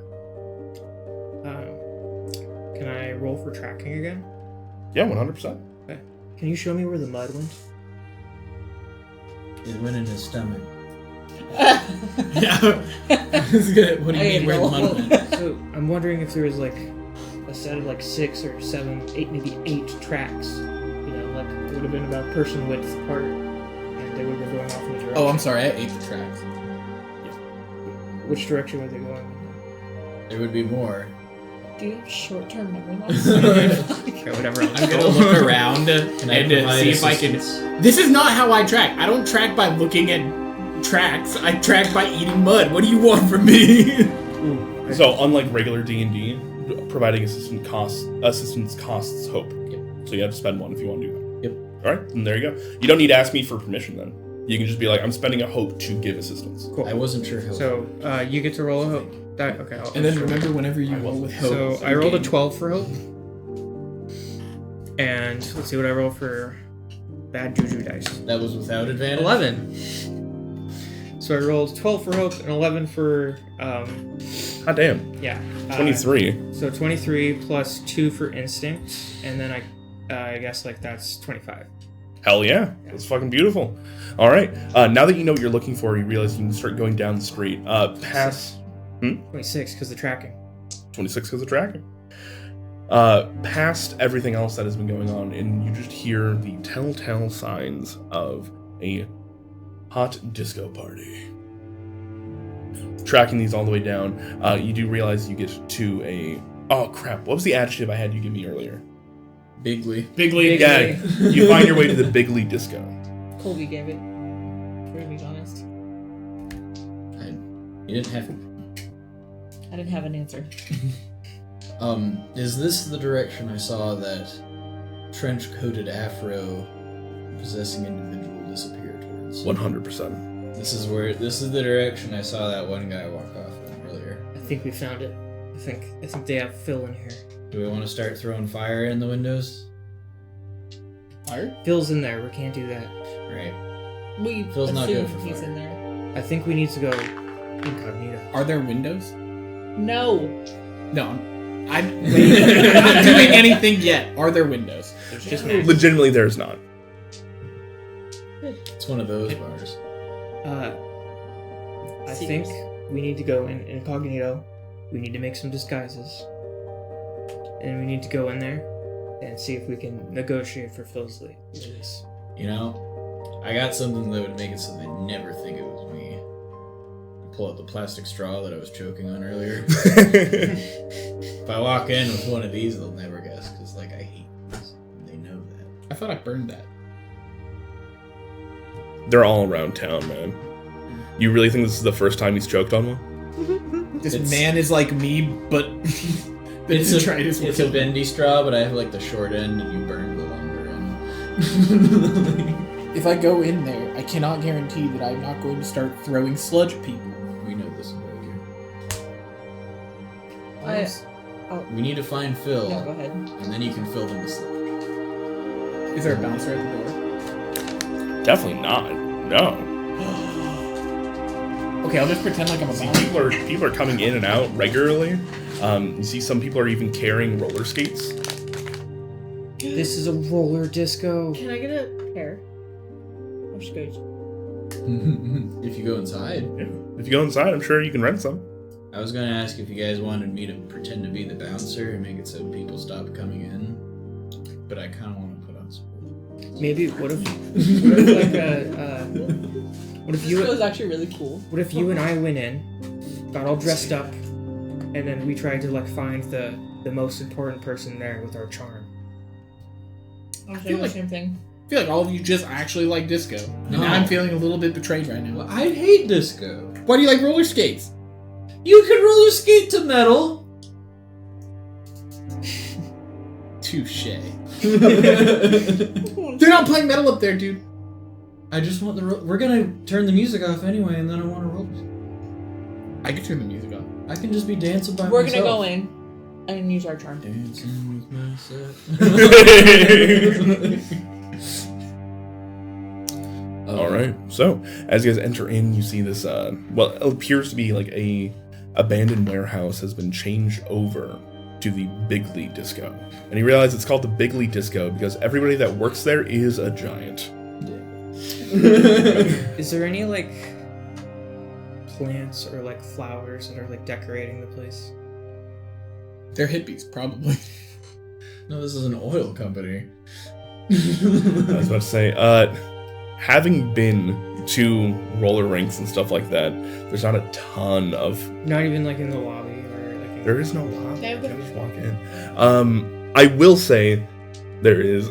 There's a little smoking pit off to the side there that actually leads to outside, and there's some ferns and stuff out there. I would like to talk to the friends. All right, that will require you getting some roller skates and roller skating across the way. Are you ready? I probably won't join you outside because I'm gonna do some other kind of like trying to. You really just don't like being outside, do you? Well, if I need to get some information, I gotta shake my thing out there. I'll let you do your work. I'll do my work. We're a team. I'm gonna go get some rollers. You just all have. I forgot why we're here. Ooh, shiny. Is there like That is a corner terrible thing to do. to stand in where you don't have to have roller skates, or do you have to have roller skates? No, there's a strip. There's a little bar area, stuff like that. You don't need roller skates for that. Just expect your floppers to get rolled over. Sorry, I guess I'll get some roller some skates. features. All right, the three of you all go equip some roller skates really quick. I will. What's our move? While I was about to say, while wearing roller skates, all movement requires agility rolls. well. That said, your movement is doubled. Okay. Okay. So, you're grabbing some roller skates, you're going out there, shaking your thing. You're going to go over to the thing. All right. Go and give me agility rolls, please. And totally not Garen. What are you doing? I'm putting the roller skates on. Yeah, but like once you get them on, what are you? Oh, He's then skating. I'm I'll occasionally be like, where'd my friends go? Like, All right. In that case, kind of get a performance roll, and you're going to go. I just need an agility roll from you because I think you're just going to use an ability to go talk to the plants, anyways. Yeah. All right. Oh, yeah. so, yeah, I am kind of keeping an eye on where they are, so I know where they are in the building, but otherwise I'm not Peace. accomplishing. All right. And the agility rolls are just DC 5. So, Oh, nice. what'd you get? For performance, though, right? Agility first. Oh, I was getting ahead of myself. Sorry. oh, God. 8 with fear. Okay. That's fine. You skated. 16. With Fear. No! 5 with fear. me. No! Are you capped the way we're capped? Actually, I think I am. I'm currently at 7. Let me We're double capped check. at if I'm 6, capped. Hope. I'm so confused Oh, what? on the hope thing. Like, I don't understand. I don't think I rolled positive for hope at all.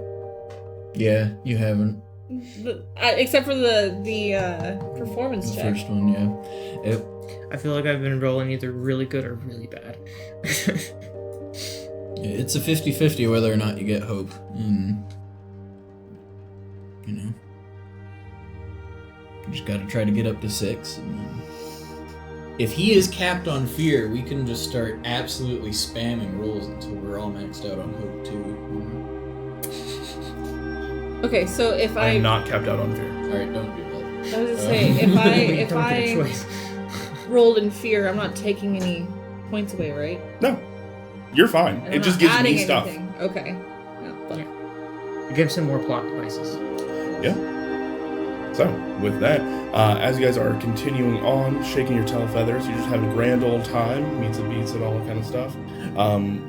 You make it to the kind of smoking area. You see that there is a, oh crap, what is the, yeah, you see a couple fairies are currently smoking out of a giant hookah. They are holding onto it like this.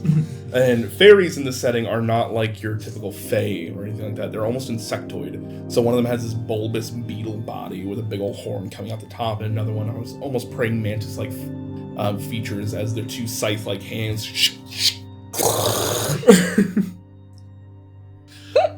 We just got some Hey! bug fairies How's it going? hitting the hookah outside. Oh, you know, pretty good. Oh, I think I'm ascending. As you see, they're very slowly flying upwards. Don't get too high. I had a bird try to eat me once. Sucked. I'm gonna just go straight to the ferns. Look like you need to try smoking at least once so you understand what this feels like. And with nature's tongue, I'm gonna speak the language of hidden natural world. You can speak to the plants and animals. Make an instinct roll, DC 12. On a success, they'll give you the information they know. All right, give me an instinct roll. What? And do I get the choice to like do the? Is it a spell? It's an ability. No, with hope. I think it's just. Is it just a +1 that I can add to it, or? Yeah, it's just a +1. Okay. So that is a 16 with fear, 16 with fear. and 12. their knowledge might be limited or come at a cost. And I'm gonna say, hey, have the two of you seen Phil, the Cyclops giant, anywhere. He looks like, and then I'm gonna briefly describe like what we would know him to look like. I don't really have any eyes, man. As you know, I can. There's a bunch of giants around here too. Yeah, I can ask around. I can ask. You know, it's gonna come at a cost though. What kind of cost are we talking about? Are you talking to the fairy? No, I'm talking to the fern. Okay. You sound stoned. Why do you sound stoned? Because he is stoned. Because they're also out by the hookah. Yeah. It's nature, man. They got like this honey mead in there, and one time somebody spilled some on me, and it tasted fucking amazing. Can you give me some? I think I could probably do that. Alternatively, I could make you, you know, double in size or like grow you like extra quick, you know. Yeah, but if I do that, I'm not gonna be able to stay here. It's true. I could shrink you so you can stay here longer. Little pot. No, I just want honey mead. Yeah, the ferns want to get drunk. Got it. I'm gonna go back out onto the dance floor and try to work my way across. All right. So go and give me an agility roll. We'll come back to you in a second. What are you doing out there? What's your performance roll? I got a 16 in hope plus 2, so 18. Hey, you got a hope. Yeah, Nice. Beautiful. Add the hope to your hope dice. I did. All right, and you're kind of just out there trying to be seen. Yes. Okay, just double check. And flowing in glitteriness. Yep, you get out there, take a little bit of the fairy dust that's been left around here, kind of just get yourself glowing and beautiful. The light's kind of kicking on and off as you start to go around the rink itself, getting everybody's attention. Everybody's looking at you as you are kind of just flowing, dancing, and there's a brief moment where this large giant man starts coming out. You see people start to move out of the way as he is starting to truck his way forward. He swings right up to you, grabs your arm as he starts to basically dance with you. I've never seen somebody move as smooth as you. You look beautiful. What's your name? I'm sorry, you make it sound so creepy, and it's so good. It's because he is, and I also know. he works here, so of course he's good at skating. I'm just gonna go by my last name as Dreyer. Yeah, it's great. Let's just say my name is Dreyer. Fake name, lady. Come on, fake name. He's gonna Google you later. Dreyer. Oh, it's a pleasure to meet you. My name's Sheldon. Sheldon. Sheldon. I should have called her Sheldon. Damn it. God damn.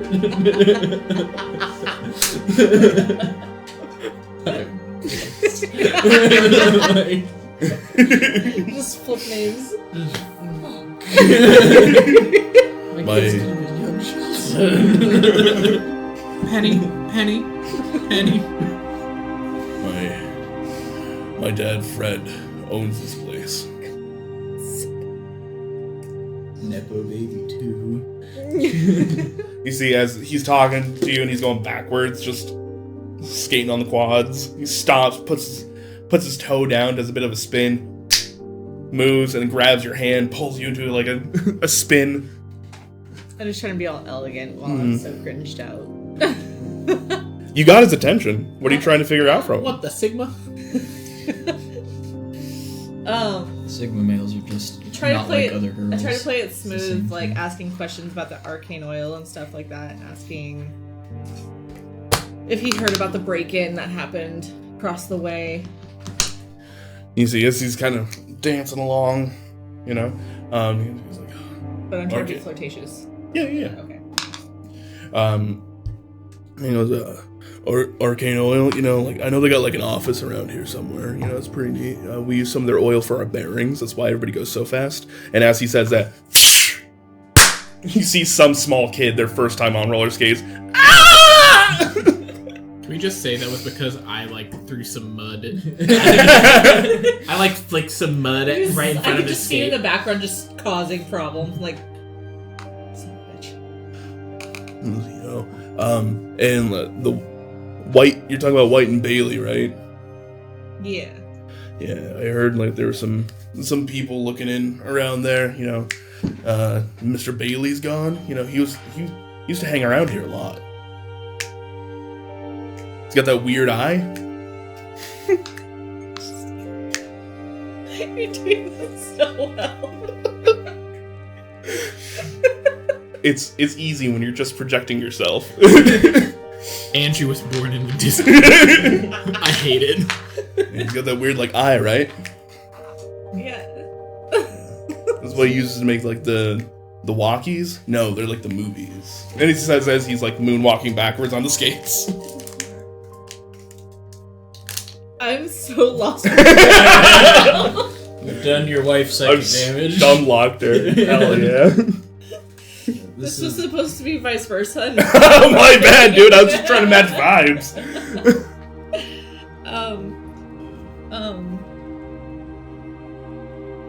So, do I see her on the dance floor? Oh yeah. As you're going off to get some mead. Yeah. So I rolled a 21 with hope. Beautiful. And I'm gonna see you be stun locked, and I'm gonna go across the thing and catch your arm and twirl you around, and just be ask him about Phil. See if you could find out if Phil's here in the back or something. And then I'm gonna two pretty ladies. And then I'm gonna immediately try to get the fuck out of there. So I'm gonna do a circle with you, with the hand lock, and then I'm gonna use that momentum to shoot towards the drinks. And I'm do you want anything? Shots. Tequila. Got you. All right, I'll see you later. Rolling Stone 2.0. I love you. You've never made me cringe so hard. I'm so glad you're not naturally like this. I bottle it deep down. I was about to say, what do you mean? This is actually Andrew. This is giving 2 years after the divorce, Andrew. This is actually the sequel to Splitting Up with My Wife. Oh, no. What are you talking about? We just played Halo together. I put a ring on it. Fuck.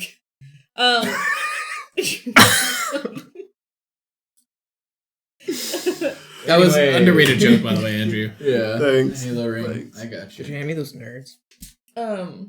Yeah, I'll ask him about Philip if he knows anything about him, and just because heard he was missing, just wanted to know if he's okay and where he. Yeah. Mr. Bailey. Can you go and roll me a persuasion check? I rolled a 15 for vibing by myself. Persuasion. Vibing by myself. So I like to imagine I've gone past them twice now, and I was like, yeah! You just have not No, caught on to I'm the not cringe. at all. Just vibing to the disco. Yeah, I'm just dancing. I see you dancing, hey, having fun. I just go past. See you later, man. It was with failures. What's persuasion? Or fear. So, you said persuasion. Yeah. Sorry, charm. I meant charm. Yes. Okay. 11 plus 2, so 13 for hope. Bro, all right, beautiful. That is actually, it was difficulty 12, so perfect. As you start to ask him about it, you realize he's very much dodging these questions, and he goes, he came around here a lot, Touching your arm. he's starting to sweat harder. And as you touch his arm, you feel it's just glistening with just so much perspiration. And he goes, is he really important to you or something? He's just a family friend. I just wanted to know. Oh, right, okay. Do you want to talk in the back? Really, I can talk to you in the back. Sure. Alright, he's gonna start vibing backwards. Do I hear this? He is not nearly as suave with this. I'm assuming you're still picking up You're watching. Yeah. Yeah. But I was gonna get her tequila shot, so if she's not there, I would know. Are we passing As you turn by? around, you see they're starting to move. Are we passing by each other in the process?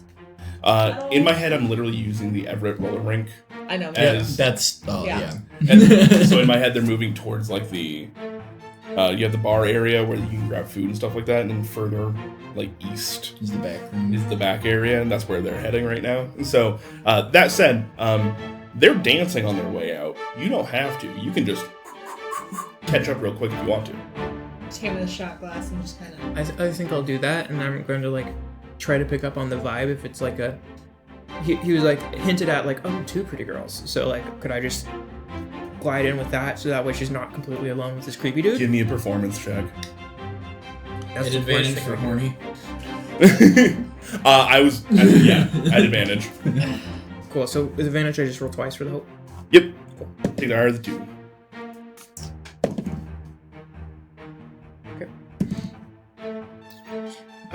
That is 20 with fear. 20 with fear. Mm.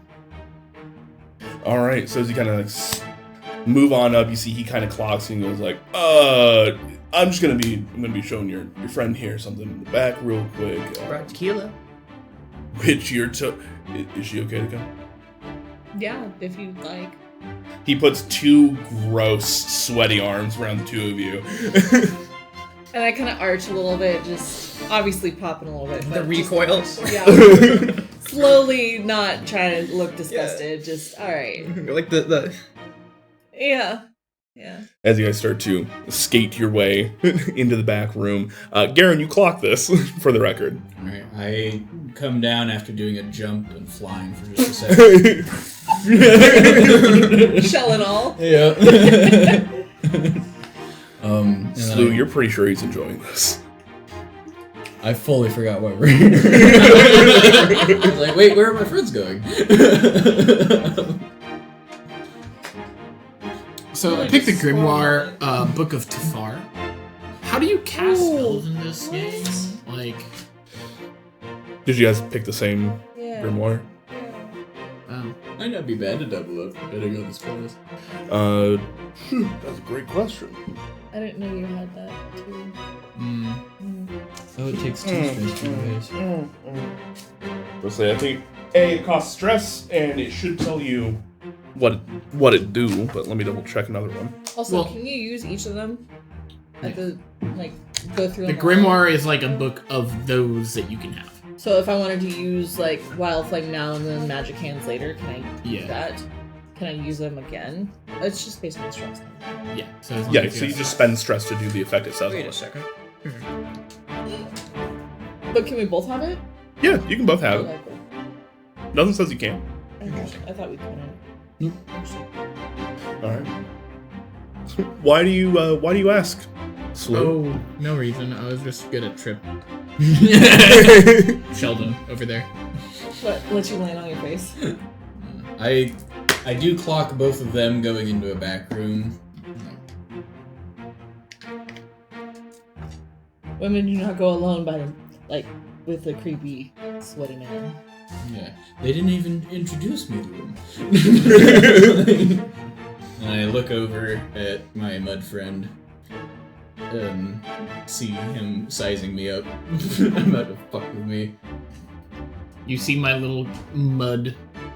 You see, I'm holding the mud guy while I'm also shoveling dirt from the plant that was talking to into my mouth. You have snack dirt. Wait, you have the fern that I was talking to? Yeah, I'm eating the dirt. Well, because I don't The need dirt, to not the need- fern, but yeah. I look over.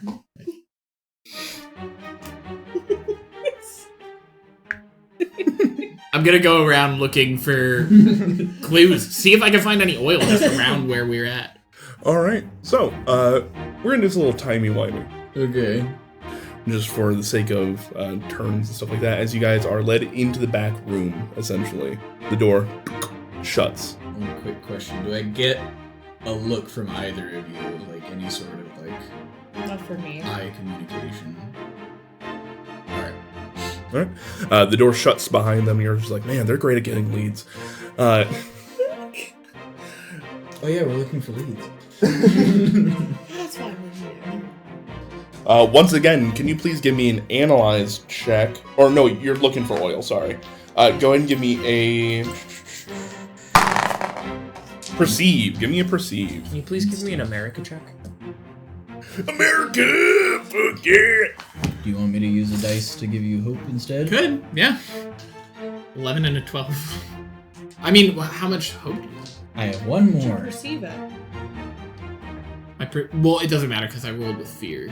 Yeah, I can make it hope instead of fear is what I'm offering. I can't. I'm literally about to run out of fear tracker tokens. Excellent. Are you getting too much? Yeah. Oh shit, we might have to fight the big guy. Well, Let's strangle him. I think I might have... Above table, I think I'm doing something wrong. Because the environments are also supposed to be able to have fear-activated things. But I thought that was only in, like, during initiative tracking. So, full disclosure, I might have been doing something wrong in the sense that I'm just hoarding onto these. So, I think you should just hit your max limit and just call it. I think that's what I'm going to do. If we get a max limit on hope. Anyways, please continue. Sorry. so perceive, which is 0. I rolled a 23 with fear by 1. Okay. I'll leave it up to you. That's your call. I'm not gonna Please hope. beg. I think denying Andrew one more fear at this point isn't gonna help. I could give you the hope instead, but that would be my once a day resource. So Yeah, let's. Okay, yeah. So 23 with fear. 23 with fear. Got it. So, as you are kind of looking around for the same kind of slick oil, you do a lap. A lot of people are starting to get it really, really annoyed with you as you're kind of like on the roller rink walking around, just in your like bare, weird ribbit feet. People are starting to kind of like push around you. They're not super keen on this, but as you are looking around, kind of chewing on that fern dirt, you do eventually make it to the back room where you didn't see your friends just go in, but you do notice that there's the same smell of oil as you kind of like That smelly smell. smells so smelly. You take a moment, kind of like kneel down, put your hand in it, lick it. This is the same arcane oil. What's in the room with me? have you seen this before? You're still in the main room, so this is just a door leading to a back room, where it seems as though something kind of got stuck up for a moment. Oh, door to a back room. Is the door unlocked? You check it. Yeah, it's unlocked. And you hear, "Hey, hold on! We're having a moment." Is it? I skate up and do like the ice hockey stop. You good? Yeah, almost as good as you are at skating. You know where they went? Oh, they went in here. I Yeah, I have an idea, but the oil, saw. Oh, is there oil in there? probably. So at this point in time, you guys have been led in this back room. In the room, you see that there is a plethora of skates and everything that have just been left out. Wheels, bearings, trucks, things like that. They kind of like drill up into them. They have a small like repair bench off to one side, and you just see another giant woman kind of just sitting there and goes, "Oh, hi! What? Oh, you're okay. You want? What, Sheldon? You want me to go?" I'm cringing so bad right now.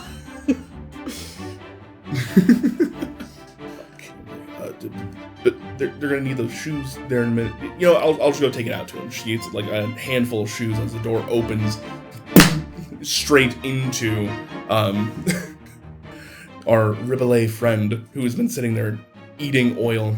This giant woman kind of pokes her head around and she goes, "Excuse me there for a moment."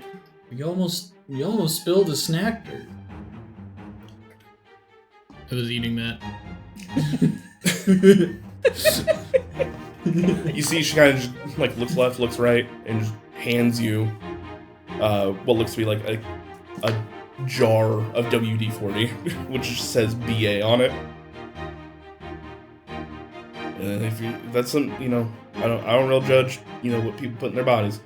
As the door closes behind you, you guys see your friends getting led a little bit further into this She makes workshop. eye contact with us when she says what they put in their bodies.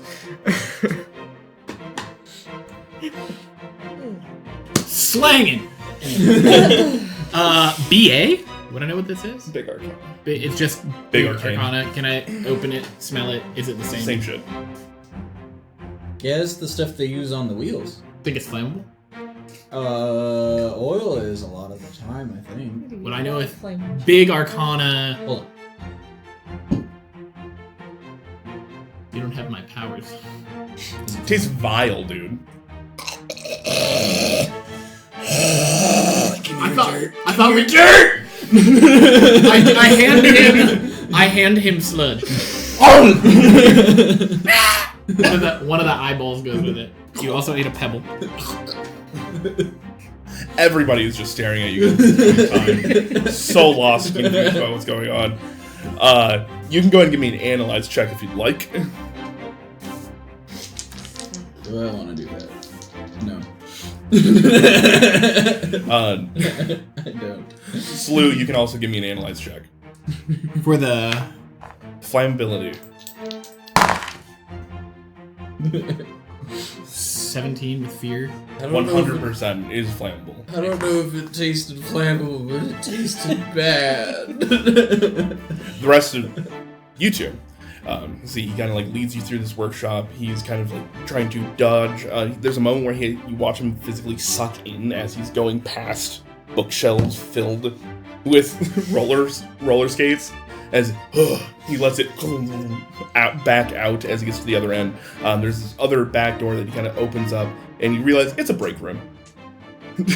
He kind of walks forward, sits down on what for most people would be a couch, but for him is just a very large chair, and he points to two other very depressed and like the springs in these chairs do not exist anymore. He kind of goes, all right, close the door behind you.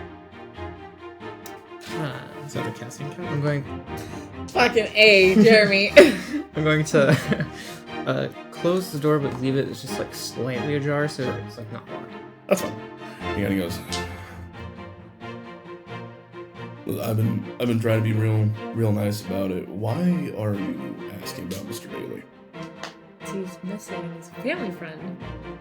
What kind of family? Listen, you look beautiful. You look stunning. I wouldn't keep digging around if I were you. Over the table question. Verdine and Philip are together? Mhm. Okay, cool. But Philip is my uncle's partner. And I just need to see him. I had wedding plans and I needed to talk to him about that because they planned on getting married and I was planning on getting married, so we had ideas and I just needed him. It's my wedding. Being married to Philip? No. Philip and I'm sorry, Verdine. Yeah. Oh, are they each part of the party? Yeah, they're part of the party, but That's so sweet. they promised a lot of money that was going to be like used. They don't have any money? Well, they promised it, and like I can't hold the wedding if I don't have like. Well, I mean, at least not as big of one, you know.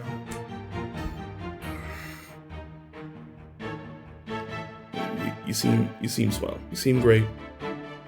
I would hate to see a pretty face like yours get turned into mincemeat. Why would that happen? What did he do wrong? He's been sticking his nose in his eye where it don't belong. Is he alive still? Like, I don't know. Probably not by now. what kind of deal do I have to make to get him back alive?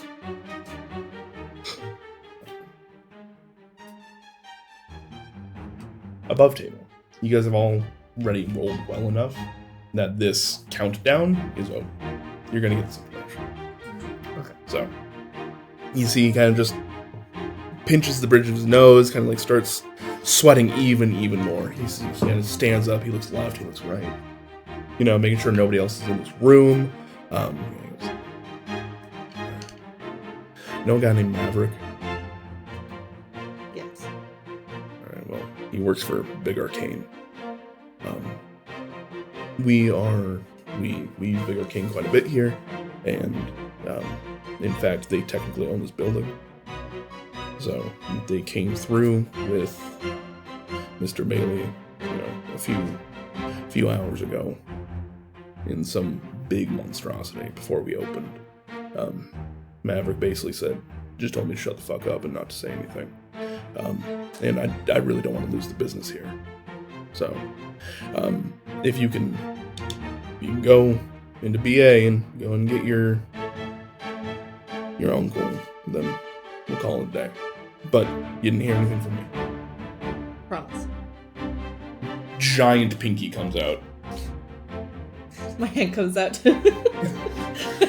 You guys shake, he pulls you in, he gives you a kiss on the forehead. You're like, alright.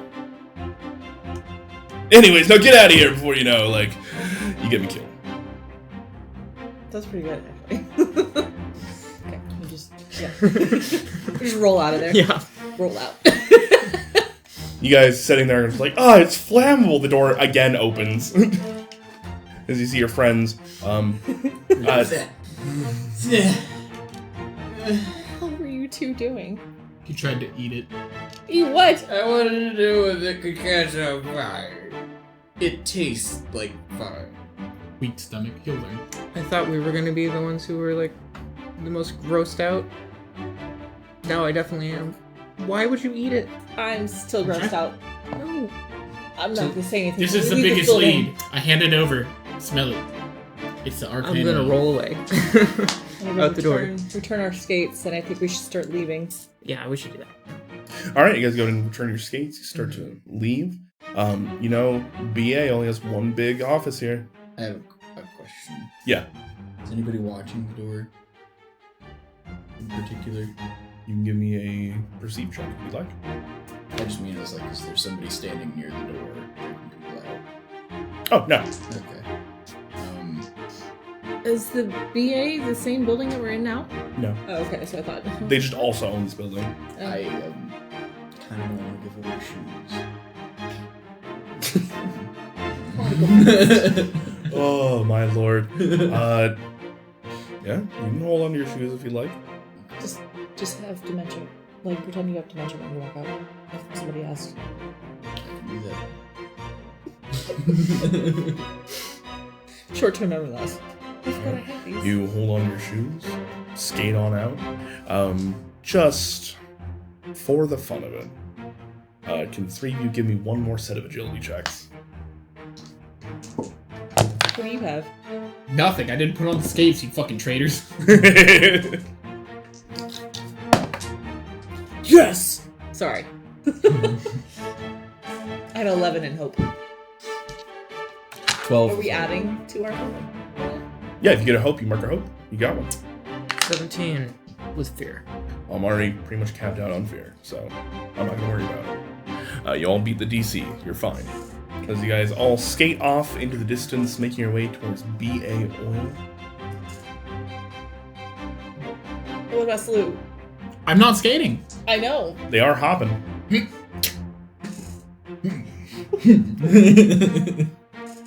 Do I have to make an agility? No. Not if, If you're being carried, nah. Yeah, I'll carry you. What? What about a strength check? I'm strong. Okay. I honestly wasn't gonna worry about it due to the size difference alone. Alright, so you guys all start skating off to BA Oil. As soon as we clear the building, I'm gonna get water on a rag and I'm just gonna walk up to you and go on your forehead. I'll do that to your back end line. Yeah. Ew. Are you girls okay? Did you get some oil on you too? It's a different kind of oil. Ugh. Wasn't as bad as eating. I mean, the place is called like Bigly Disco. That dude was fucking orange as hell, man. That was gross. That tanning oil. You know what I keep imagining? His A hands fucking were rhino. oddly small for a I guy. know. I keep seeing a rhino for some reason. That's all I see. I don't even like that. That's the only thing that popped in my head is a big. Rhino dude. Yeah. So we had different images here for this.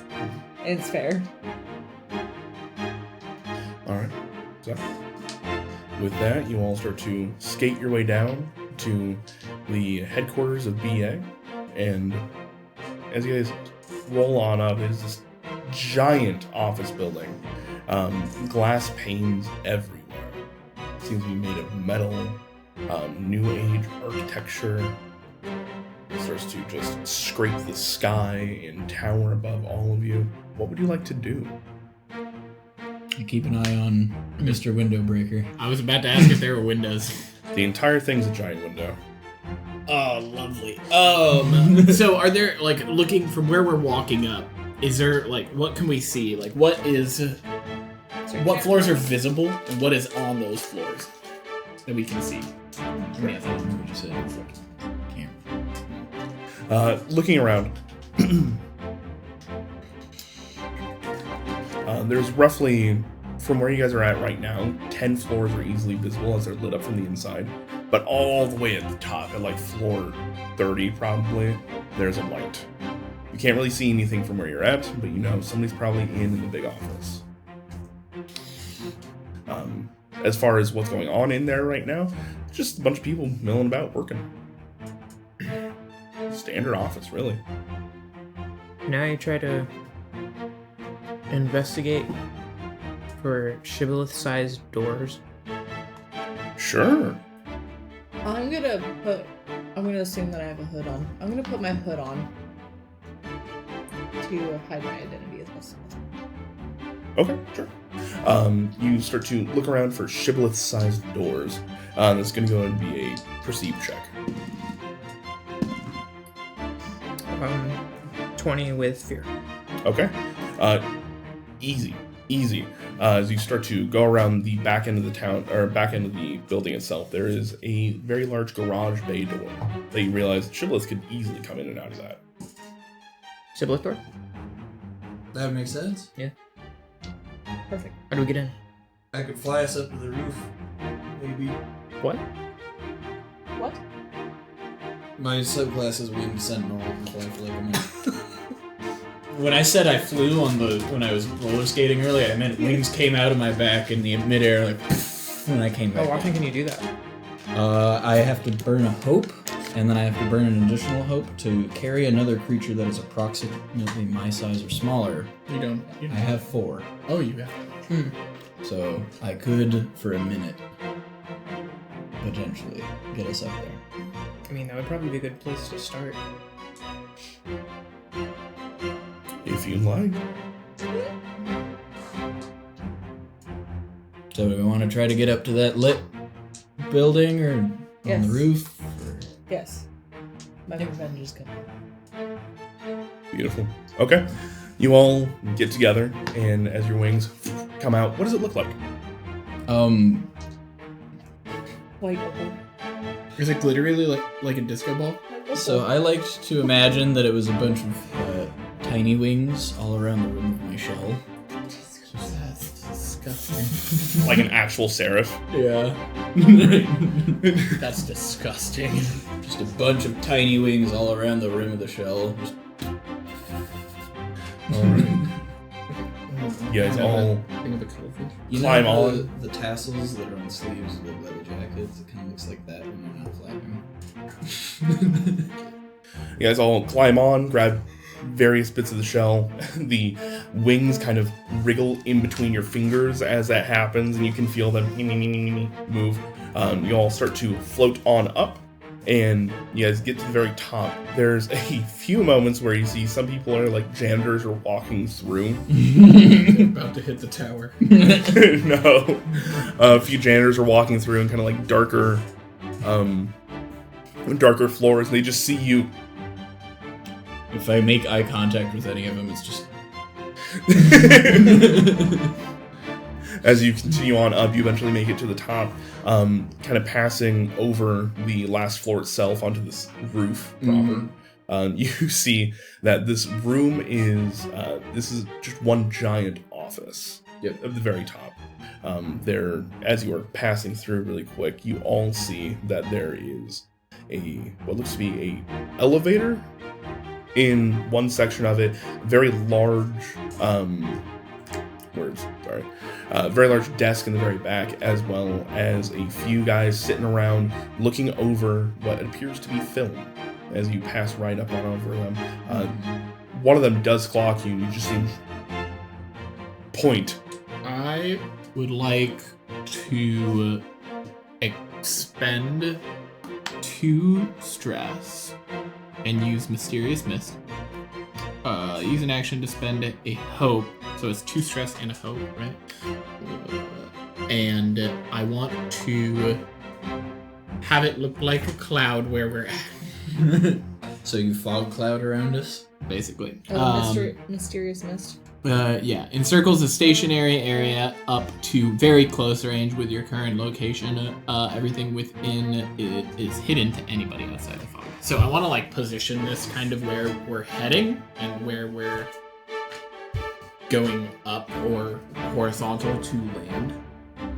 I basically want to obscure it. Maybe, actually, depending on how far the window, maybe just have it obscure the window where they're looking out to us. Okay. Actually, no. It's when you're being tested check. You just do things like this. So, as you spend the hope, take on the stress, there is a moment where the clouds start to coalesce around you guys, and you see that it blots out this area. Right before the other 2 guys manage to look over to what he was talking about, you get the idea that they're probably like, yeah, it's fucking clouds. What's the fucking issue, dude? As you guys all sail through the clouds, as you make it to the top, you see that there is a stairwell that leads down, big red door. You assume it's probably a fire door of some sort. But you're on the top, scattered gravel around you, and a few large ducts coming up and out of the building itself. I'm just huffing and puffing.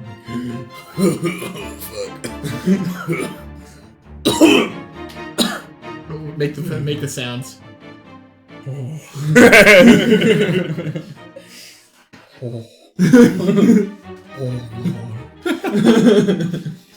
I miss him dearly.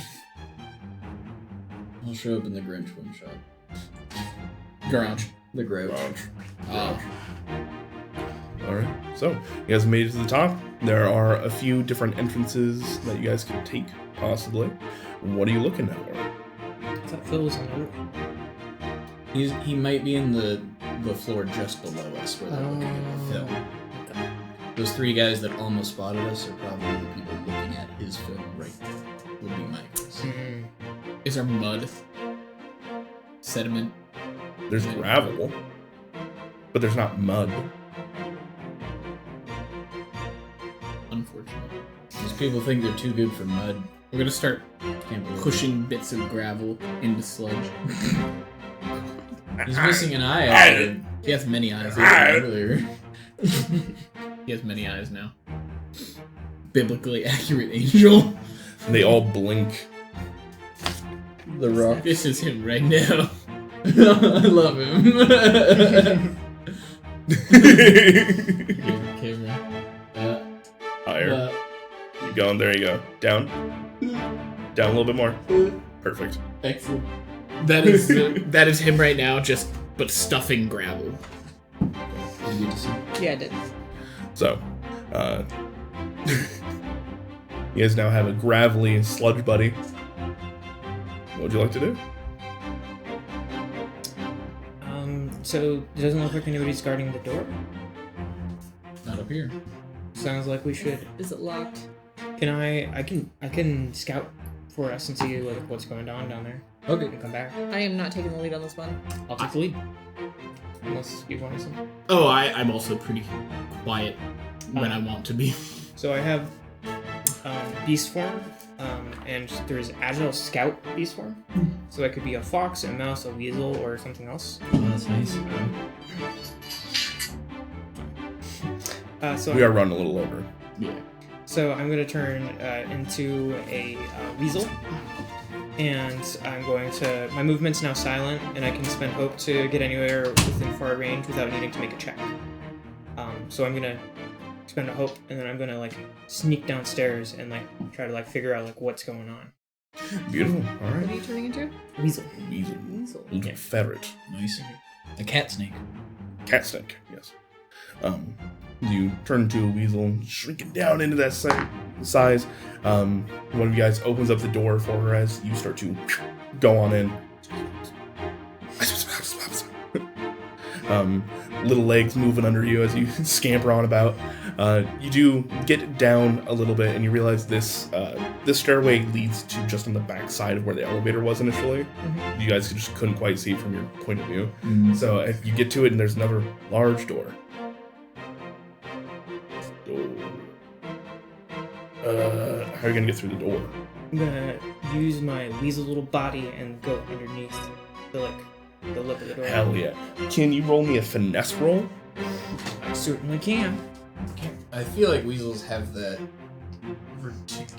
articulated skeleton that lets them just like fit through spaces. Anywhere their head can go, their body can. Wouldn't Yeah. that be agility?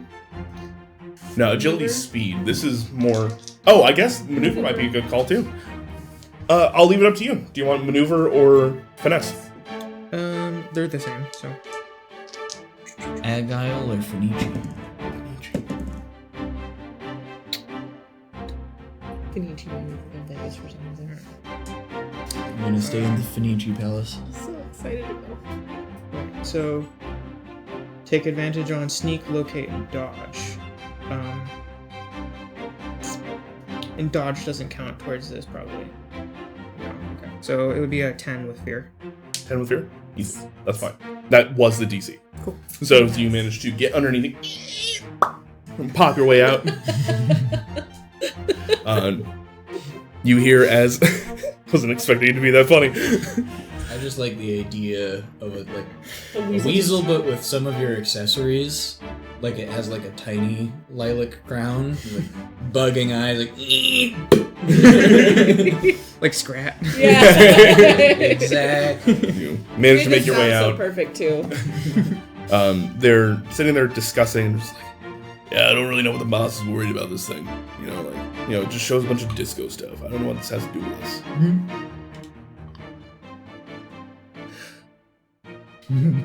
Yeah, like, where is the boss right now? And I was like, I don't know. He's sorry. Gonna pull out a tiny little journal. He's been down there a while. I was like, yeah, he said he's gonna go and see about the guy in the shibboleth, something like that. Take a phone call. What did I miss? I'm a weasel. Okay, weasel with scout. They said that the boss was down there with the guy and the shibboleth. Just now. So, does it look like we're gonna have to, like, fight them to get through? Or does it look like we could squeeze, like, past them if we, like, just went down, like, another flight? Like, if there was, like, a fire? You can probably go past. The staircase keeps going without going into this room. So then I'm gonna go back underneath the door, and then I'm gonna go back upstairs, and then I'm gonna, I guess, leave my form, and I'm gonna go like, here's the situation. The high pitched voice, right? What? In a high pitched voice. Left form. I left the form. Oh, you left the form. Okay. Yeah, got it. I don't think I can speak as a weasel. No, I know. Yeah. Here's the deal. First floor down, not the one. I think it's the one beneath that. There's a shibboleth, there's a guy, they were talking about like a boss, and they have Phil. Phil's there. So the boss, the guy, and the shibby Yeah. is in the same place. Yes. So, I think we're gonna have to fight at least the boss and a shibboleth. Okay. Alternatively, we could try to get in there, get Phil out, and then blow the entire place up. I could also probably outdance them with my roller skates. True. You guys want to go downstairs? I'm gonna push you off this building. I can't fly anymore. Don't do that. Say roll.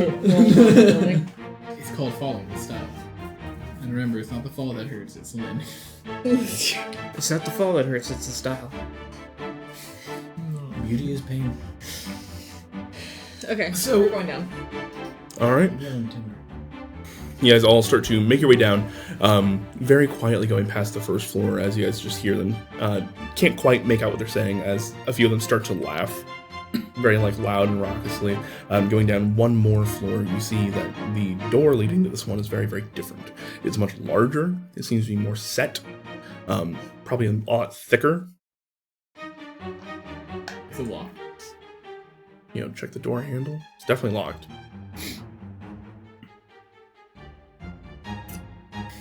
What's the want basic me- supplies? Is there like a gap in the door? In what sense? Like, could I go into weasel form and like try to get through it and unlock it from the other side? It'd be difficult, but you could try. What if I had Sludge go into the lock hole and try and pick it from the inside?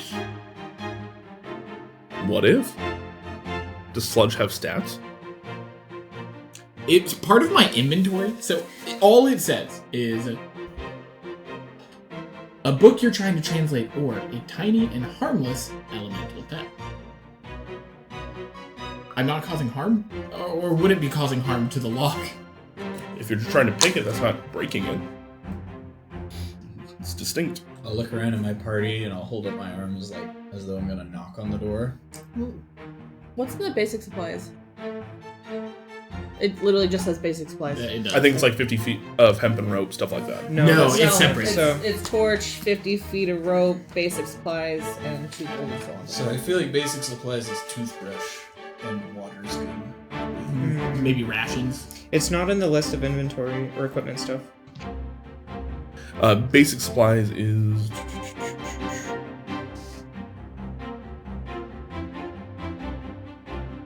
Sorry, I'm looking it over really quick. Basic supplies is just basic things you have on your person. So it's like fire starter, tinder, things like that. Stuff that you'd have for camping. What about lock-picking stuff? I would say that's not basic. Yeah. It's specialized. Alright, I want to try. Could hold my hand up and let Sludge roll into the lock. Just leaving like a small pile of gravel into the door. Just pushing him through. Alright, I would say... This is going to be a flat roll. Just make me a flat roll. Because I don't think Sludge has stats.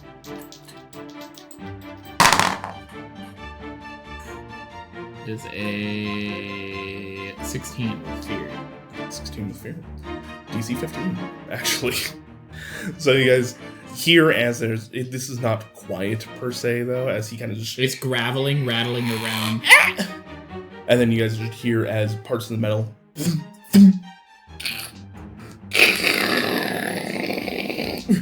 start to move over as they are just grinding into each other, and then there's just eventually... bink, as you hear a thud as he's made it all the way through. But it is now loose on the hinges. I'm still not going first, just heads up. I'm gonna push the door Wind away. open. Alright, as you push the door open. Housekeeping. I have to poop first. I'll roll your dice for you if you're not backing. Sorry. So, That Sludge. yep. I just realized I need to get you guys tokens.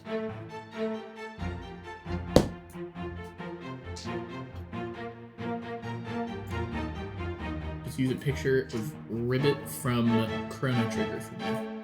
Or no, his name is just Frog. Frog. Frog from Chrono Trigger. As the door opens up behind you guys, or in front of you guys, you see that there is a massive spider-like creature, which you've known to be called the shibboleth. There are 3 thugs, as well as Maverick, with his feet up. Behind him is this weird cat devil structure, like statue that has a cigar in its hand, a vat of arcane oil beneath him, lit from the bottom, as you see held in this hand here, but not quite pictured at the moment. is the hanging body of Mr. Bailey, Mr. Philip Bailey. Philippe. You guys open into it. They all stop and look at you, and there's just a brief moment where they, almost in stunned disbelief that you'd be there,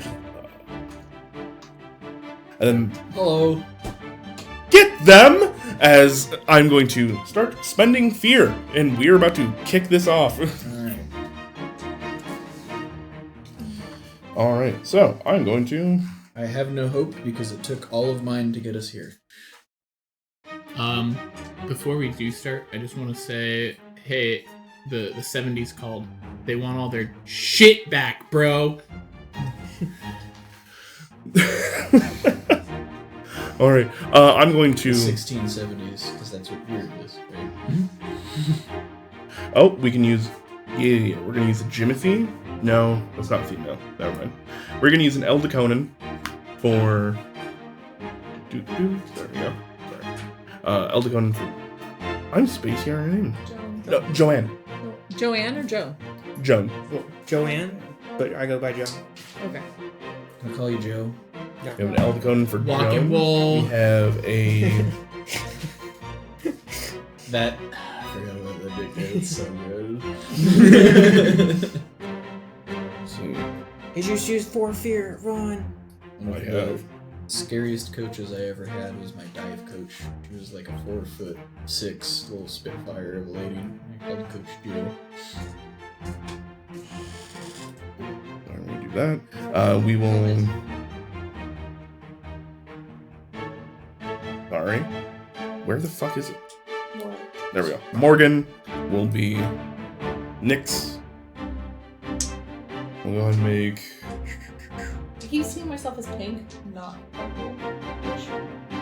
I just didn't have the stuff set up. No, I know, but in general, I've been imagining myself as pink, and I'm like, something allergies or rose.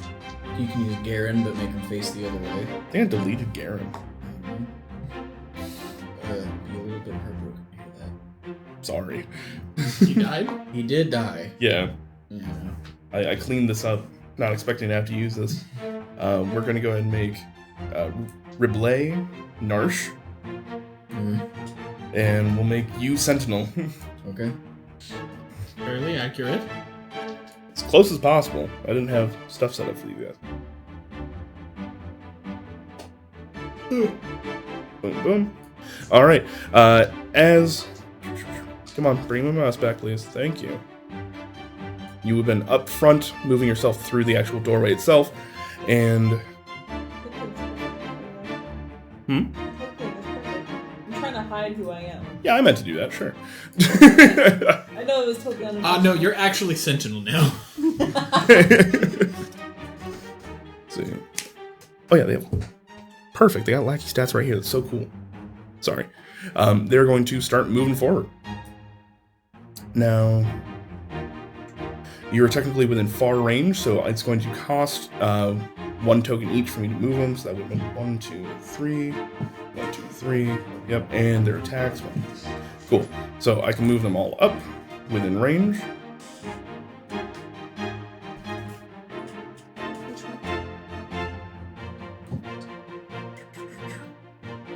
Oh, I'm gonna have to start spending more tokens, actually.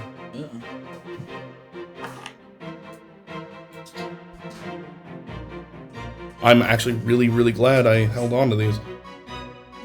Beautiful. Cool. As they all run forward, these guys just go, "You heard the boss! Go get him!"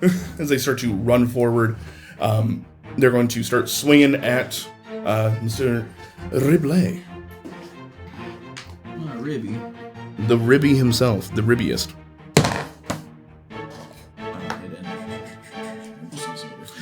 And all of them are going to miss.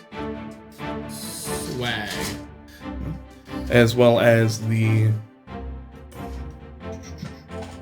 Sorry, bunch of different names I'm not used to anymore. Shibboleth. The Shibboleth is going to run forward and make a big old bite against Garen. As Garen is looking for something. Garen. What? Oh, Jesus. You get it? Yeah, I just lost one of my D12s. So I was like, I kind of need. Yeah, those are pretty important. Yeah. Oh, I can't crit. Sad. You Definitely gonna hit though.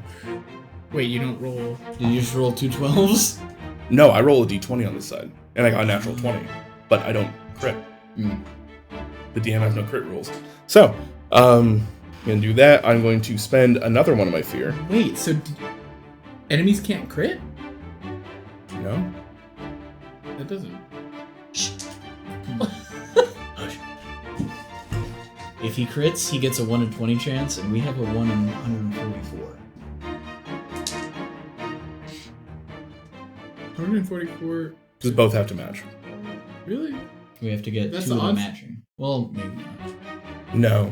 Yeah. It's... It'd be 1 in Critical success. 144 if you had to get 2 12s. But it's actually 1 in... No. It's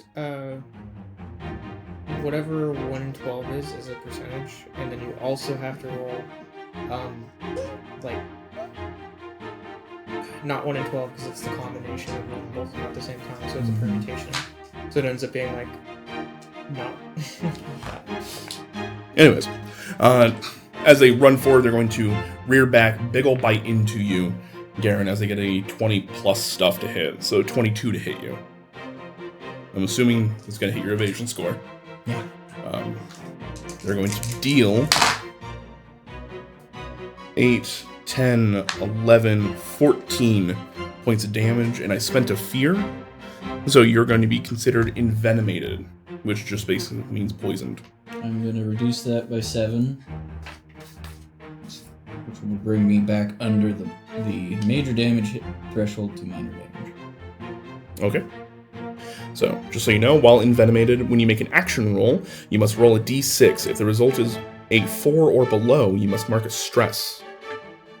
So on a 5 or 6, you act as normal. On a 4 or below, you mark a stress every time you want to make an action roll. 4 or lower? Mm-hmm. Or is it lower than 4? If the result is a 4 or below, they mark a stress. Okay, so you got a 2/3 chance of racking up stress. Yep. Interesting. Envenomated creature, envenomated clears at their next short rest or on a successful knowledge roll. Alright, so they run forward, the majority of them missing, and then it is boom, boom, boom. All that misses as well, and he is going to, from the back, going to spend 2 more fear. God damn. I was sitting here going like, I have so much of this stuff. What am I ever going to do with it? I'm back down to 2. Weed. Or sorry, I don't need to spend 2 fear. I need to spend 1 fear. As they're going to grab one of the dice, or one of the knives nearby, and they're going to throw it. Let's see. They'll go ahead and throw it at Nyx.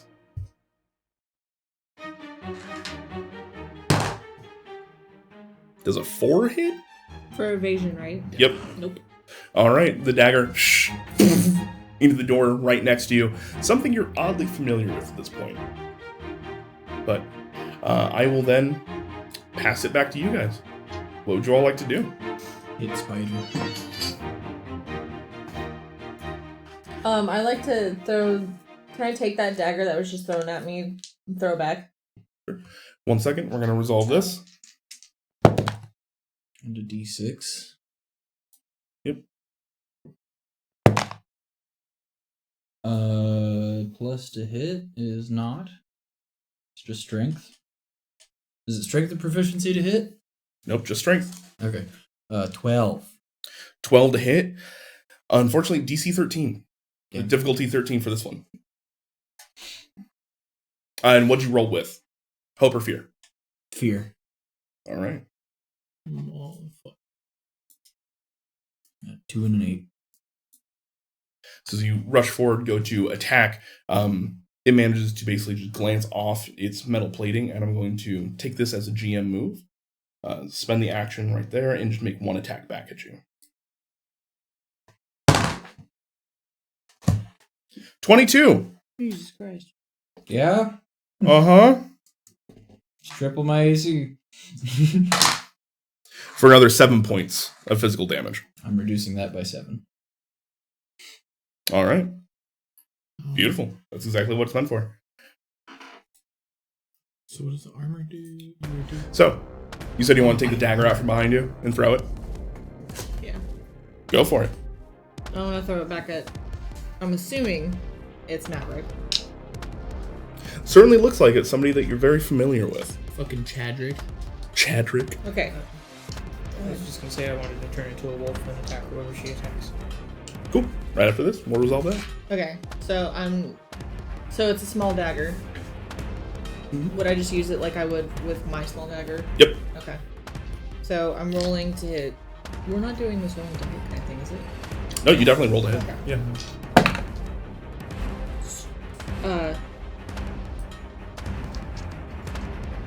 So you want big number and hope. Yeah, so I rolled a 10 in hope. And then, what am I adding? Whatever, so the weapon has a trait and a range, so you would add whatever the trait is. So like for me, for a wand, it is knowledge, so I would add my knowledge bonus. Yeah. So for you that, it would be can- finesse. Yeah. Yeah, so I got 11 from adding finesse. Are you adding both? Yeah, so 10 plus 1. Did you add both your d12s? Is what we Together. were asking. Yeah. Yeah, it's Yeah. a 4 and 6. Oh, okay. Cool. That was it. Okay. Unfortunately, an 11 will miss. But it's a good miss. Exactly. How It's close did I get to him? you got almost tit for tat as it slams into the wall behind you and starts to rattle. It then slams into the chair behind him and starts to rattle. That said, you didn't roll with fear, so it doesn't move to a GM move. So, Lizzie. So I'm gonna turn into a wolf. And Okay. and did anybody manage to actually land a hit on anybody? No. Then I guess I'll just attack probably the shibboleth. Sure, go for it. Good question. When we roll and does it still count to add to hope? Yes. Okay. If you roll with hope, you get hope. Okay. So now I'm maxed out. 12. 12 for the shibboleth. Yeah. Just miss. 13. So unfortunately, you go forward and try to make a bite. And Hoper, you roll with hope or fear. Oh, beautiful. All right, still your guys' turn. Okay, I would like to use my book of Tefir, Tifer, Reefer. and on. smoke a blunt. So Wild Flame, make a spellcast roll against up to 3 enemies in melee range of you. A flame erupts from your hand, dealing 2d6 magic damage and a stress to any you succeed. So I do 3 separate rolls? Nope, one roll. Okay. Cool, that is a 12 with fear. 12 with fear. That hits. Excellent. Because I'm assuming you're hitting the lackeys around you. Yes. Yeah. Okay. So that's a success with fear, but you get a fear. So then I roll 2d6, so I have 2 hope also. 2, 3, so 5 damage. 5 damage. You see, what's it look like as you use the Book of Tefir and roast these guys? So it's my deck of tarot cards, and basically I'm like flipping through them. I pull a tower card out, and as I rip it up, this nasty, muddy water just erupts from under them. This nasty, muddy water comes out. You immediately hear Maverick just go like, "Not in my office! That's disgusting!" As you send these guys up into the ceiling. Boom! They hit, fall, bam, back down. The eruption kills all 3 of them in one fell swoop, as well as damages the spider off to the side of Bennett. The Sheloth. Yeah. So, fun fact, those are Jagged Knife lackeys. Basically, they are a minion. If you deal enough damage that it would kill them, it hits another enemy next to them. So, They had 5 HP? they had 1 HP. What the fuck? Well, I'm Nice. gonna look at... What's his name? Maverick? Yeah. First of all, your name sucks. Second of all, your office is ugly, and now it smells like swaz. Okay. Well, with that, And because I rolled with fear, it's your turn now, right? becomes my turn. Beautiful. So that has been. What happens when you cap out on stress? If you take stress after that, you take damage. Anything that costs stress for you to use, you can no longer use. It's like capping out on spell slots. Okay. So if you take stress later, you instead take an HP. So, press action tracker. Yep. He's going to hit a button, and you guys are going to hear an alarm start to go off as footsteps start coming down behind you, and you realize very quickly there's probably some more lackeys moving into this room. In fact, I'm going to just take these same ones and just move them behind you. No, they resurrected. They have oil zombies. As he spends... Yep, he spends one of the action trackers and brings these guys forward. Alright, that is it. I'm out of tokens already. So, back to you guys. I think I counted those tokens wrong, but I don't know what the correct answer is at this point, so we're going to keep going. The door behind us, does it have a visible locking mechanism? Not one that's currently working, because it's filled with gravel and dirt. Alright, I'm gonna hit this button. I would also like to be moving up towards Chadwick. Where is he? He's up at the very top. Okay. Can I assume that, I had a question, and it completely is just gone. Goddamn. Go to sleep, by the way. Wow. Yeah, my question's gone. I'm gonna hit it. Hey, 15 hope. 15 hope, that'll hit. Alright, I will immediately spend a hope to fly. Okay. And now my attacks do additional damage. While flying, your weapon attacks deal an extra 1d8 damage.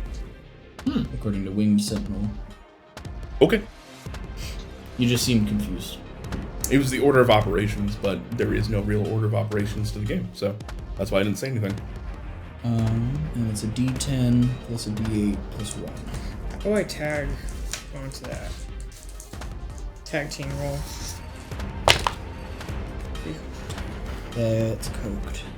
It's more like you describe how your powers work together. So I have 3 hope. I would like to spend it to like do a tag team roll with Garen, but backwards. Okay. What Yeah. would you like to do? So the way that my wolf form works is that I hunt in a pack. So if somebody lands a hit, then I can attack, and I get a d8 also to like the damage dice that I roll. So like as soon as like he hits, I want to go to like the side of like the shibboleth and like basically like flank it from the side as a wolf. Okay. Yeah. And I don't know what the rest of the tag team rule does because it's a fucking paragraph. I was reading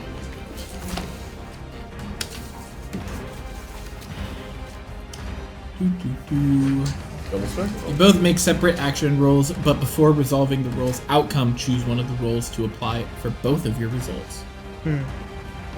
So it's one person rolls for both of the outcomes. It looks like. I see. Right. So I probably can't do that if he's No, already rolled. it's already been declared. Okay, cool. I'll just do that when it's my turn. Next time around. No big deal. I tried to do the cool thing. You're good. You're good. We're learning. Yep. So you fly up in the air, come down into it. How much damage do you deal? 14. 14. They have no armor. So instead, they're just going to take that, as that is a severe wound against them, marking 3 of their HP. As you come down, boom! Hit them with his weapon, and you feel the metal carapace that kind of surrounds them start to break inwards. Good shot. And I'll shout at the dude. Give us back our fill, you don't get your spider anymore. You think I even want that spider? It's already broken now. I don't hold on to broken things. I bet it's...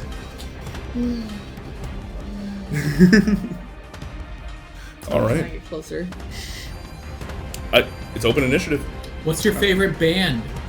I'm gonna attack the shibboleth. Go for it.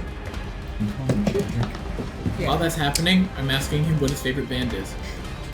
Earth, Wind, and Fire. That is a 20 with hope. 20 with hope. All right, that'll definitely hit. Am I singing that Boogie Wonderland? And how does the damage work here? Because it's a pack predator thing, so it's. Is that strength minus a d8? Oh yeah, also, I don't know if it mattered, but with the School of War, I would have done an extra d10 of damage to them, because I succeeded with fear. Nice. No. They So died. we were talking about proficiency before, right? That's Yeah. dash d8, meaning right now you guys have a proficiency of 1, so it's 1d8. Yeah. But as you level up, the amount of d8 goes up with you. I see. So You have a +2 to strength, so it's going to be 1d8 damage, though. would it be 2 plus 1d8 damage? When you make an attack on the same target as an ally right before you, you add additional d8 to your damage. 100%. So it's going to be 2d8. But what about the strength modifier? Because it's a strength attack. It just says that you have strength of 2. It doesn't say that you added the damage. Yeah, It when said the they- attack is strength. Correct. You That's don't the hit. always. It'll give you the formula. Some of these weapons will have Okay. the plus at the end of it. Some of them do not. If it doesn't have the at the end, then you don't add it. My axe is 1d10 plus 1, even though I have a strength of 2. I see. Okay. So that would be 7 plus 5, so 12 damage. 12. How do you finish it? So seeing that like you kind of like flew up in the air, I'm gonna slide underneath and I'm gonna wait for your sword to go by, and then I'm gonna go straight for like the neck. Nice. And like kind of like pull it up and then ragdoll it. Beautiful. And then I'm gonna turn at Maverick and I'm gonna get ready. All right. Well, Earth, Wind, and Fire? I could use one of those. I'm gonna take the jar of oil and chuck it at him. okay. What does that do? Don't know. Oh, you're just gonna throw an improvised weapon. Yeah. All right. It's gonna be based off your strength.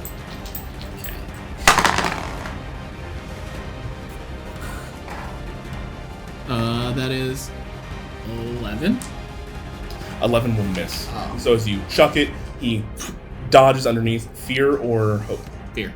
Fear. All right. And with that, I will take my turn.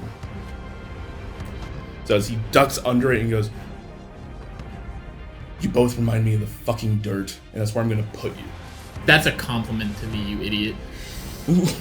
Where do you think oil comes from? Duh. The gods. No. Do you make this shit? It actually Is that why you like roller skates? it Do you make this shit? comes from my field. Don't try him there.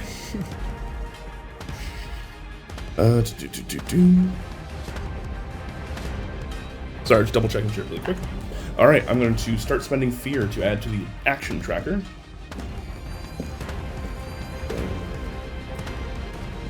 Two.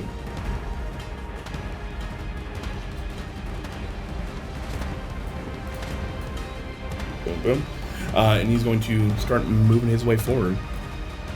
He's going to jump over the desk. 5, 10, 15, 20, 25, 30. And then he's going to use one of the action tokens. 5, 10, 15, 20, 25, 30. Get right there. He has a... Double checking. Tiny wiener. Sorry, I'm looking for range really quick because it doesn't give it to The me. mean corporate bro might not be hung that well. Range of close, but not melee. So he's within close. So he's going to lash out with this giant Bowie knife out to slew. I have As to he's going take. to try and slay you. Sloth. Just call me the Slumdog Millionaire for short. All right, 17 to hit. Yes. Okay. You are not supposed to. I don't want to shoot this. No, I could have Mr. President did it. Mr. President! Movement, action. There we go. Sorry, I'm keeping track of this. That was going to be one attack. Second I'm just gonna do these one by one. So you're gonna take 8 points of damage. So how does that? Okay. So 8 means that is in major, which is 5, and it says mark 2 HP. Correct.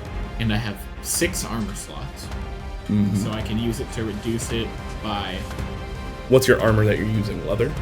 Yeah, so I only have 2. For each armor slot you use, you can reduce the damage by 2.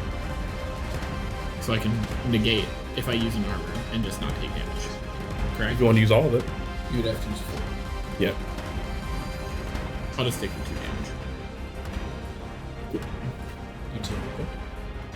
2, because it was in major. Major. It's taking 2 HP. Yeah, 2 HP. It's different because HP and damage are different things in this game, which Damage are special. mildly aggravating. Yeah. Alright. They're going to use another attack.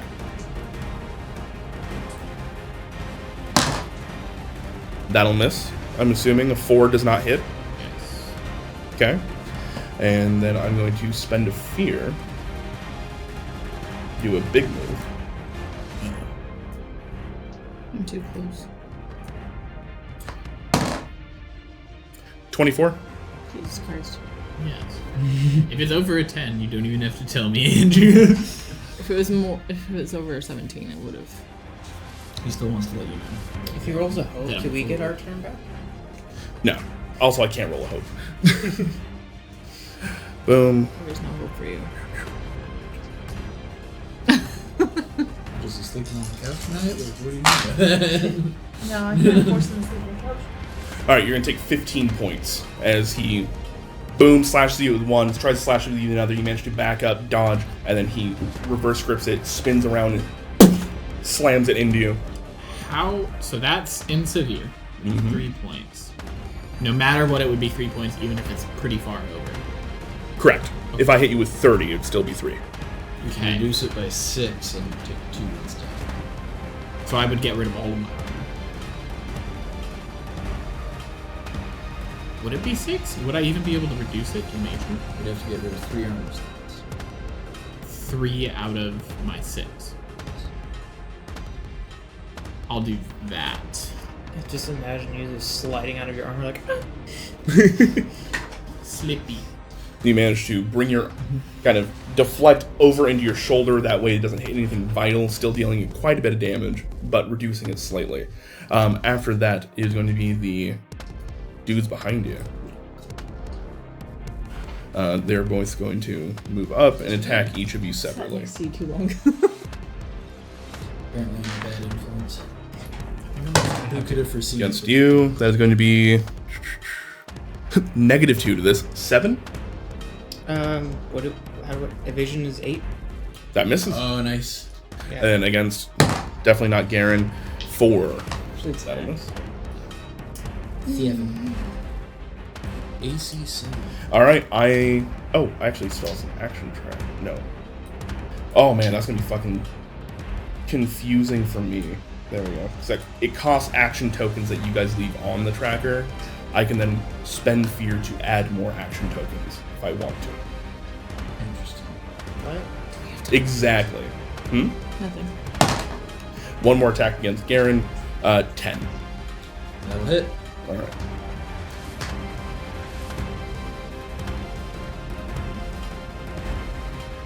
Oh, no. Actually, sorry. I wouldn't have had that action anyways because they cost more than I thought they did. We're cool. Peace. That does not hit. Does not hit. Alright. My turn's done. Turning it back over to you guys. I'm gonna scooch right next to Maverick and take a dagger to his throat. Let's go. Oh, I'm a bitch. Yes, okay. I forgot which one was which. Well, that's not. It's like, 7. 7 with hope. That will unfortunately miss. You add stuff to it. Yeah, Not it's enough. not gonna be enough. It's over 12. Peace. I would like to use stress and use Bolt Beacon. How much stress do you have? I have 1 left. So, or wait. Yeah, so this is my last point of stress. Beautiful. So, I am at 6 stress now. Oh, that's a 9. 6. Okay, so Against a target within far range, on a success, spend a hope to send a bolt of shimmering light towards them. Treat it like a ranged weapon, dealing D8 magic damage using your proficiency that makes them glow brightly and become temporarily vulnerable. So let's roll against him real quick. Shit. This guy didn't do it. Okay, so it is. Oh, no, is that a 6? No, So you're weapon. that's a 4 with fear. Sorry, 10 with fear. 10 with fear, that will unfortunately miss. They have an effective AC or difficulty of 13. I will look at you. Go help them. I'll try to. Wait, was that fear or hope? No, it's fear. Wouldn't that be your turn? And I will hit the one that is directly next to you. Alright. Swing. No. I was also about to say, since I rolled With- with fear, Fear. 3 total. 2 and 1. 3 and slacking. Alright. With that, as you roll with fear, big old swing, you manage to miss. They're all going to kind of drop down. That is going to be you use an action, you use an action, and you use an action. So I need 3 more actions on the tracker. Boom. I'm going to take my turn. And I'm going to spend fear to add more. There we go. Yep, and the Jackknife Lieutenant, or in this case, Maverick, as you slide up close to him, he realizes who you are, being able to see you eye to eye, and he goes like, "Oh, sweetheart, I'm so sorry about this, but you really should have just signed that prenup," as he goes to stab you. 18 to hit.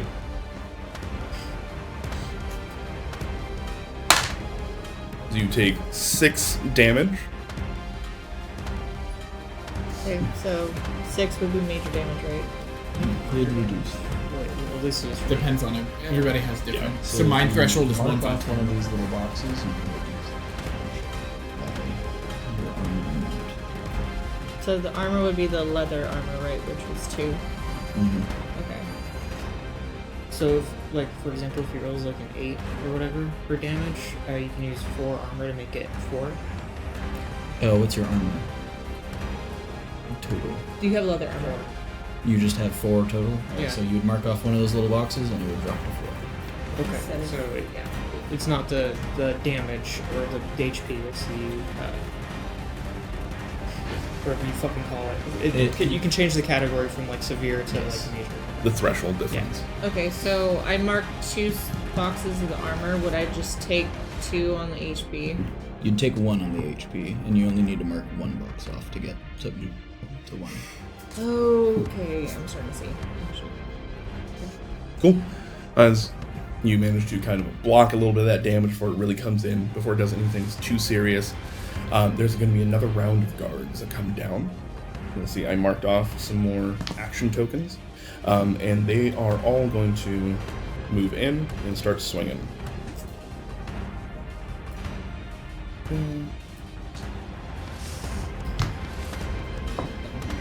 And I'm just going to go ahead and roll 1 for all of them. Okay. 13 Yeah. and 13. Okay.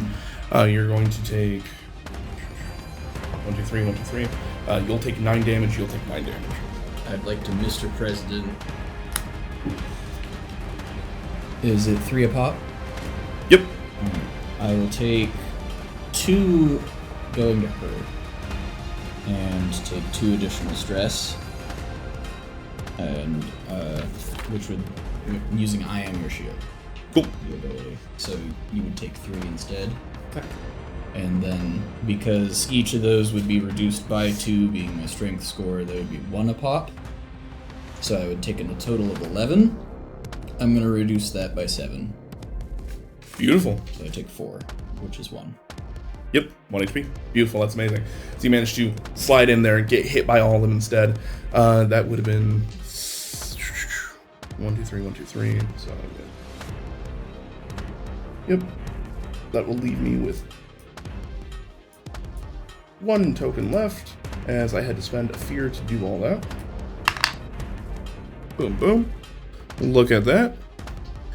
And then 1 more swing from Maverick himself over to our friendly neighborhood Riblet. Give me 12 to hit. That does hit. Alright.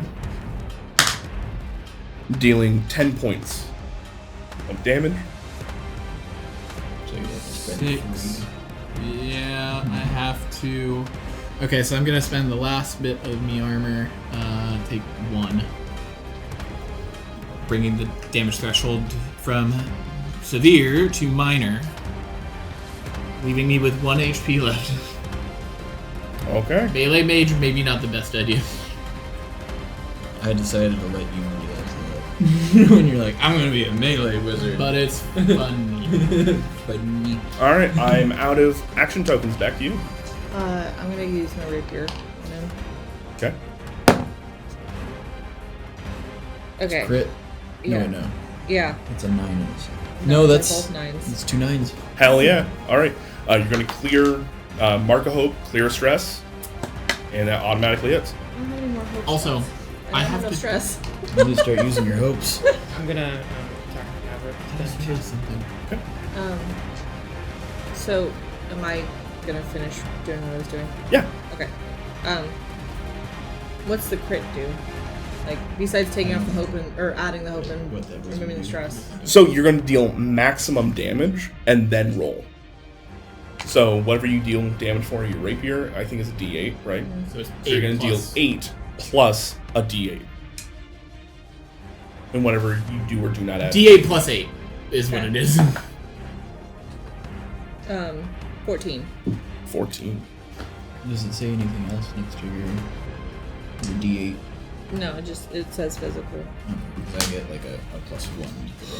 Yeah, 14 I- is exactly severe. So as you rush in, what is it like when you actually stab him through? As he's a little bit busy with your riblet friend. I'm stabbing him in the back. That's what he did to me. Oh, get fucked. Run up, stab him through and through in the back. You see the blade of the rapier actually pops out as he just goes like, ah, fuck! Beautiful. You run if you want to bite. Yeah, I want to bite. And I also realized that I have advantage on attacks, so I could have done that earlier. But Also, speaking. so 11, then 8, so 19. With Um, 19 with hope, fear. with hope. So, beautiful. All right, that'll definitely hit. Okay. And because you just attacked, I get an extra D8. 10. 10. Okay. That is a major for him, and he has no armor, so you just run forward, clamp down onto him, start just... Yeah, and I'm gonna rip an out his angry throat club. because I don't like the way he talks to my friend. He is damn near dead, for the record. Okay, so, I have a class feature called Strange Patterns that I basically choose a number between 1 and 12 whenever you roll that number on a duality die. Gain a hope or clear a stress. You can change the number. So I set it as 4. My last roll I had a 4. Can I clear a stress? Even if this is a little bit later. Like my last roll, I rolled a 6, 4 with fear. And because I chose 4 before we started, can I clear a stress? That's how it works. That's how it works, yeah. Cool. I just wanted to make sure because this is kind of like a little. We're all learning, yeah. You're good.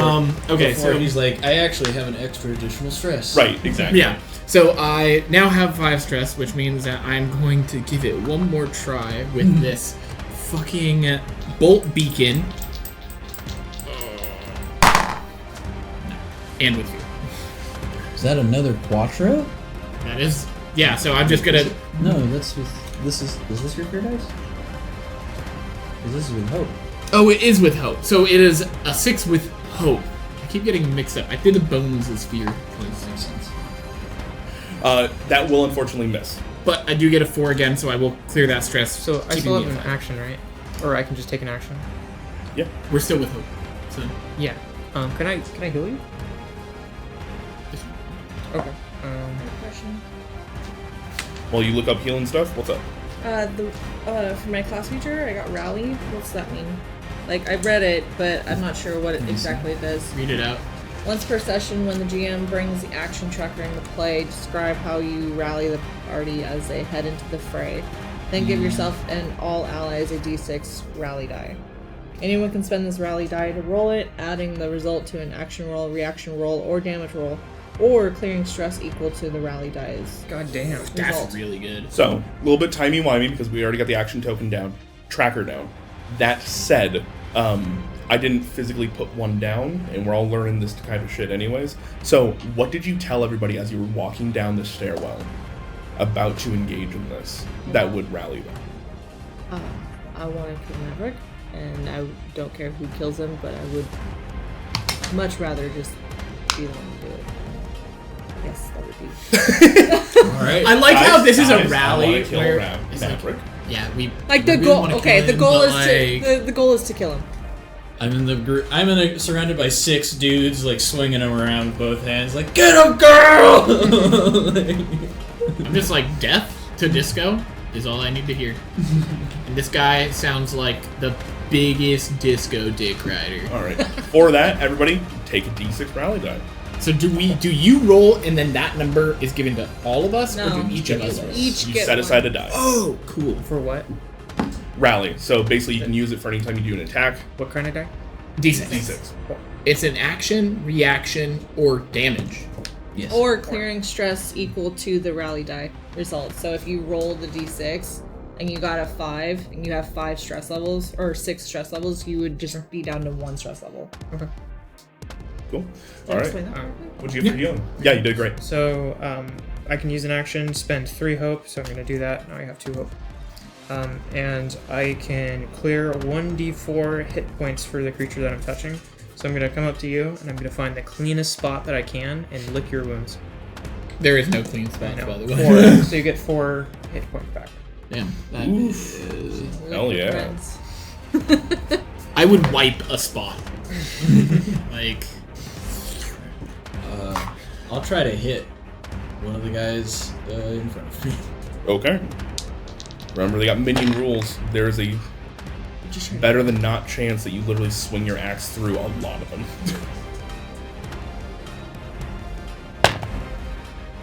Okay. It was pretty bad, but And with that +5, that's gonna bring it up to a 12. DC 9. All right. You did need that. 4 points of damage. 3 passive. For every 3 damage a PC deals to this adversary, defeat an additional minion in the attack's range. So, Take care of 2 of them? takes care of 2 of them. You big old axe swing, you cleave through the midsections of both of them as they just fall apart. Boss! Yep. It's not worth it. Oh yeah, did you roll with hope or fear? That was hope. Beautiful. Love it. Alright. Still your guys' turn. Troubadour, can I use that at all? What do you get for Troubadour? When you take this foundation, describe what instrument you are practiced in.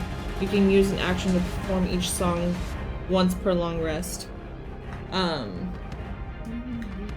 When you play a relaxing song, you and any close allies heal 1 hit point. When you play an epic song, make a close target temporarily vulnerable. When you play a heartbreaking song, you and any close allies take a hope.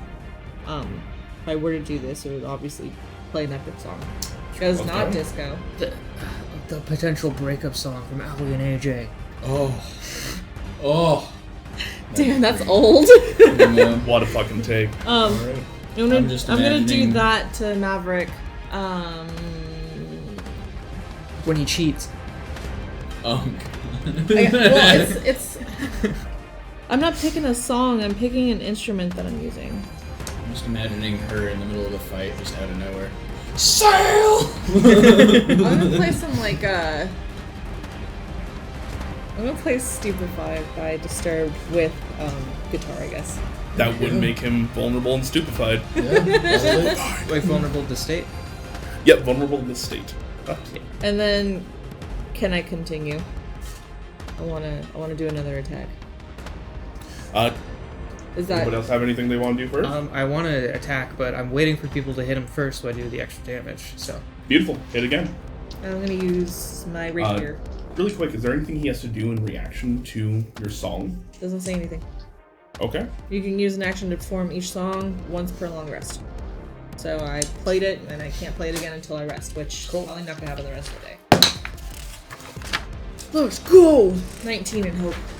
Nice. 19 will definitely hit. And, oh wait, hold on. I can add that d6, right? That would just make it bigger. You can. Is that, wait, hold on. You can I'm use gonna it. do that He's to the on damage. death's door. I'm gonna use it to damage. He's gonna die. Yeah. In fact, I don't think you need to roll and he's gonna die. Then do it. Fucking send it, dude. Do it. That is 12 points. 12 points. How do you want to do this? I want to take it to the heart. And his ring finger. I want to do the ring finger afterwards. Just as a thing for me to take. I think it'd be better if he was alive when you put it off. He's gonna move. How do I want to deal with that? And I don't have strength. Or So puts his hand up and it goes through ring finger and heart. that's a good one. He's already been holding his midsection in, just trying to keep things together from the last time he got stabbed in the back.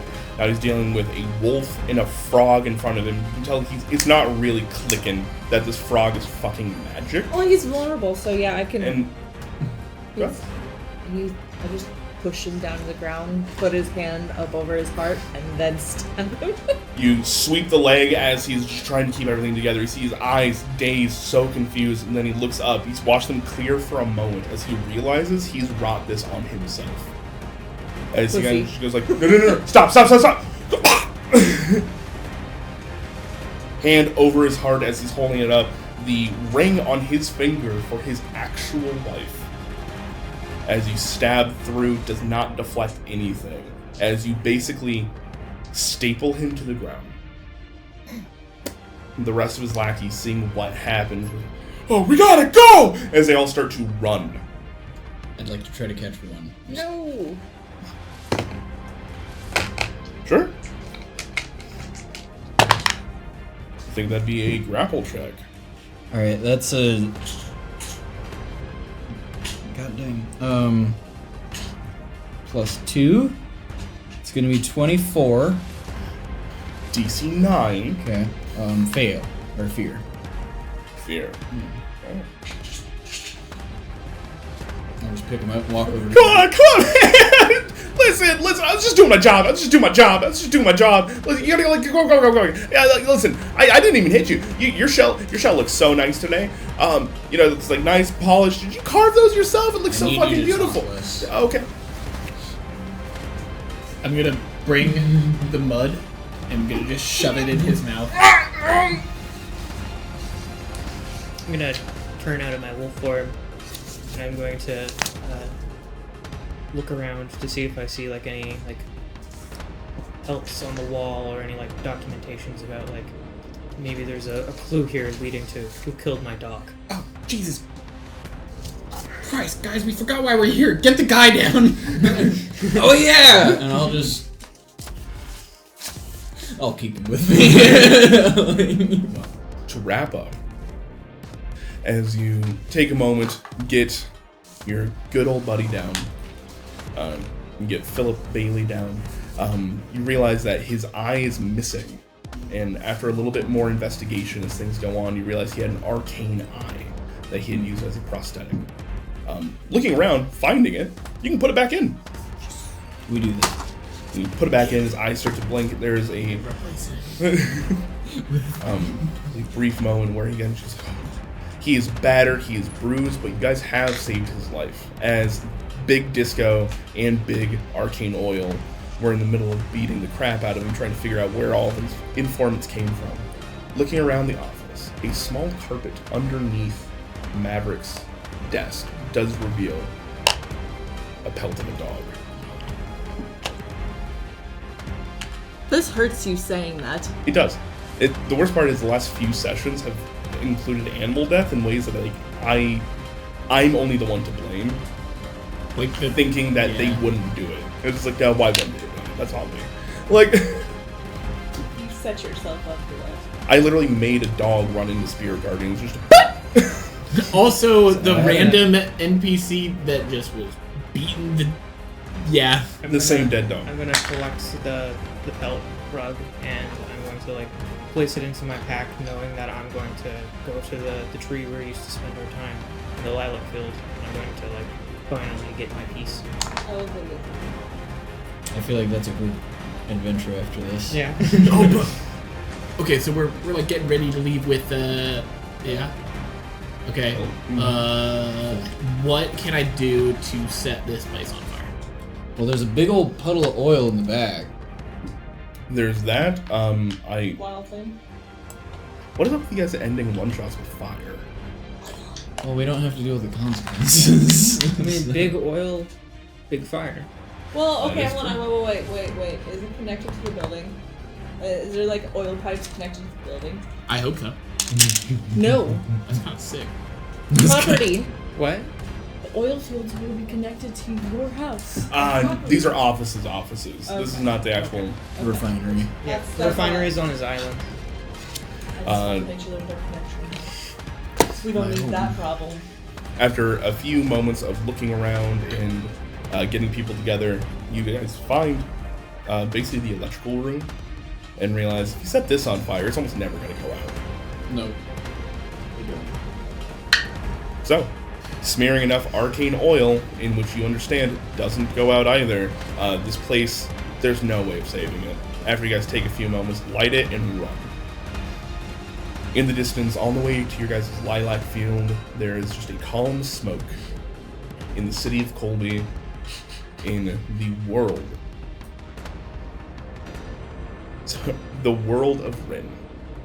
As we close this noir-esque, muddy, flabbergasted adventure and bring it to a close. Thank you very much. We've been the Dunderheads. We went way over. I feel like my wife's going to stab me because we need to go home, take care of the animals. Stabitha! Thank you very much. Really quick closing thoughts on how you guys feel about this system versus 5e. I like it. I thought it was actually a lot more fun. Yeah. It feels definitely more like a one-shot, even though it was as long as it was. But now that if we have something like this in the future, I think playing a little bit more would be great for time-wise. But otherwise, I think this would be more fun to do in the future. I liked it. I think that the combat would be a smooth experience.